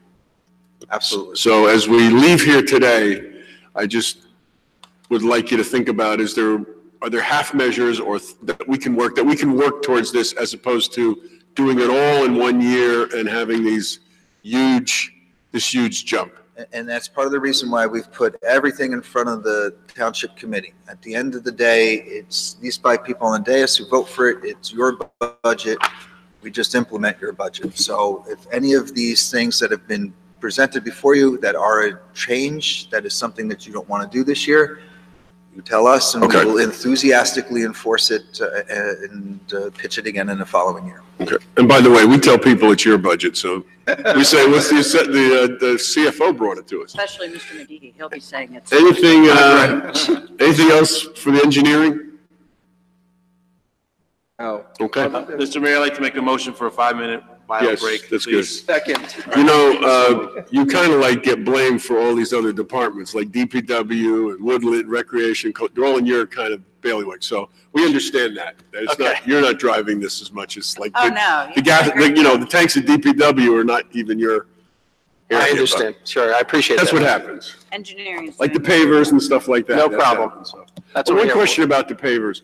If at the end of the day, the bids come in lower than what we have, would we be able to use some of the money that the road improvement money if we wanted to do benches and street furniture out there? I think the road program, if we want benches and other facilities, I think we can implement that probably based on the funding that we have in place. So we're not doing Maplewood Ave this year per se on the 2019. No, I'm sorry. Maybe I'm using the wrong. The money that we allocate for the pavers. Right. If there's money left over, can we use that money for benches, the paver money for benches? I'll look at it closely, but I believe you probably could because this is all enhancing Maplewood Avenue. Yeah, and okay. It's all part of the same streetscape. Right. It's all about the way. You called it the paver project, but it's also, it's just Right, but- streetscape improvements. It's to much Maplewood more than Ave. that. The way the About bond has drainage, been it's all sorts written, of- it gives us a little more of a general. Okay. Yeah. All right, we're going to take a 5-minute break. Thank you very much. Sure, thank you. Thank you.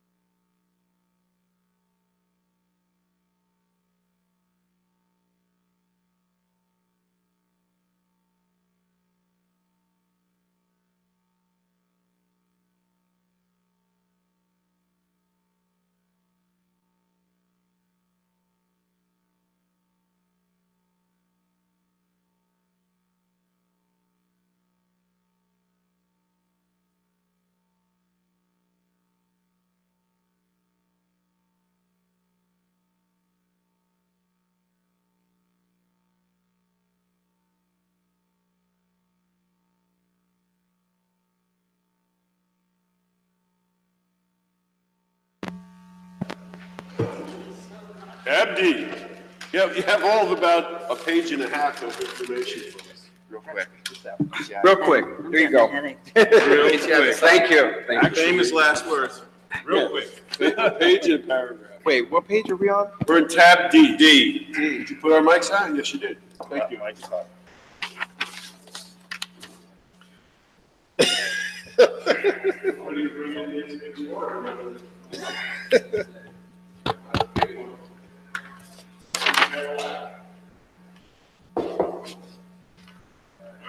Tab D, gentlemen. So, we'd like you to introduce yourselves, and if you'd like to say anything about highlights for 18 and what you want to do for 19, and if you have any questions, we'll ask your questions. Okay?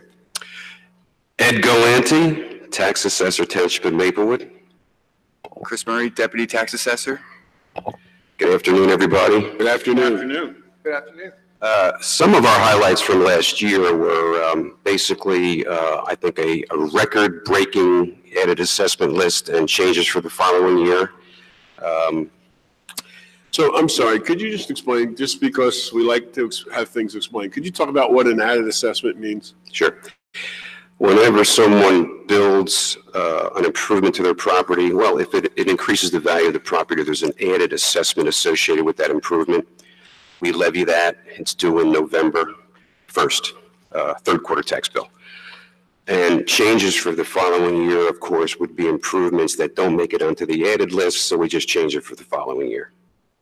Anything that increases the value of your property, you know, modernization, additions, pools, decks, detached garages, whatever, that sort of thing. So this would also include like 1701 Springfield Avenue where, so how does it work, like the new building that got built across from the library on Springfield Avenue, 1701?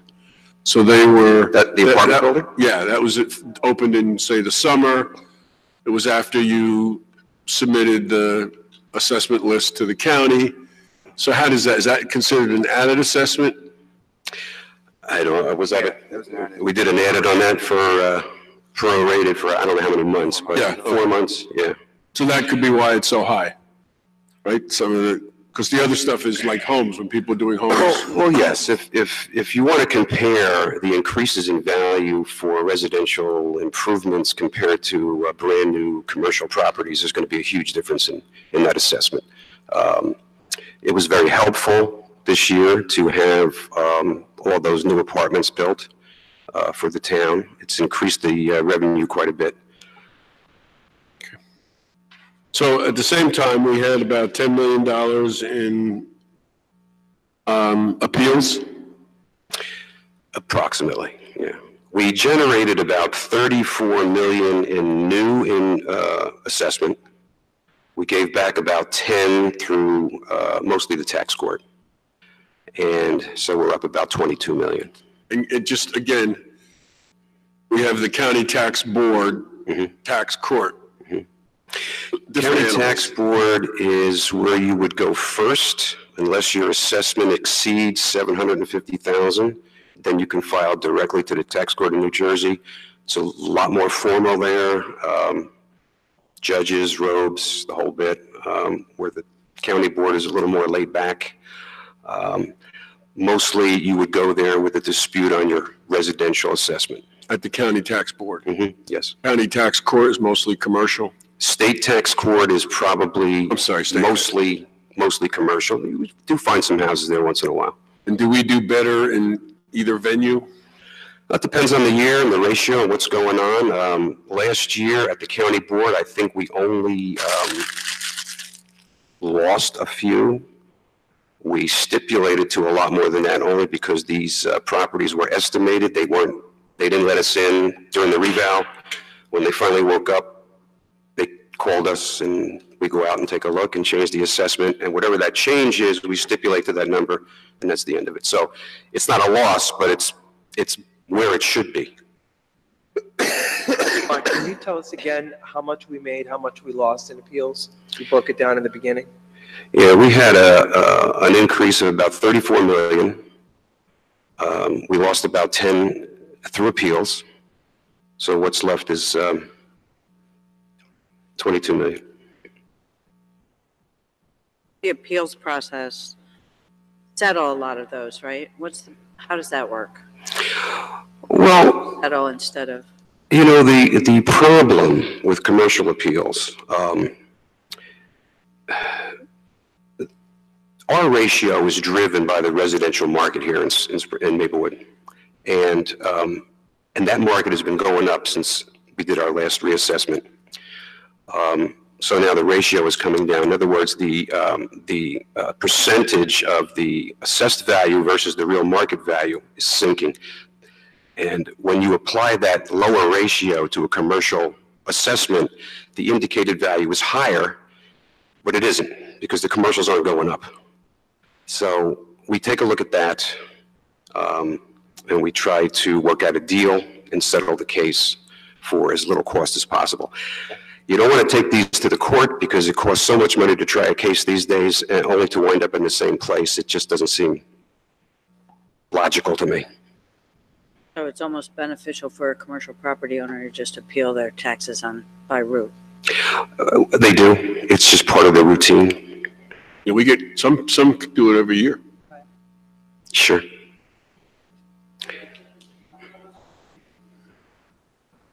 Potential, I mean, that ratio you were referring to? So that we If don't- the state of New Jersey wants to change the law and have a separate ratio for commercial properties, that would be a good idea. I don't think that's going to happen, but then the commercial ratio or the residential ratio could drop based on whatever's going on in the market, and it wouldn't affect the commercial because they would have their own ratio. So theoretically, after we did the last assessment, our ratio was 100%. Correct. So every year after that, as houses sell above the assessed value, our ratio goes down. So what is it down to about now? 91.35? 46. So it's 91%. So right.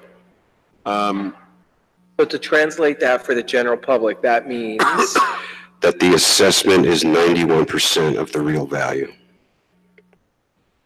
Now, getting back to the commercial, when you apply that now 91%, the indicated value of that commercial is higher than when we started. It's over the 100% now. The reason the value of commercials do not go up is like residentials. Basically, when you buy a commercial property, you're buying an income stream. And that income stream starts with the amount of money that is made through that rental. And that doesn't change too often. As a matter of fact, that could go down from year to year if you're having trouble with vacancy. There's a lot of factors. Get a lot of commercial appeals from down in the village where they're. I don't have a breakdown. Off the top of my head, I would say there's more appeals in the industrial area and on Springfield Avenue than there is in the village. We do have, the bank is under appeal in the village right now, I think, yeah. I can't remember what else.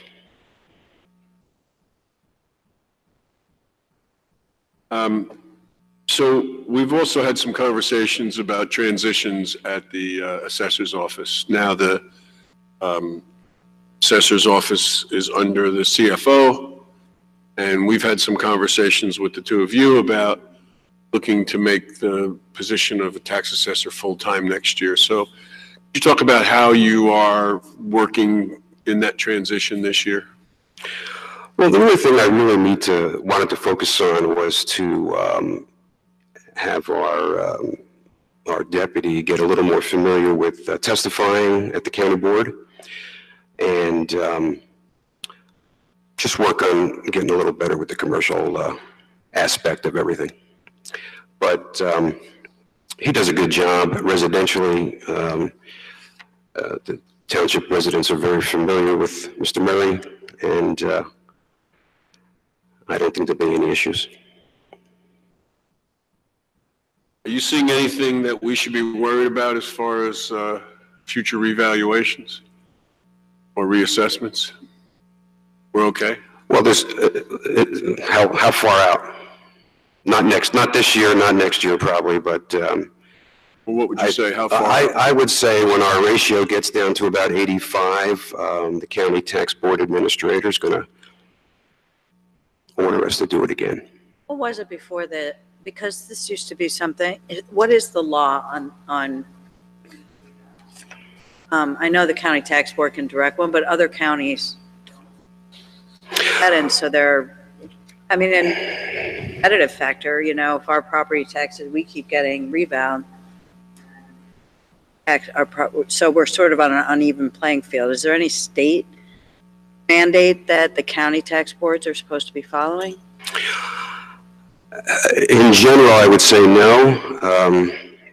Well, first of all, let me say that the main purpose of a revaluation is to spread the burden of taxation fairly to every resident based on the value of their property. With that in mind, I think the state of New Jersey does not get, the Division of Taxation probably does not get involved too much with when you reval, when you don't reval. They leave it up to county board, although in a few counties they've now gotten involved because they haven't revaled their towns in quite a while. Union, Hudson, Bergen, stuff like that. Essex for a while. Yeah, Essex before. Essex for a while. Couple decades, right? When I first came here in 92, whenever it was, the prior reval was 81. Right, and the percentage was like, the property. Oh, the ratio? Yeah, the ratio. The ratio was down in the 30s. Our tax rate was, well, our tax rate, had we not done the 2001 reval, would have been about 750, something like that. Way up there. Yeah, I remember. I remember some of the assessments on the other side. Those original assessments were in the 90s and 105, 110, that area. And so at a 7% rate, I guess it was $7,000 or $8,000 all those years ago. And I guess it's a little higher now, but Mine was budget driven. 60,000, my property tax, and I'm on the cheaper side from that, but they were, which is why. Not too much cheaper anymore. What I'm saying, like the Hilton neighborhood and College Hill neighborhood were paying not much less than. Getting back to your other question about the state, though, again, I think the factors that are looked at are ratio and coefficient of deviation. The coefficient of the deviation between assessment and market value.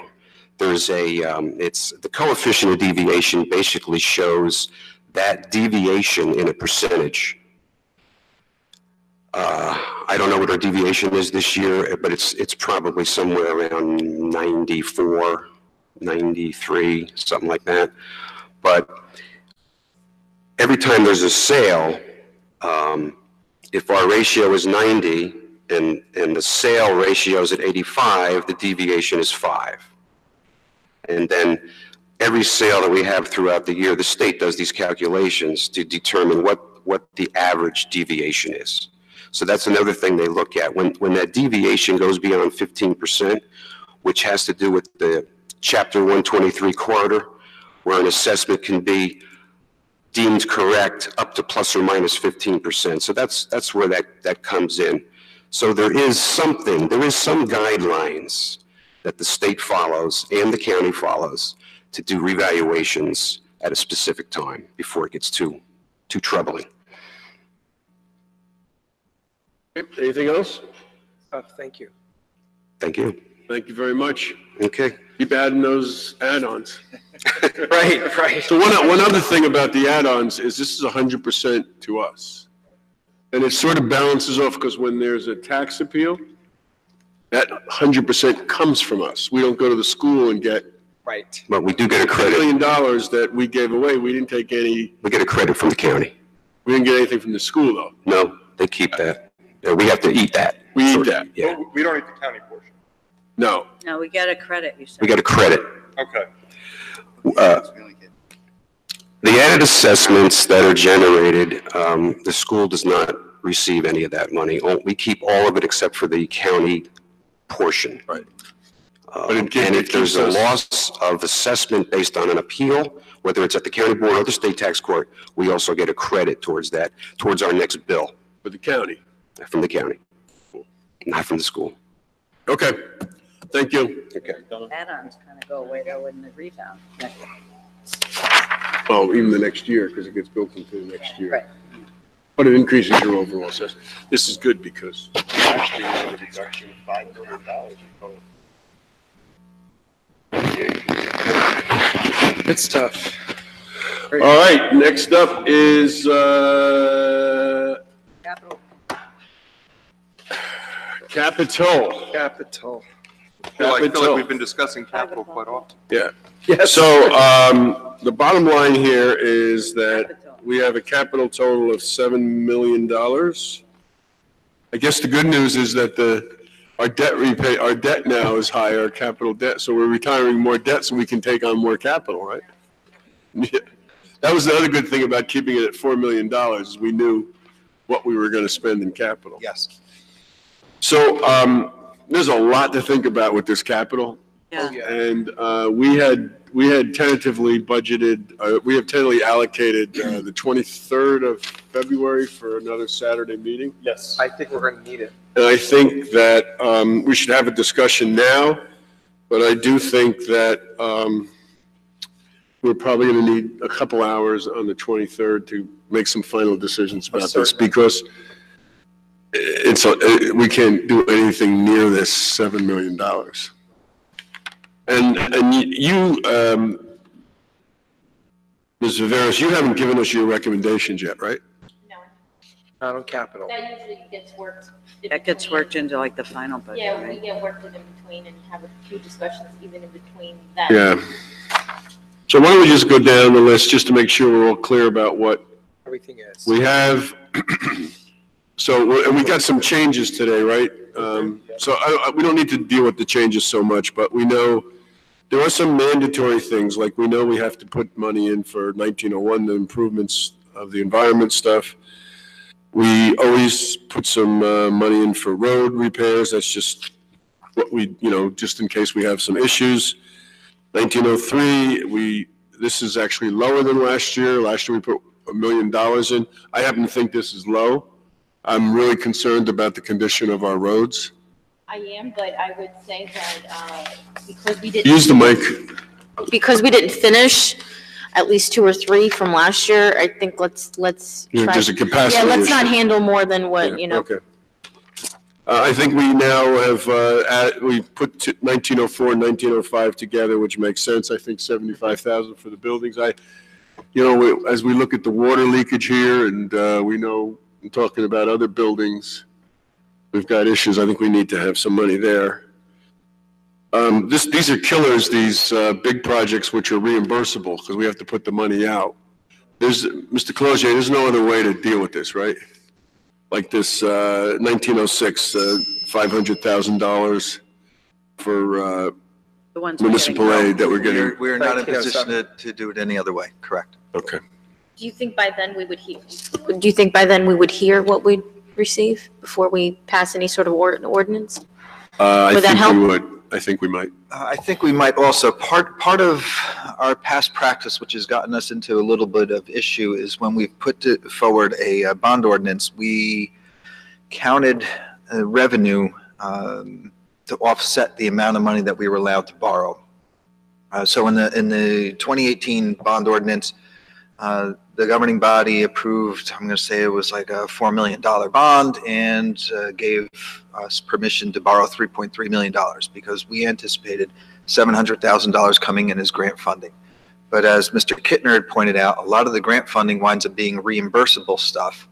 And oftentimes, even though the state will tell us that we'll give you $600,000 for this road project, at the end of the day, they'll wind up giving us $580,000. And we've just created a $20,000 deficit in our ordinance and the inability to actually borrow the money to make up the difference. So one of the practices that we should start doing moving forward is fully bond for the amount of money. And then, like most towns do, when the grant money comes in, we offset that amount so that when we actually have to go out and get a note to borrow for the money, then we're only borrowing the 3.3 million. What we're doing right now as a past practice is putting the cart in front of the horse and then getting ourselves into trouble with various different projects that identified various different alternate funding sources. So one of the changes in this budget, which isn't really as drastic as the numbers that we're staring at, Mayor, is that it doesn't account for any of the grant money that we know that we're getting in. We know that Municipal Alliance is going to give us money. We know that DOT is going to give us money.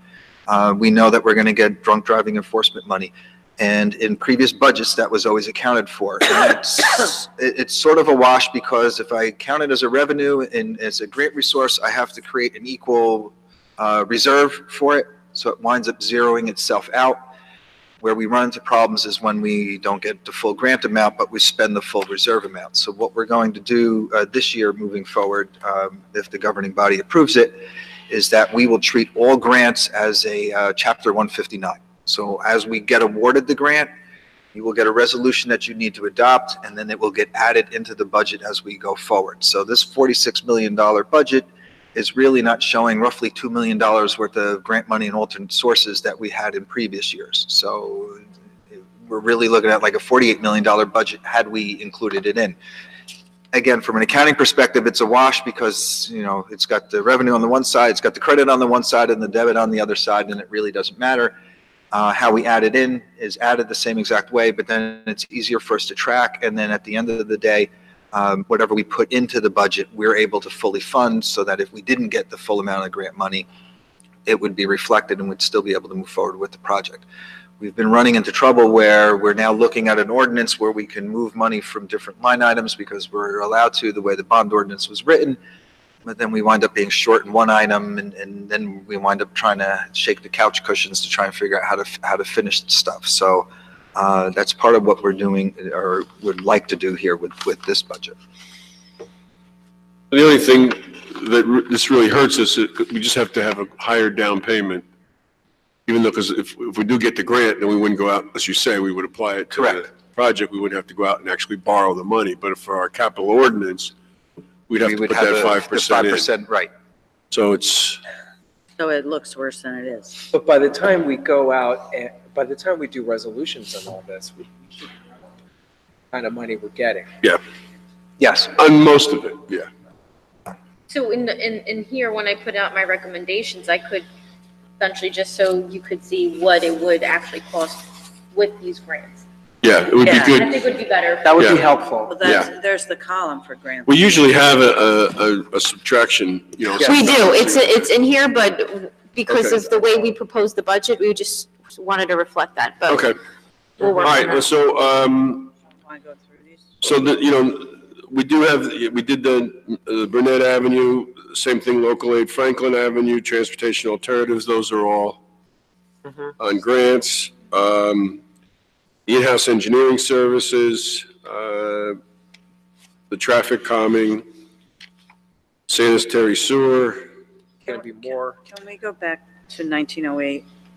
So that's grant for just the design, right? We're talking. No, No. the grant for the Okay. construction. This cost is the design, Yes. if we get the grant. Correct. So basically, and the grant would pay for the entire project?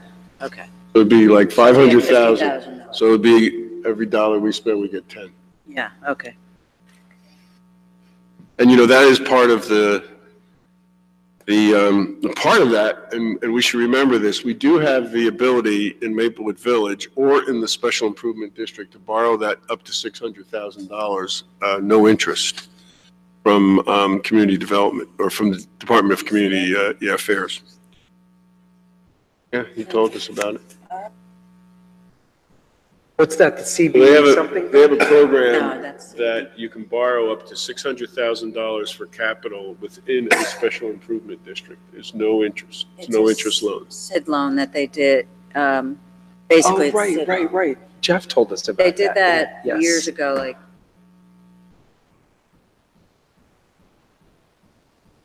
Right. So this might be something, part of it might be eligible, but if we're getting a grant from the outside, then we're not. are you talking about the pavers? Could be the pavers too. We need to find out whether or not it can be a retroactive grant. Well, that is true, because it's a contract already. Right.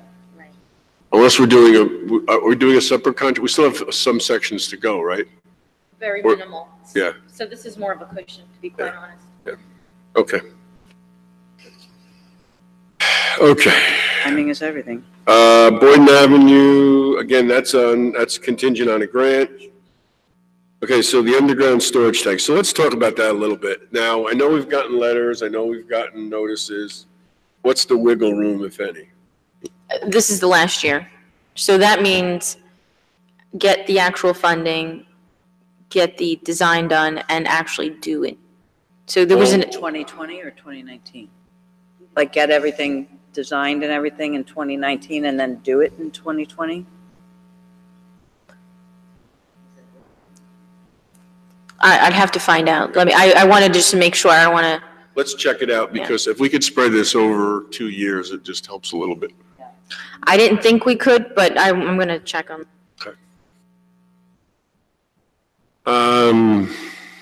Okay, the shelter project, again, is CDBG money. Okay, fire department. You know, everybody we heard here, they all have good reasons, but, you know, here we have a vehicle. All the toys, yep. The turnout gear, body armor. I mean, some of these are relatively small. And again, well, how it impacts this budget is 5% of these costs. Right. So I think, you know, we have to think about the safety system and such. Fire headquarters edition, I don't think anybody's been talking about that. Even on here? You know what, it's a request that comes in, so. I know that. Right. I think we don't I need to think- discuss that anymore. No, I think we're gonna see, the administrator's gonna zero that out, yeah. Yeah. Under police, the water bottle refilling, we can't touch that, that's gotta be in for Ms. Adams, right? That, and I'd like it to also be in other buildings like. Well, I think that's what they have here, because 2 recreation facilities, so I think Right. And D-Hart, then there was also the police station could use it. yeah. Which they didn't include in theirs. Didn't include in theirs though. Right, but I made a note. But I they think- keep it, right, because remember, it was overlap. Departments had put in for the water, and we said, we'll keep all 3, and you're gonna put it somewhere. I know that's what I sent. Yes, and I noted that, yeah. Okay, Provide them all with the Maplewood Township water reusable. okay, so- the police vehicles, Right. you know, that's the pickup truck, that's not the police cars, that's Right. under Right, right. operating. That pickup truck looks like it's in pretty. The women's locker room, I think, has to get done if we're expanding and doing that. The service weapons, Has to happen too. the cameras, traffic speed signs, I think we're all on board that. Yeah. Public Works, the duct cleaning, we heard about that. Dump truck replacement, I think we're gonna need your guidance on this, and, Maybe we could do one. I forgot. to yeah, ask I them. think we're not talking about 2. No, definitely not 2. We're not talking about 2 at one time. No, I don't think that's. But also I meant to ask him and I got. Well, I mean, I don't even know if I'd consider doing both right now, because if the street sweeper is completely out of order, I think you want to focus on the street sweeper. Yeah. Yeah. And we're having this outsourced company, so Yeah. that saves us from anything else. So I would actually say no to both. To be totally, I'm sorry, go ahead. I don't think we got as fine an answer on your question. If we had these Right. dump trucks, would we still need, because we don't have the personnel to ride the Right. dump trucks. Right. That's why we have the outsourcing. Yes. So I don't know, we Yeah, could I have the agree. 2 dump trucks, but we don't have people to put in those dump trucks. I didn't ask I'd say him this would- how much, how old the 4 dump trucks that we have are. Like, and I wanted to know that. Not that Like, old, I don't 'cause- know what the fleet is. Doesn't sound like. But this is anyway, a if we huge- don't have the manpower to drive them, what are we doing? Let's just take it out right now, right? I Well- think it's actually, I don't know, but off the top of my head, I think it's actually cheaper to outsource it. And in the long term, you're looking at 360,000 and you spread that out. It's. Okay, so I'm excellent. I would say no to both. Okay. The street What sweeper, about I'm the sorry. tractor? The four-wheel tractor. 29,000. I think we need some guidance from you. On that. And maybe that's what they can use to get the garbage instead of the trucks that they're ruining our parks with. SDL we need, that's licensing fees. Right. The street sweeper, We have two right now. We do, but one of them is, That's that's this the one, one that's right? completely out. functional and one that's not. Right, okay. Oh, so we only have one function. Right. That's my understanding. And we did look into outsourcing this, and I don't think we got much in the way of interest. Yeah, I don't think. Oh, sweeping our streets. About sharing it with It's out all day. With Milburn. Yeah. We couldn't even share a video camera. We'll ask them when we go meet with them. Right.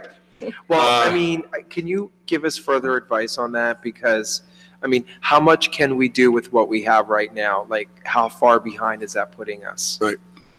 That sort of thing. Because I understand that with two, we're able to do every street every week. Every week.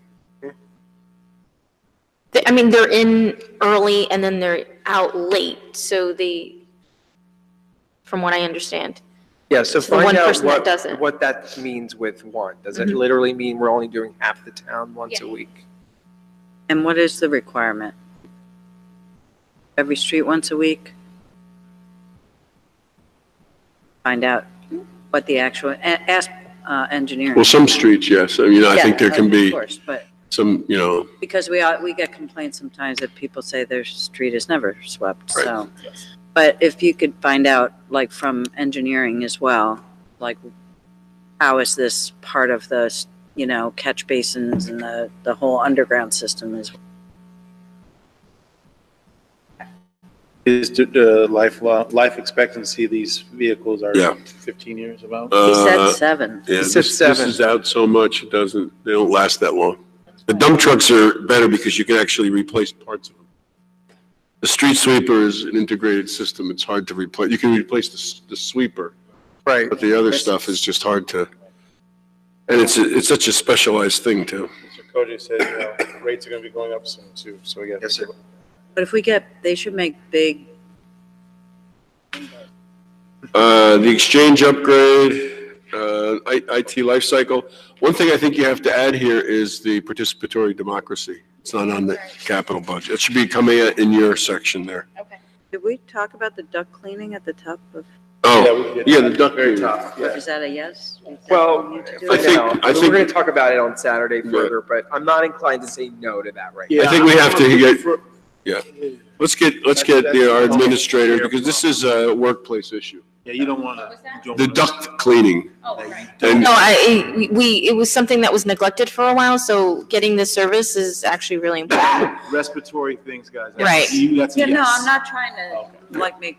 So we have a I'm just recommendation. wondering whether or not, Yeah. or other ways to. So the library here, the technology self-check units. The library stuff. This is 19, this is on page 4. Yep. Uh, I don't. These are, they're highly efficient because you're able to just get a lot of use. People come in and out and get their stuff done quickly. And they're going to be used going forward. So whatever we do with the library, this is going to Right. be The needed. remote, so if we needed to displace the anybody- library. Yeah, I'm sorry. Were you finished? I didn't want to interrupt you. Do you recall how many units this was? Was this 20? 2. This was for 2 units? 2 units. Okay. Okay, computers, we've been buying computers every year just to keep replenishing what's there. And we're going to look at the laptop, desktop thing, right? Right, that's separate from this. I don't think it was library. I Right, think that's that was for the separate. other, yeah. That's That was for the courts. Yeah. Yeah, no. The carpet replacement, Yeah, yeah, garage I would, yeah, I think there's a reason to do it there. Okay, recreation, we talked about integrating the fleet, and you've been working on that? Yes, you and gave I don't us a see list. any reason to approve Okay. this. The pool renovation, We just met with the vendor on Thursday and asked him, he was very thorough with the changes, but we wanted to reiterate to him what can be done at once, what is sort of a long-term or plan out. So he's going to come back with some information to us, but just on the infiltration part of it that has to be done all at once is $750,000. Well, that does reduce it some. It does. And one of the other things, if we are self-liquidating, then we wouldn't have to borrow the 5%, correct, Joe? We wouldn't have the 5% down for the pool. Correct, yeah, right. We don't have to put that down, so. Okay. We'll pick up. Yeah, recreation, the pickup broke down, right? This is the pickup that broke down? It broke down. It broke down. It died in ShopRite? Finito, yes. I do have to say our head automotive guy, he is trying everything impossible, something with the steering. He's trying to at least temporarily fix that. So there's some efforts, but it's done. Nick's laughing at me. They have other vehicles? He was in the truck when it broke down. Oh, is that right, Mr. Nick? Well, they don't have this vehicle is used for plowing too. They don't have Right. it for that. That's the other thing. I just want to make that point that those two staff members do get pulled out to do snow plowing. So it's And they an plow overall there. efficiency. They plow at that place, they Right. plow some other rec places. But we don't have a vehicle to do that. They use that vehicle to do that. They use that yeah. vehicle specifically, yeah.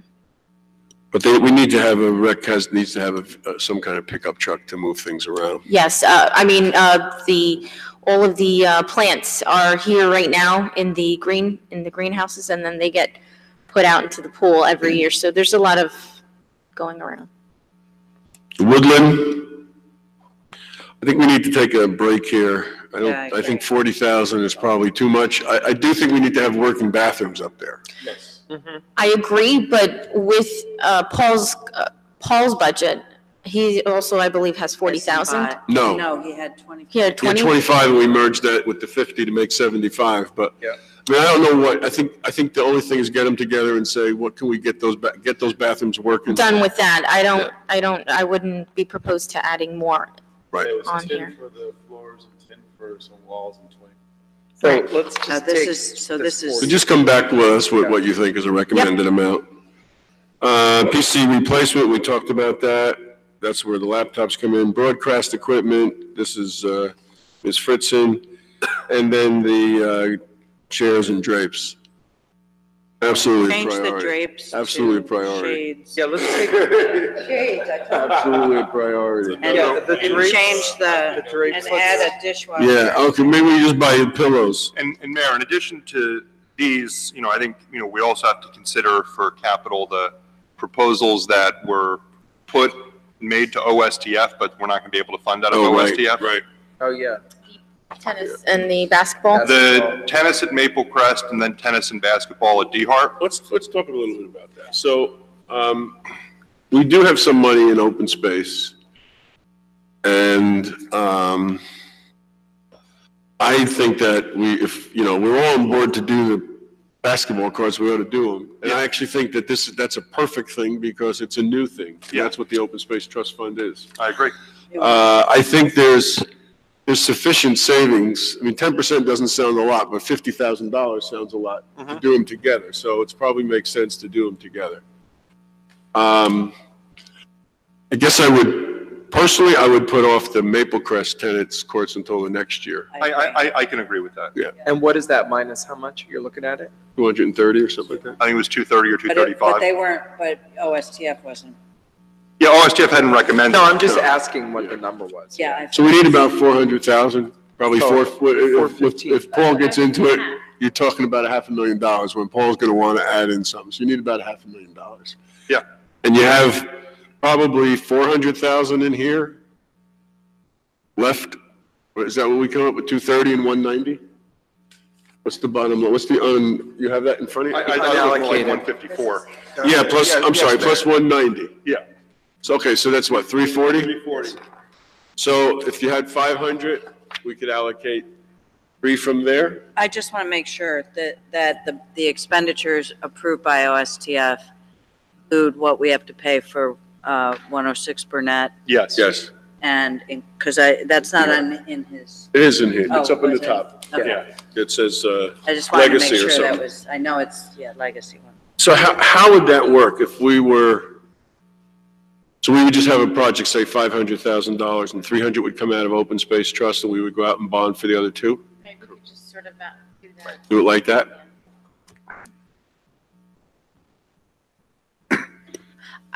I think it's the perfect use of that. Oh, I do funding. too, I mean, yeah. you're going to replenish it again next year if something else comes up. Yeah, no, I think, I don't see any land going up anytime. So 300,000 of OSTF funds to contribute to the basketball courts. Is that what I we're would- saying? I would Basketball say- /tennis at D-Hart. yeah. So, okay, right, Yeah, because the this is a D-Hart two-year. project, D-Hart basketball D- tennis. All right, and then whatever, so the whole thing, let's say it's 500,000, 300 of that. Yeah, I think I think the end of the day, Mr. Kittner is going to suggest about $500,000 for it. He's going to want a contingency in there.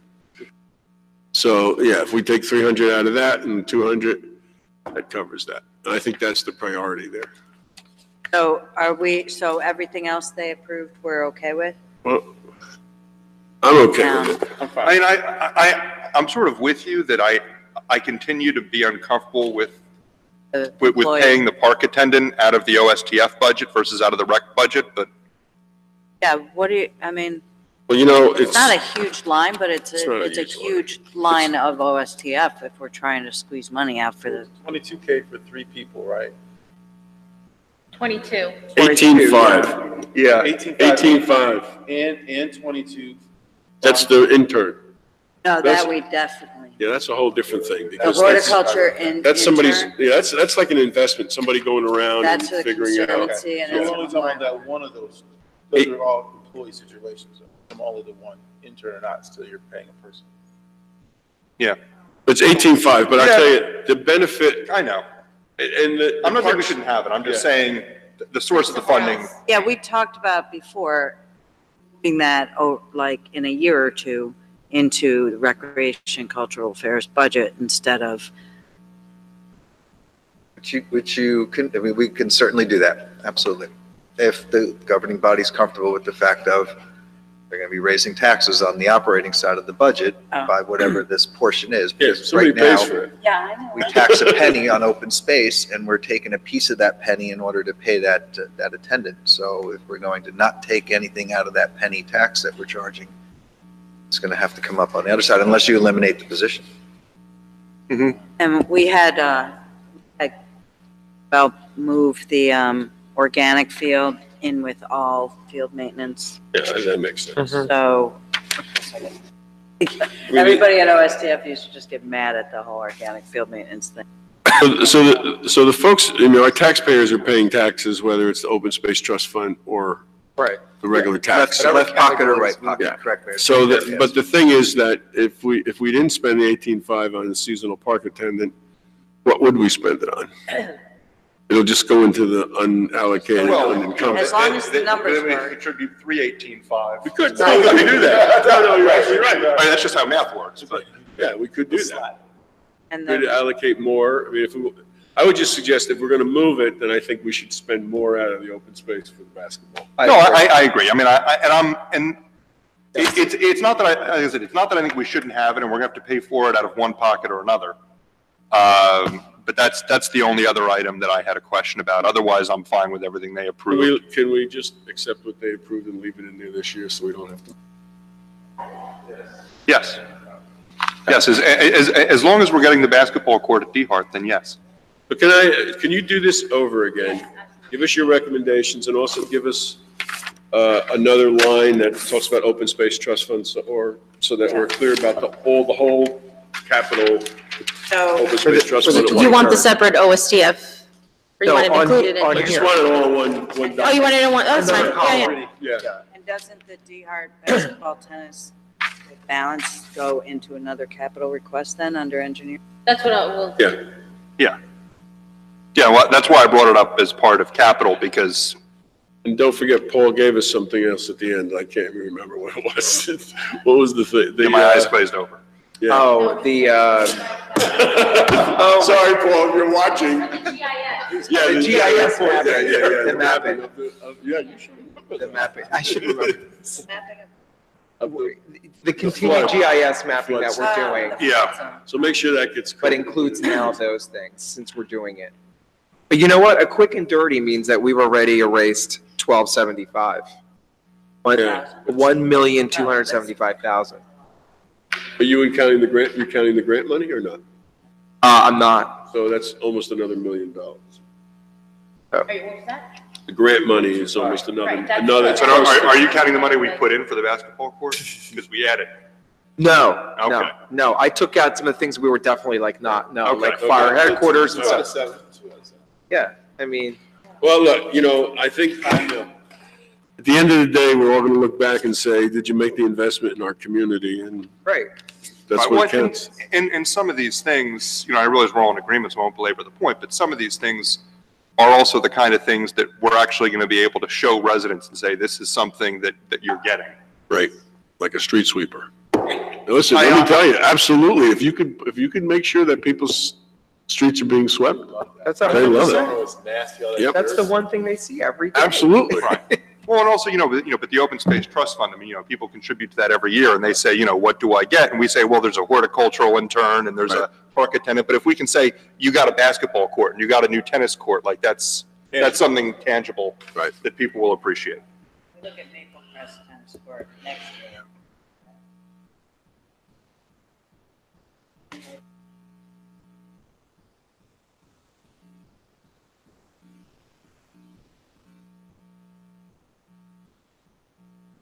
Let's not borrow problems from next year.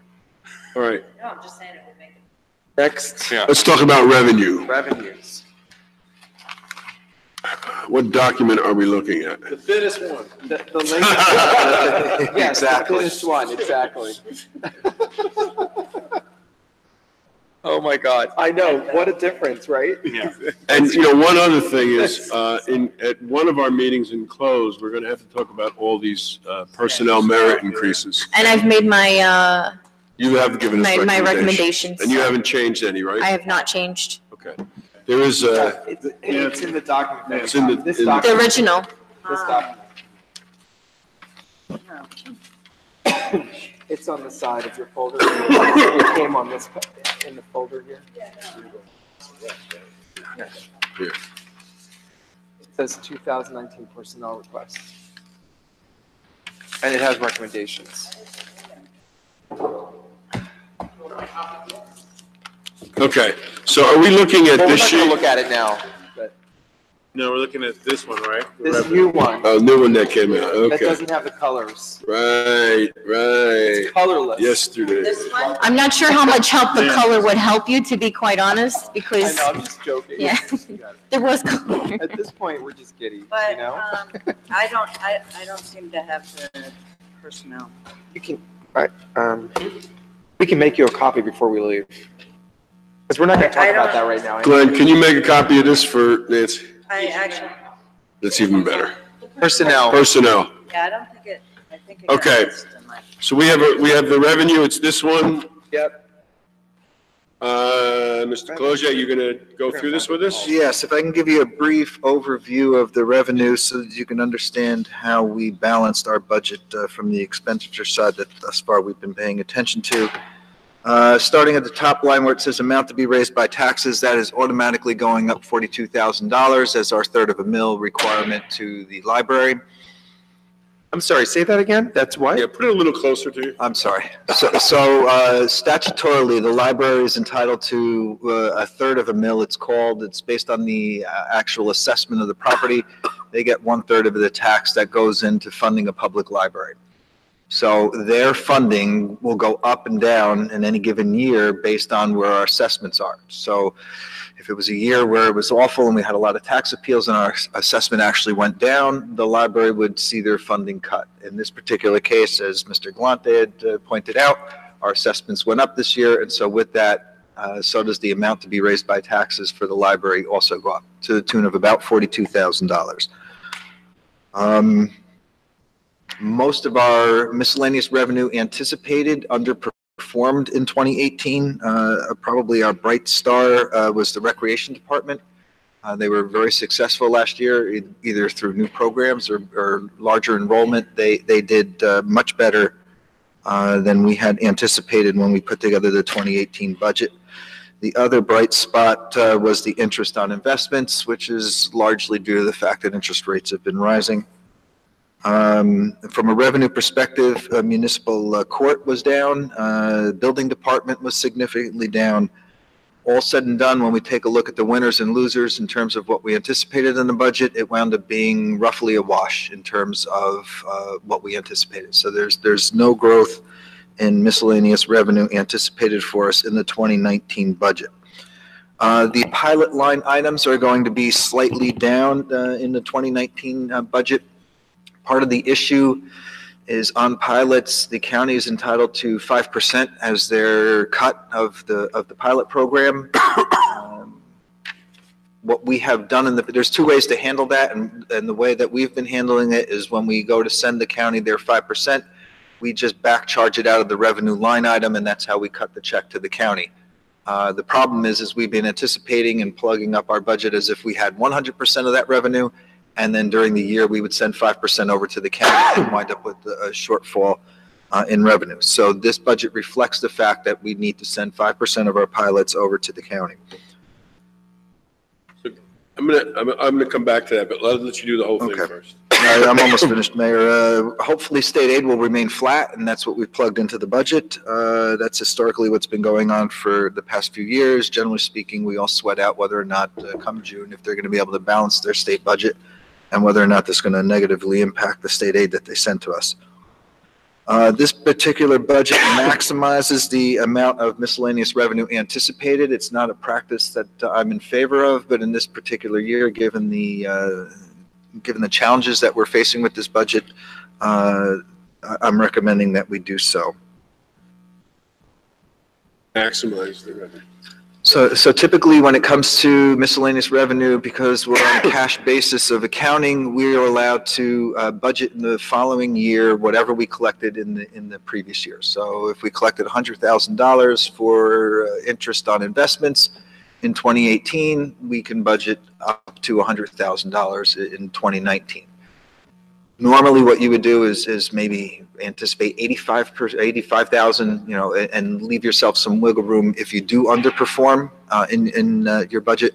But in this case, in most of these line items, we have gone to pretty much essentially just rounding down to keep us at hold numbers.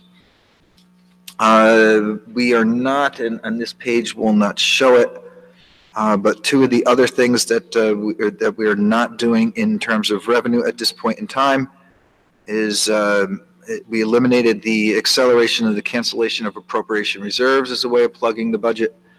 And we're also, as I mentioned earlier, treating grants as they come in as opposed to anticipating them in this particular budget. So that's the general overview of where we're at in terms of the revenue side of this. The other two noteworthy things would be if we go to the second line on the first page, which is surplus anticipated, which is fund balance anticipated. We'll be correcting that in the budget line item wise. You can see if we go all the way to the right side of the page, we were at $1.8 million in 2014. We went back down to 800. We jumped back up to 2 million. We went down to 1.9. We jumped up to 3.3. This particular budget in 2019 is taking that slight dip down. Our essential problem to that is we're not replenishing fund balance in the way that we had anticipated, and we're slowly eroding our ability to maintain a healthy fund balance as bond rating agencies prefer to see. So that's pretty much the nuts and bolts of it. We backed into the... I'd like to go back to that if you don't mind. Sure. So why is that, you think? It's a combination of several factors. The way fund balance essentially gets regenerated is typically what a town will do is now that we've closed out our year and we're started 2019, we have a line item in our budget called appropriation reserves. It's all the money that was not spent in 2018. It sits on the books in order to pick up bills that we may get in January or February from the year before, or even in June if Mr. Kittner's finishing a project that it's finally finished and we could charge on to 18. And at the end of the fiscal year, whatever's left over in that balance gets canceled out and dropped into fund balance. What we've been doing here as a past practice is canceling those appropriation reserves way before the year starts. So that acceleration removes the ability to have a pile of money that would then drop into the fund balance at the end of the year. So that's one of the things that's hurting us. One of the other things that has been hurting us is the fact that miscellaneous revenues were down this year for the most part. If it wasn't for the fact that the Recreation Department really performed well, we probably would not have been able to cover the loss of revenue from the municipal court or from the building department. So that's another reason why we didn't replenish. The other problem that we've been running into, and the last piece of that puzzle, is the actual expenditure side of it. And because of some of the past practices that we've done, like relying on grant money in order to minimize the amount that we're putting up for a bond ordinance, in order to reduce the amount of money we need to borrow for the 5% or put for the 5% down, all of those things cumulatively start being, pebbles in a glass, to the point where the glass ultimately winds up sinking. And so we have not been keeping up with where we want to be in terms of replenishing fund balance. And if we continue that practice, at some point, we will dip below what most rating agencies prefer to see in terms of fund balance. We are not there. No, we are not. We are not there yet, but we are certainly, the plane's on the runway, sir. So, I just want to get a sense of where our rating is now. We're finishing up the last of our bank reconciliations so that we can tie it out off of our trust funds. And once we do that, we'll be able to come up with a definitive number that says, here's what we replenished into fund balance. And we'll do our journal entries in order to move that money over into fund balance. But I would say that we were probably $150,000 off of where we would like to be. So if I was making the recommendation of let's make sure we put back the fund balance, the $3.3 million anticipated would have dropped down to $3.15 million. We're not at the point where we need to panic, but we're also at the point where we need to be cognizant of the fact that we are on a slippery slope, and if we're not careful, we can head in a direction that could affect our financial health. Recreation, is there a reason we're budgeting for so much less in recreation income, or am I reading it wrong? Than we took in, because we're just keep increasing programs and fees. Let me find the page for recreation. My I think I'm on the front page. You guys have the nice. What's your number here on the left? Sorry. All the way to the left. 105,667. 667. Yeah, so it'd be 105. We've got recreation that starts at 660 and runs down through roughly 667. Right, so it's 660. So if we take a look at the actuals that we brought in, the first line item brought in $37,424, and we're anticipating $37,000 this year in terms of revenue. The first column you're looking at, I'm sorry, committee woman, the first column you're looking at was just basically what would be a perfect world, what we would be anticipating, so that we wouldn't be up under against type. it. But the second line item or the second column is actually what we're using for the budget. Wait, right? But the admin recommended is the first column, right? And the second column is the anticipated column, right? So the anticipated column is the one that we're using in order to balance the budget. So the question is, why not 397? Yeah, what is the 397? Is that what we brought in? Under type. Oh, no, I'm sorry.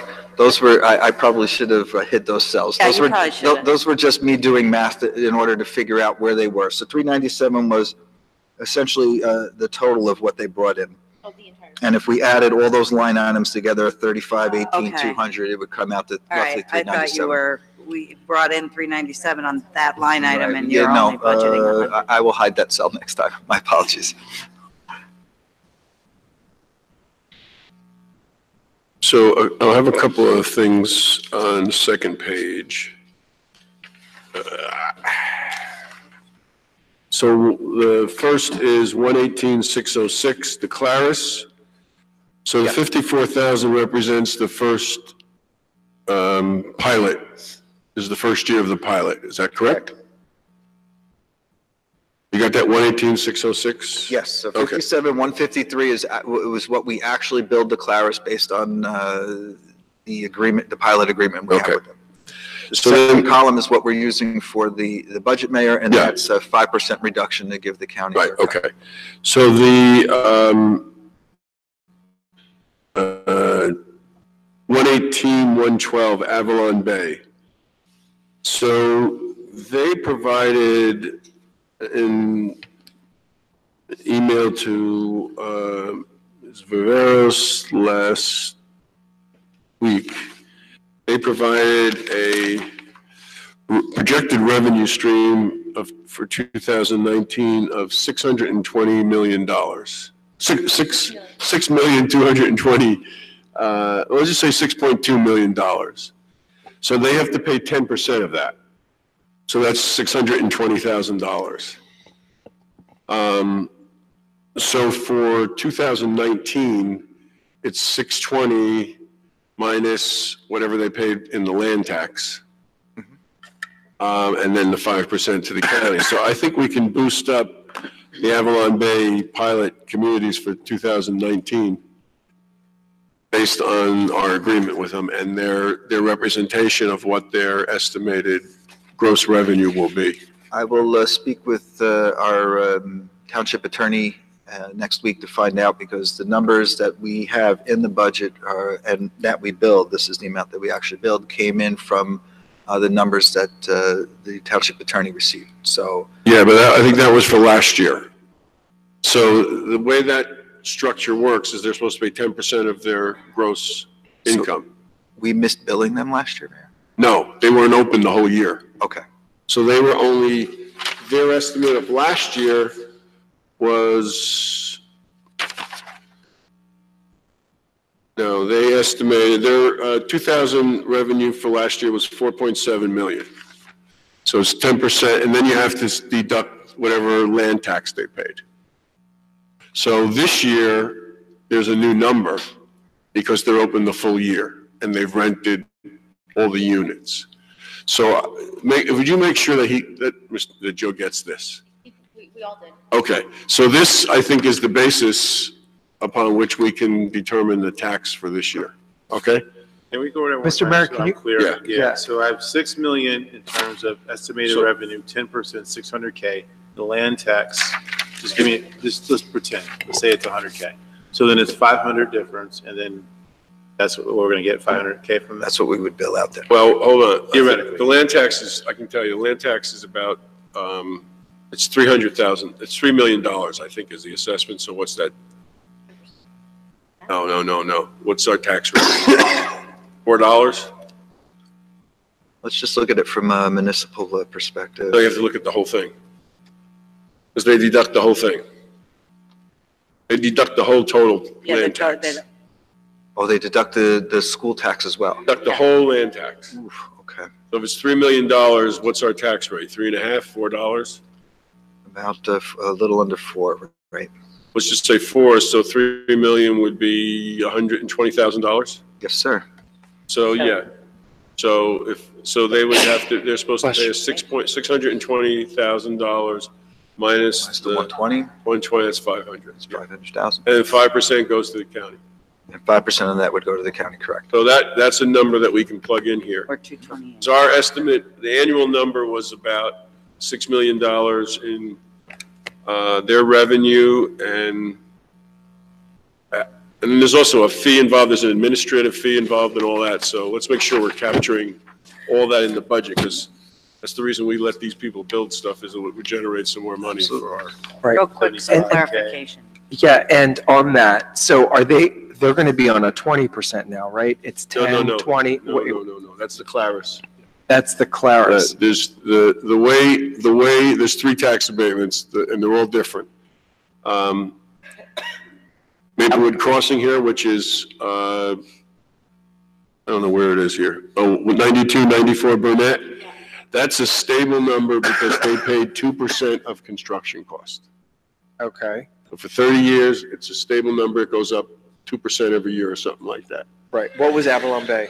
Avalon Bay is 30 years, and it's 10% of gross revenue. For 30 years. Yes. Wow. So as their revenue goes up, Right. our income goes up. And then the Claris is 5 years, 0 the first year, 20% the second year. That's what I remember.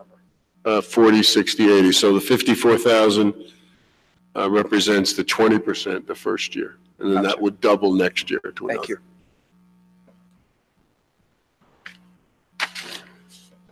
And then the other thing is we did increase the the fee for parking and for jitneys.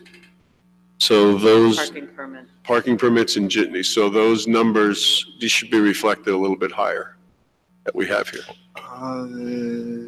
Going back to the practice of not anticipating 100% of revenue you collected from the year prior, which is what we did on all these line items, it would be my personal conservative financial perspective to say we're not going to count that so that we know that we're producing more money at the end of 2019. But if the governing body wants to add that in, we can certainly defend it. I think we should at least add a percentage of it. Yeah, we should. Yeah, we should.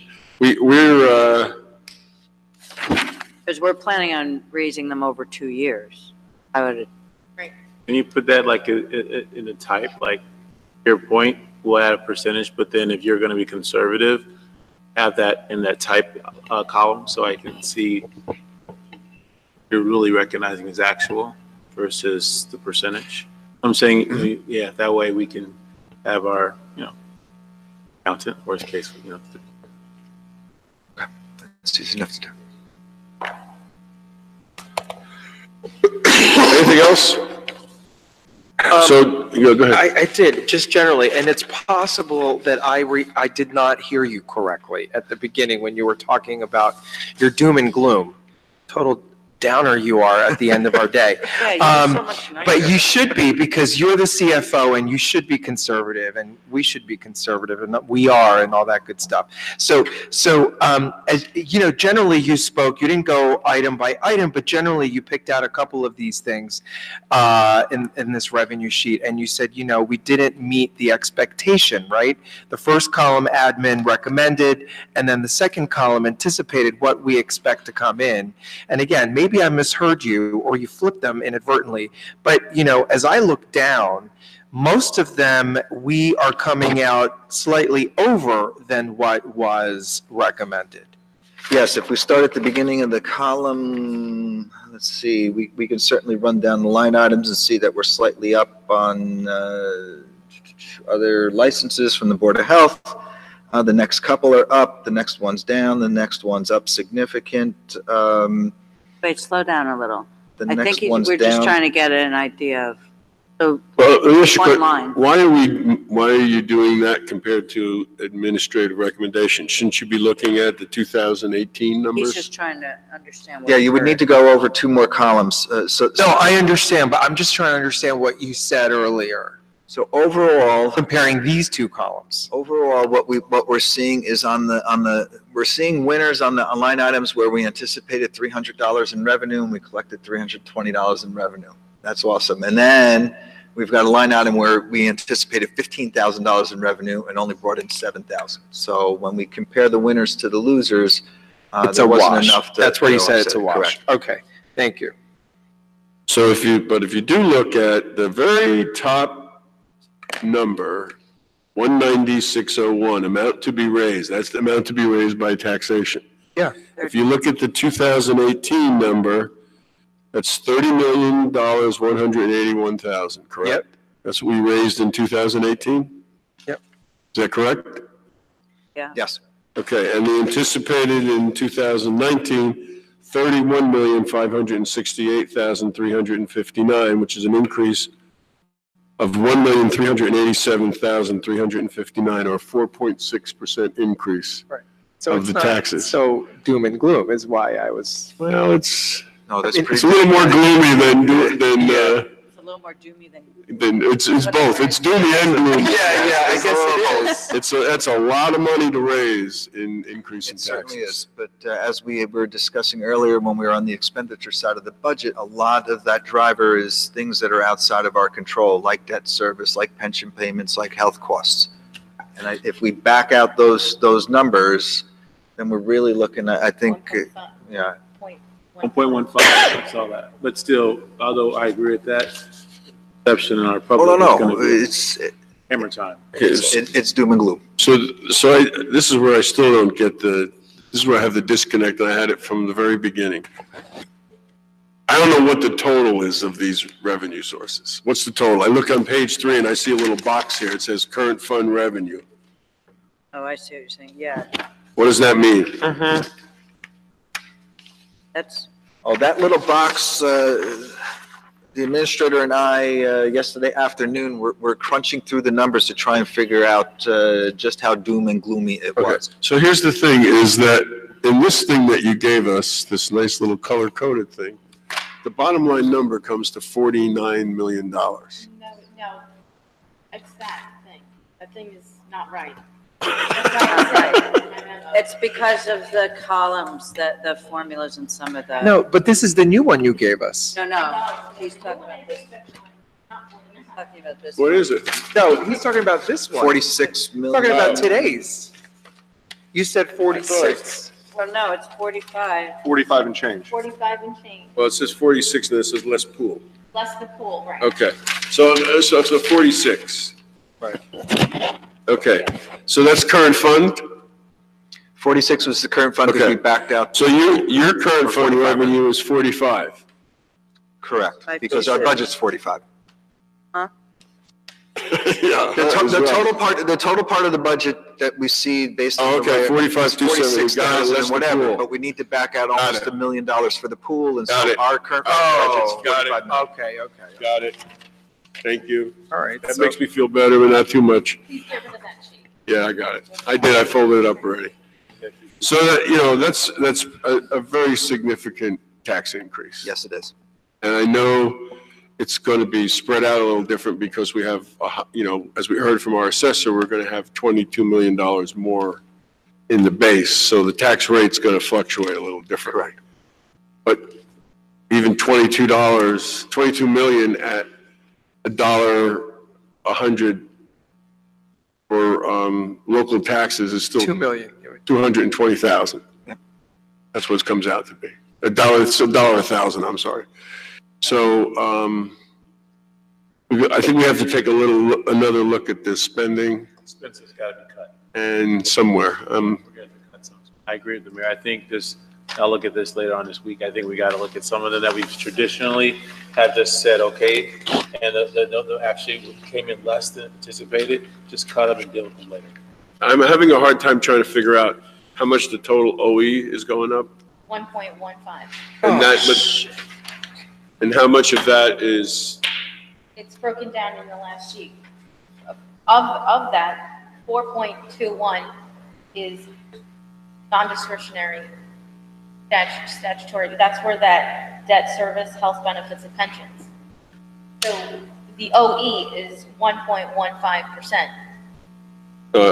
I know, but we're spending more on OE this year than we are last year, right? I don't think so. No, I think we're actually spending more on the salary and wage side of it. The OE side of it is slightly down to offset some of the S&W. But, okay. So salary. So of that 1.15%, the bulk of that is predominantly salary and wages, and a portion of that is probably pulling down what might have been 1.25% if it was just on salary and wages. Because the OE, our administrator went through, and I think every department wound up getting cut. You've already I cut. done the exercise. So it's a blended rate, basically, between Cut. SW and OE. Yes. It's a blended. Maybe you should show us what you, Hear what you're really what saying. you cut. I know what you cut. It's there. It's all in there. Yeah, I know. There's notes in there. It's totally, but I understand. So you're looking at S&W is really the driver of that, for that increase. For the most part, yes, and that's all contractual. Yep. Not all of it, but most of it is contractual. Actual, okay. Got you. Well, I think we've got to look at something. Not sure I don't know. whether you're looking at, some other way to cushion some of this debt service. No. I know you don't want to cancel. No. And look, I completely agree with you, man. And I think that what we'll do is we'll put together options for you for our February 23rd meeting for the Township Committee to look at. Because there are some drastic changes to this budget that have essentially mimic best practices in most other towns. So, the fact that we're adjusting the salary and wage reimbursement for the engineering department, we can show what would happen if we kept that practice in place. We can show what would happen if we didn't completely eliminate the accelerated cancellation of appropriation reserves, and at least took a portion of that to help offset this. We can also look at this budget reflects fully funding, the operating budget, fully funding everything that we needed to do in terms of salt and storm overtime, and et cetera, because we've depleted all of our accounts, and we may be too aggressive in trying to put money back into those accounts. So that may be another area that we can certainly look at. At this point in time, this budget is also not reflecting, or the amount to be raised by taxes is not reflecting the number that we'll get based on what Mr. Galante explained to us earlier today as well. So that's going to help offset some of this as well. And we can certainly look at putting grants back into the budget as anticipated numbers, even though we know that it's been getting us in trouble in years past.